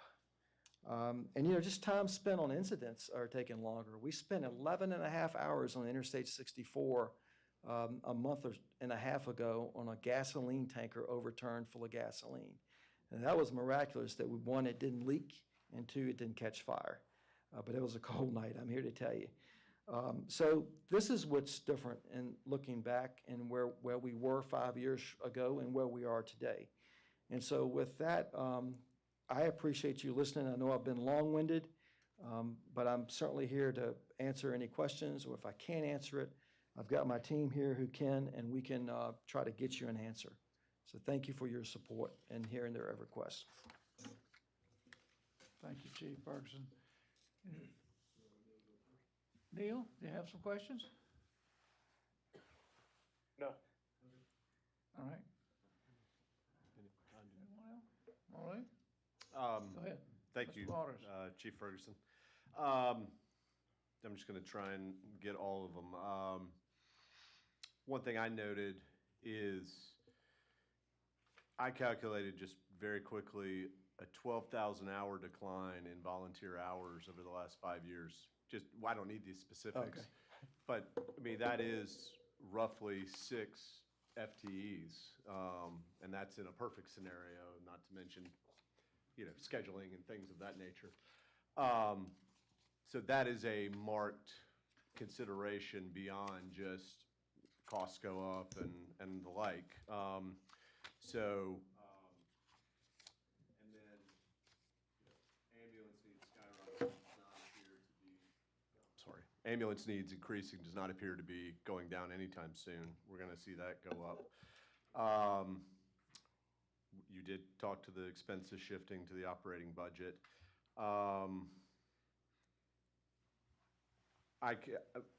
I think of, you know, nothing that we need more than that ALS stipend to be increased, given that what you talked about with the ambulance needs. That seems like an absolute requirement for what we're trying to do to make sure we get the right payment for, or the right compensation for those individuals on there. And we have increasing OSHA requirements. And I will just point this out. They're first responders because they go in first. That is a mark of bravery and, you know, heroism. But they're also first responders in how our county looks. And I'm glad you touched on that point, is when we go to a call and we have one person on a apparatus, it does raise the question of, do you have the resources in Goochland County? I don't necessarily want us to doll things up, so to speak, but we have to take that into consideration. That is a look to our citizens that I don't think can go unnoticed. I mean, I think we do have to consider what people take away from a situation like that, even though, you know, it says nothing to, you know, how well those individuals are able to meet the demands, but it is a consideration we have to think long and hard about. If we get the 12, sorry, I guess the 12 to get to the 24 that you're requesting. Yes, sir. If we don't receive the SAFER grants, from a funding standpoint, you'll just have 12. You'll just be going for 12, or you'll try and hire 24. Please explain the Yes, sir. dynamic of that.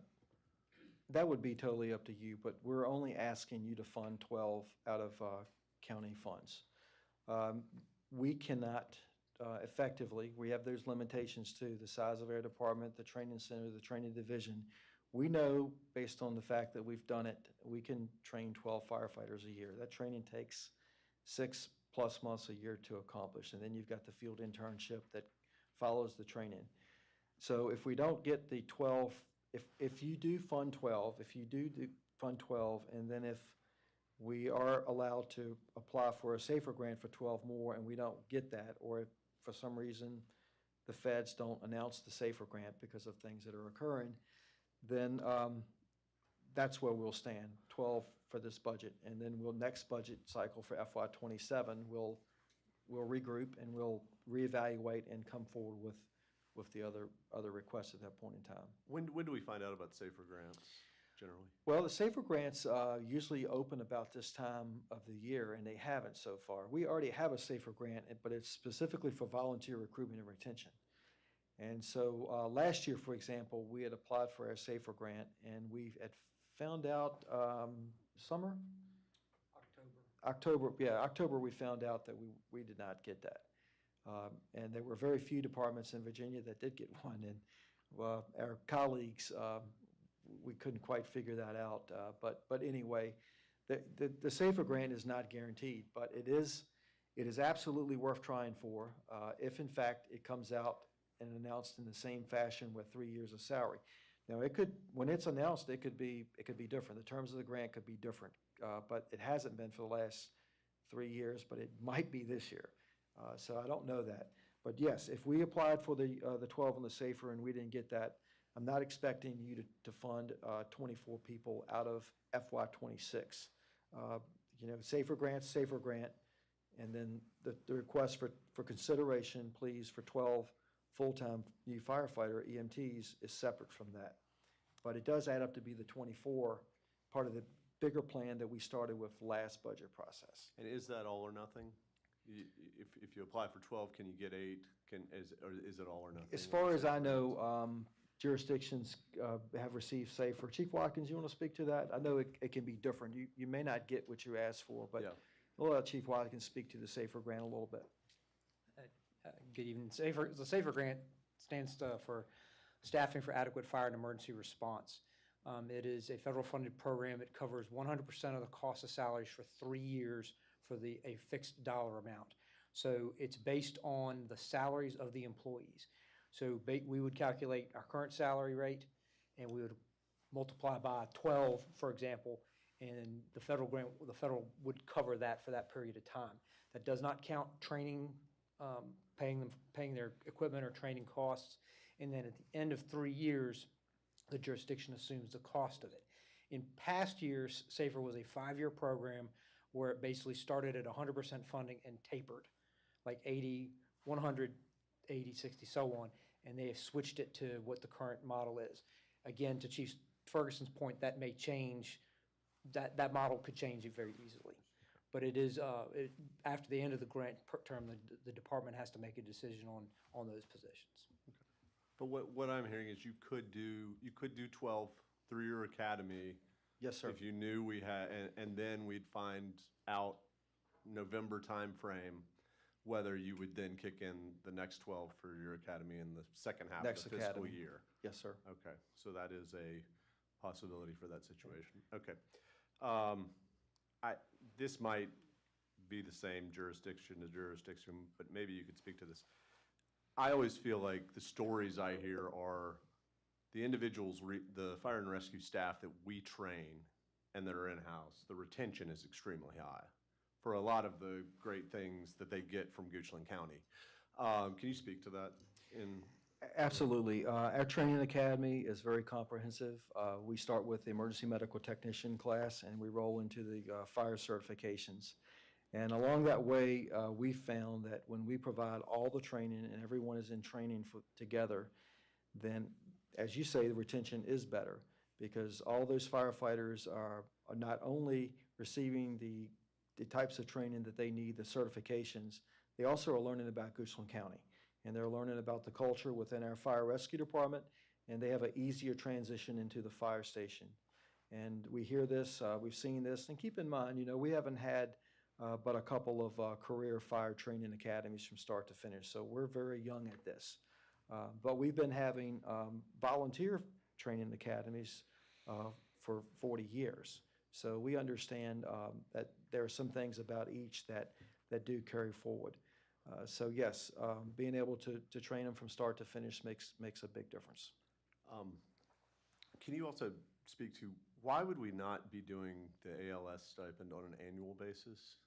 I mean, this situation arose and I think. Well, the ALS stipend, I'll be honest with you, this is extra pay, let's call it extra pay built into one salary over the course of the year.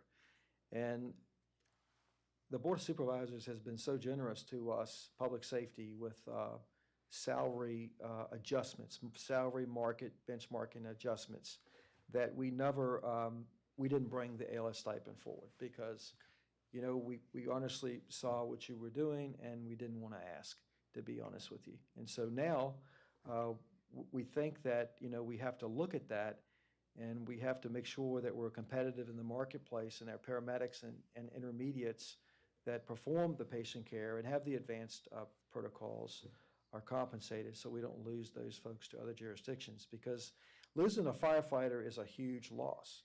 But then there's a whole nother arena out there where you lose a paramedic to another organization. That's even a larger loss when you look at particularly if you had a hand in providing that person's training. Sometimes we're lucky and we're able to hire people who come here that already have the training and they can get started in the stations much sooner. But yes, we need to be competitive with our advanced life support providers and their pay. And I just have one more question. Yes, sir. Do we have, especially with the lithium battery situation at the Amazon facility, I know just they're expensive, do we have adequate blanket supply? We have The blankets are roughly $3,500 a piece, and we have Okay, two of that's less those. than I thought. Two of those right now. Now, keep in mind, the blankets we have, there's one at Centerville, and there's one at Haydensville along 64, and they're large enough to cover up a car. Capital One has put some blankets on their parking decks because of, they became aware that we had the blankets, and it makes sense. If you have a car on fire on a parking deck and you can cover that car up, you can probably save a lot more cars. So I think what you can expect from Amazon is they're gonna have the absolute best fire protection features built into it. That's part of it too. And they will catch most of what occurs there as fire. But there's always that chance of something getting past one of those fire protection features. And what we know about these lithium-ion batteries is a process called thermal runaway. And once that starts, these batteries burn extremely hot. And, you know, it's just important that you be able to control those. So I'm sure that Amazon will probably have some fire blankets throughout their facility. They're very safety-minded. What we know so far, very safety-conscious-minded group that's open to all the latest fire protection features built into their property. Thank you, Chief. I do want to go back to one thing you said about our volunteer hours decreasing. And one side of that coin I haven't represented tonight is that we do have some volunteers who don't track their duty hours. They simply live in the community and they respond from home. And that is appreciated. And all of the hours our volunteers give makes a huge difference. But you have to look at the call. Along with all the development in the community comes a lot of calls that are public assistant type calls, fire alarms. You know, a volunteer member can't leave their job repeatedly 3 or 4 times in a day to go to fire alarms, or even a week, where years ago it was just totally different. There were fewer calls, but the types of calls that were coming in those years were calls that you know, justified volunteer members being able to leave their jobs. So I don't want to minimize, and I know you didn't, but I always try to be an advocate and a champion for our career members and volunteer members, and I just wanted to equal that out a little bit, so. I wanted to ask about the SAFER grants. I know we talked last year a little bit about this. They're not renewable. I mean, so you couldn't, at the end of 3 years, say, look, we still need the assistance because we don't have the budget to keep these people on. Can you apply to renew it, or is it a brand-new situation every time? It becomes you basically apply again, as long as you're justifying. I think the onus on a second staffing SAFER grant would be proving that the need continues to exist based on growth and development and call volume. Okay. I do know for the recruitment and retention SAFER grant that we've currently got, our neighbors to the south have renewed that same grant over and over again. It's a relatively fixed grant with a very, very specific focus for buying PPE for volunteers, training for volunteers, so on and so forth. The SAFER grant, the staffing grant, I know jurisdictions that have gotten multiple SAFER grants over the course of time. They'll absorb those personnel into their regular staffing model and then reapply as they identify another need. One of the key things with the staffing grant is usually providing a very specific set of criteria that you're looking to meet. So we missed opportunity in October. What's the criteria for this? Why did obviously we applied for it, we thought we were, it was justified for us to get it. Well, how do they dole it out, in other words? How do they dole it out? And that's a good question. Chief Watkins has been to several of the SAFER training, the webinars and so forth, and we also have District Chief Brown, Lisa Brown, who's our recruit and retention coordinator. She's a SAFER grant reviewer for the SAFER program. So we do know a lot about it. We had a professional grant writer who wrote the grant for us. He was the same professional grant writer who wrote the first grant for volunteer recruitment and retention that we did receive. You know, I'll have to be honest with you, when you have to list out all of your county economic situation, and they look at everything from your physical stress index and all this type of thing in your jurisdiction, sometimes we've found ourselves in a position where we can't make as strong as of a case as another county that may have less financial support. So that could be one reason. You know, we looked at the state as the grants were coming out across the state, and I don't know if it's so much money for each state. You would tend to believe it could be, but I guess they just didn't get to our grant. Our grant just didn't rise to the priority that, would you agree with what I've said? Yes, sir. I think that it is how you phrase it, determine your need for your community. It is a financial stress index. It's very difficult to say when we looked at the previous year's previous FY, one, we didn't get our recruitment grant until very late in the cycle, almost beyond the cycle. Last year, we had a very specific end date. They said everything will be awarded by this point. When that date came and we didn't get it, we knew at that point that our prospect was pretty limited. The previous year and in previous histories, they haven't had that solid stop point. I got, the point I'm getting to, and I'm sure you know where I'm coming from. I look to the future and, can we afford this going down the road? If the SAFER grant doesn't come in, then we're not going to let those people go. I mean, we don't want to anyway. So. Well, the way we looked at it with the growth, development, and being able to deliver service. Could slack off on the other needs and Well, yeah, absorb it. but you're going to get there one way or the other. You're going to get there by paying all of it, or you're going to get there, maybe there'll be an opportunity to get there in a way to save the taxpayers some money. So we feel compelled to go after that grant. That's a federal grant, but we're not seeing anything really different on the state level. The Rescue Squad Assistance Fund grants, we haven't received one of those in a number of years because, once again, our financial portfolio, when you put all that information into that grant, it doesn't rise to the same level of need as a county in Southwest Virginia or other part of the state. And so there was a time that Goochland was very resourceful to be able to get the Rescue Squad Assistance Fund grants that are administered by the Virginia Office of EMS. And they get, there's about $4.5 million to go around with that grant I'm speaking of. You can get an ambulance or medical equipment. And a lot of our equipment, I could point to say, was funded on those grants. But those grant requests now is $13 million, and there's only $4 million to go around. And we don't stand a chance when we put that financial portfolio together. We don't compare. And so that makes it a little bit, more difficult to rely on grant funding. Chief, for clarity, because I think maybe some confusion, the 12 that you're asking for now are regardless of grants. Yes, sir. You'd like us to fund it, then apply for the grant, and if we get the grant, we hire 12 more. Yes, sir, Mr. Alvarez. I am, to be clear, I am asking that the Board of Supervisors fund 12 career firefighter EMTs, I'll just say straight outright, and then allow us permission to apply for 12 more on the SAFER grant. And to be clear on that, if we don't get the SAFER grant, to Mr. Varda's point, we're not expecting you to hire those 12 in FY '26.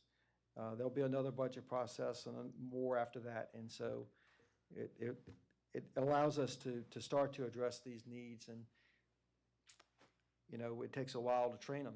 From the time they come in the door, it takes a year. If they come in with no training, then it takes the better part of a whole year to get them trained and have field experience to be able to operate on their own. And so that's kind of what we're up against. And we got Amazon opening in spring of 2026. That's not the only thing, because Amazon is, the numbers, what's required for a structure fire is absolutely attention getting. But it's going to be as much about the ambulance calls and the other things like Avery Point and other places in the county that are continuing to build out, that we can expect calls to continue to go up, is what I'm saying. Okay. Mr. Chair? I do. Yes, sir. Mr. Spoonhour? Yeah, just some commentary on the SAFER grants, just for our consideration. And looking at the requirements, there are 3 subcategories for hiring of firefighters. First priority is rehiring laid-off firefighters. Second priority is retention of firefighters who face imminent layoff. And third is hiring new firefighters. So I would imagine the chances of us getting anything from the SAFER grant is pretty low. Could be right, Mr. Spoonhour. We did get that one SAFER grant, though, 2 years ago for volunteer recruitment and retention, but I think, Mr. Spoonhour, you and I both will agree that that's a known nationwide problem that's trying to be addressed. Right, there is another category. So the SAFER grant is broken out of 2 categories, it says, hiring of firefighters and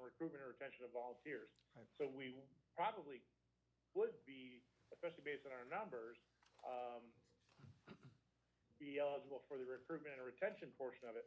But just, we're talking about the new hiring of firefighters, which I think we probably not be very eligible for. Yeah, the SAFER grant for recruitment of volunteer firefighters, recruitment and retention, provided roughly $556,000 to Goochland County over the course of 4 years. It covers the cost to recruit firefighters, volunteer firefighters, advertisement campaigns. It pays for their training. It pays for their turnout gear. It pays for their physicals coming in the door, and a recruitment and retention coordinator's salary that manages that program for us. And I'll be honest with you, money has been slow coming in from FEMA on the reimbursement for that, but we have gotten a couple of installments and hoping that it's gonna continue. We look at that website pretty often, and we still see our reimbursement requests pending, and I think it's a normal thing with SAFER, but the money's there and was awarded. I do have another question. Just to stress this point, you showed where additional 24 staff would go into existing county stations, but we have to address, we know in the near term, let's not say exactly when, we know in the near term we have Station 7 right coming into play, and we know Station 8 is going to be providing more overtime, correct? So Or station, did you factor in the 24 into 8? I'm not sure of how you did that. I'm not having the table in front so of me. the way we do it for 8, up until this year, the firefighters that were working there at Sandy Hook, it was on the overtime rate. That's changed. You funded the positions, 6 of those are assigned to Sandy Hook, and they're on regular time and assigned to Sandy Hook. I think what you're saying is we build X amount of overtime hours into our budget. We have a formula, Chief Markey is very good at the financials on personnel that we build into our budget for enough overtime to cover leave and so forth.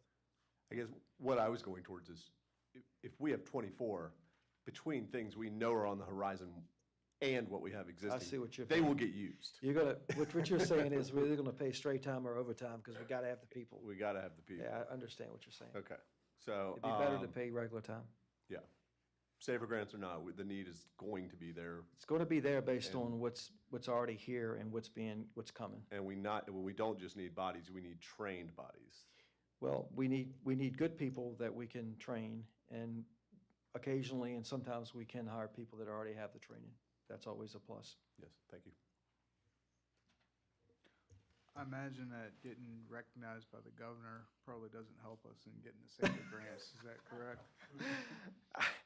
I think the governor could make some phone calls. Mr. Chairman. Chief, I really appreciate it. I also appreciate you letting me ride along with you guys and see behind the curtain, so to speak, because there is a lot going on, and I'm just iterating what I have said to you and anybody else who will listen, and that is public safety, I think, is the primary goal of what government's supposed to be doing. So this is where, for me, the budgeting process starts with public safety. We've had conversations on this, and I just may be slow on the uptake, but given 80% of the calls are maybe not transport, but EMT focused, is there a partial solution where we focus on that 80%? I know you have, and maybe this is your opportunity to teach me again as to why we want exclusively dual trained EMT firefighters, and not just look at where the volume of the calls are, which tend to be EMT or medical based. Well, and that's a good question. I appreciate that. Goochland Fire Rescue is a combination department. We're made up of volunteers, and we also are made up of career members, and we've always done fire and rescue. And that started back in the 1960s. Chief Earl Henley set it up that way. We were ahead of our regional partners, and over the course of time, a lot of our regional partners have started doing fire and rescue. There was a time that there would be a rescue squad building across one side of the street, and on the other side of the street, a fire station. And so that didn't work well for us all these years because it's twice as expensive to start with. We're competing for the same group of people, and neither has enough help to get the job done. So from our standpoint, dual role employees, career employees we're talking about now, and I will just say most of the volunteers are also cross-trained to be fire and rescue. But looking at our need in the county, and we not only have an EMS need, we have a fire need. We can pay one salary. We can have a person who can do both jobs and be way more efficient. And I can take a fire engine if there's a situation where the call to be answered is an emergency medical service call and the crew's on the fire engine. I can mark the fire engine down and shift the crew to another ambulance to build up ambulance staffing. So it's a better way to do business, I think. I think it serves the majority of our citizens better that way. And when you are at a busy day and there are calls pending, I don't have to worry about, is this person qualified to do this? Can they do that?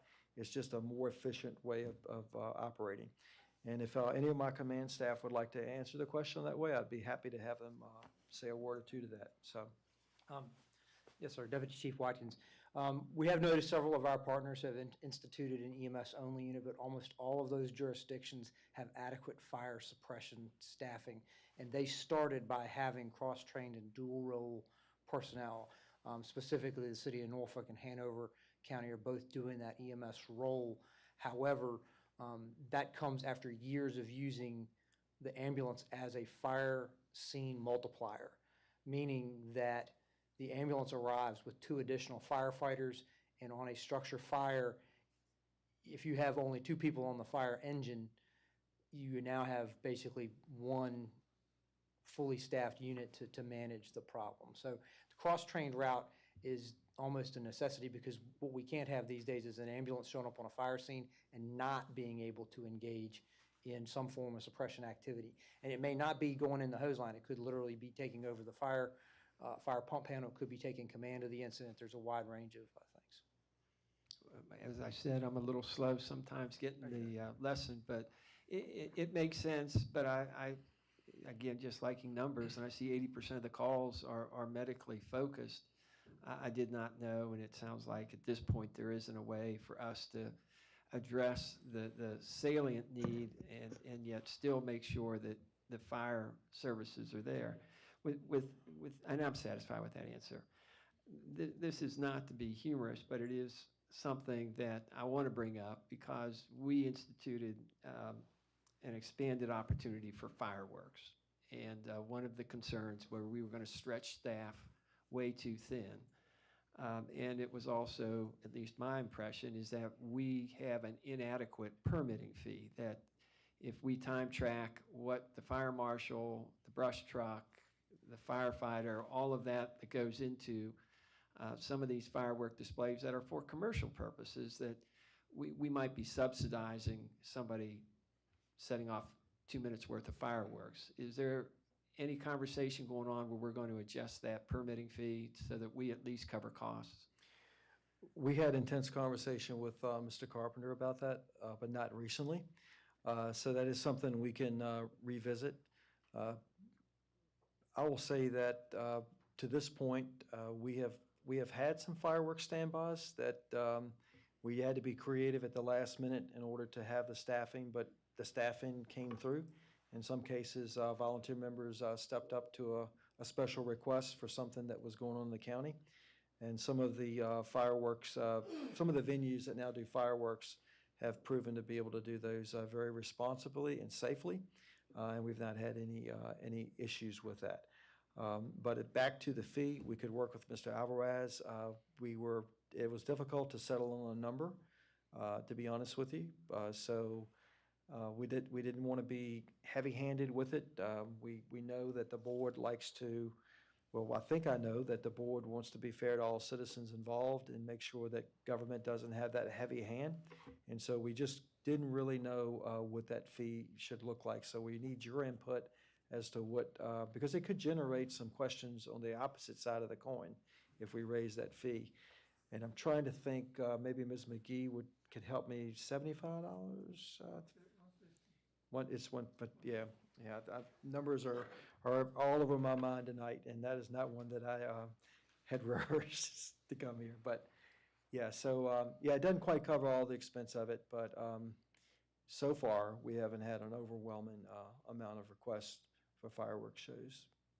The last question, Mr. Chairman. I become aware there's a preliminary application for a utility lithium battery storage facility here. And having just heard you talk about what a Tesla could possibly do, is there a need, or are you part of the conversation as to what might be required should an industrial size lithium battery storage were to come to the county? What our requirements might be should one of those, I think you used the term meltdown. Well, thermal runaway in thank the you. batteries. Yes, sir. Yeah, so I'm aware of the potential development or the potential proposal for development. We've attended a couple of pre-application meetings so far. As the fire chief, I have very serious concerns with the facility. I think the sheriff would share his same concerns about it. We had a meeting just this week about it. Nothing against the business or the potential developer. But at this point in time, I would just say that I have very serious concerns about that. I don't believe it's in the right area. I think it's being put in an agricultural area, and there's no water there. And so I think it'll be something that we'll have to look at closer and weigh in.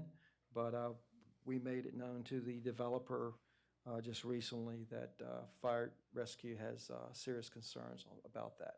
And more to be learned because, you know, they are popping up in other jurisdictions, and hopefully we'll go and visit one of those too. But I have serious concerns about that. I don't want to be clear about that, so thank you. But it's not water. Don't you put a big old blanket over that rascal? I mean, We don't have a blanket that big. well, that's my yeah. interest is if the unfortunate happens. Yeah.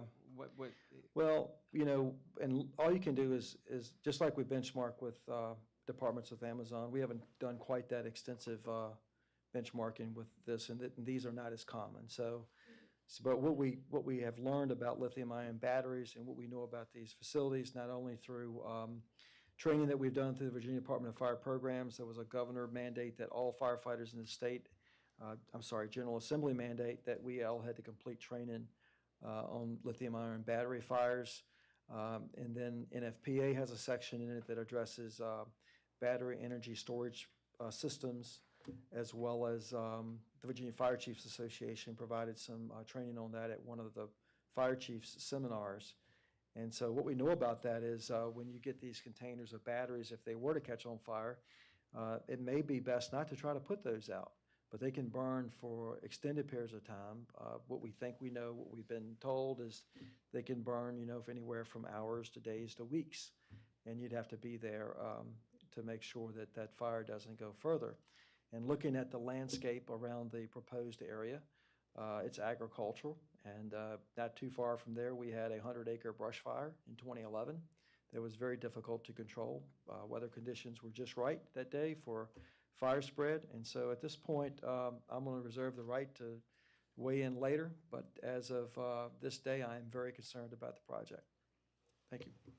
I would think if it burns for a week, there'd be some environmental concerns there too. Well, there could be, and you know, the smoke that comes off of that, like any smoke, has got toxic fumes and gases in it, and honestly, that's part of besides the fact it's high voltage, and the batteries are really difficult to extinguish. I mean, one of the publications I was reading compared a facility like that to hundreds of Teslas if they catch fire, and so when you look at it from that standpoint. You know, if you try to put it out, then it could be the water running off, fire suppression runoff, could be more damaging to the environment than letting it burn. But either way, you're going to have the contamination if it catches on fire. And I don't think they catch on fire often. I don't want to mislead anybody. I don't want to alarm you. But I will answer your questions truthfully. And I do have serious concerns about that since you asked. Thank you. And Mr. Lau, to your question, the chief will be involved in the decision. I mean, in the review, it'll be your decision in the end if it comes forward, but they'll be involved in our review. Chief, be assured I'm not going to ask about a nuclear station because those I will are on the refer to horizon Mr. too. Christie if you do so. I have less concerns about those. All right. Any further questions? And Mr. Lyle, going back to the question about the EMS versus fire, I just want to sum it up by saying that we have the number of firefighters that we do today because we have an EMS workload also. And we're fortunate to be able to have 84 employees. Most are firefighter EMTs that can handle both types of jobs. And you look around, fire rescue departments that don't do emergency medical services, they typically don't do very well. They don't get a lot of funding because of what you're saying. But we do have a force that can go to fire calls because of our EMS workload.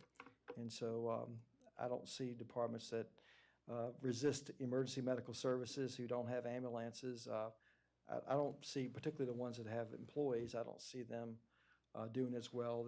Their funding isn't as easy obtained. And so just a thought. So thank you. Thank you so much. Well, I think it's safe to say we're proud of all of our safety, public safety, including you all for sure, but the Sheriff's Department as well. Yeah, the Sheriff Department is absolutely right by our side as an equal public safety partner, and we're by their side too. So it takes both the Fire Rescue Department, the Sheriff's Office, and the Sheriff's Office, and the Fire Rescue Department to provide the public safety in the county. So thank you. I'm proud of the fact that we helped our neighbors with the hurricane damage and so forth. And Tuesday night, we were made aware that the Sheriff's Foundation donated $1,000 to each of the families of the fallen Virginia Beach policemen.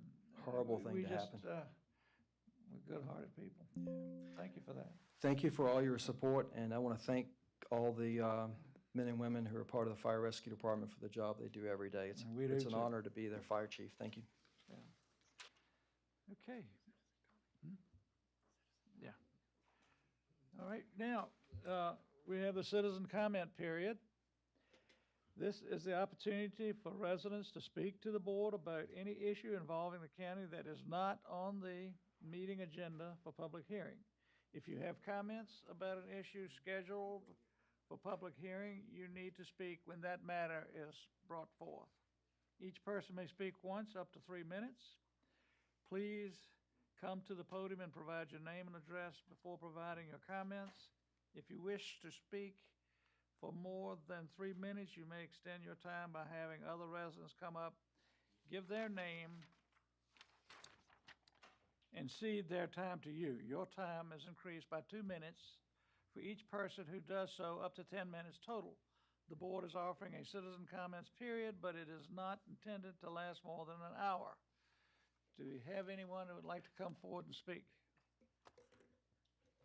I didn't open it, but I will now close it.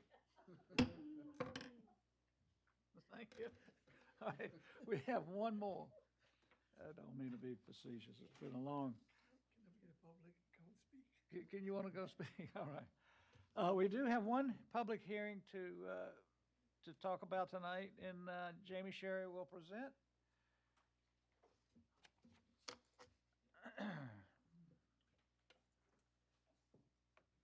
Thank you, Mr. Chairman, members of the board.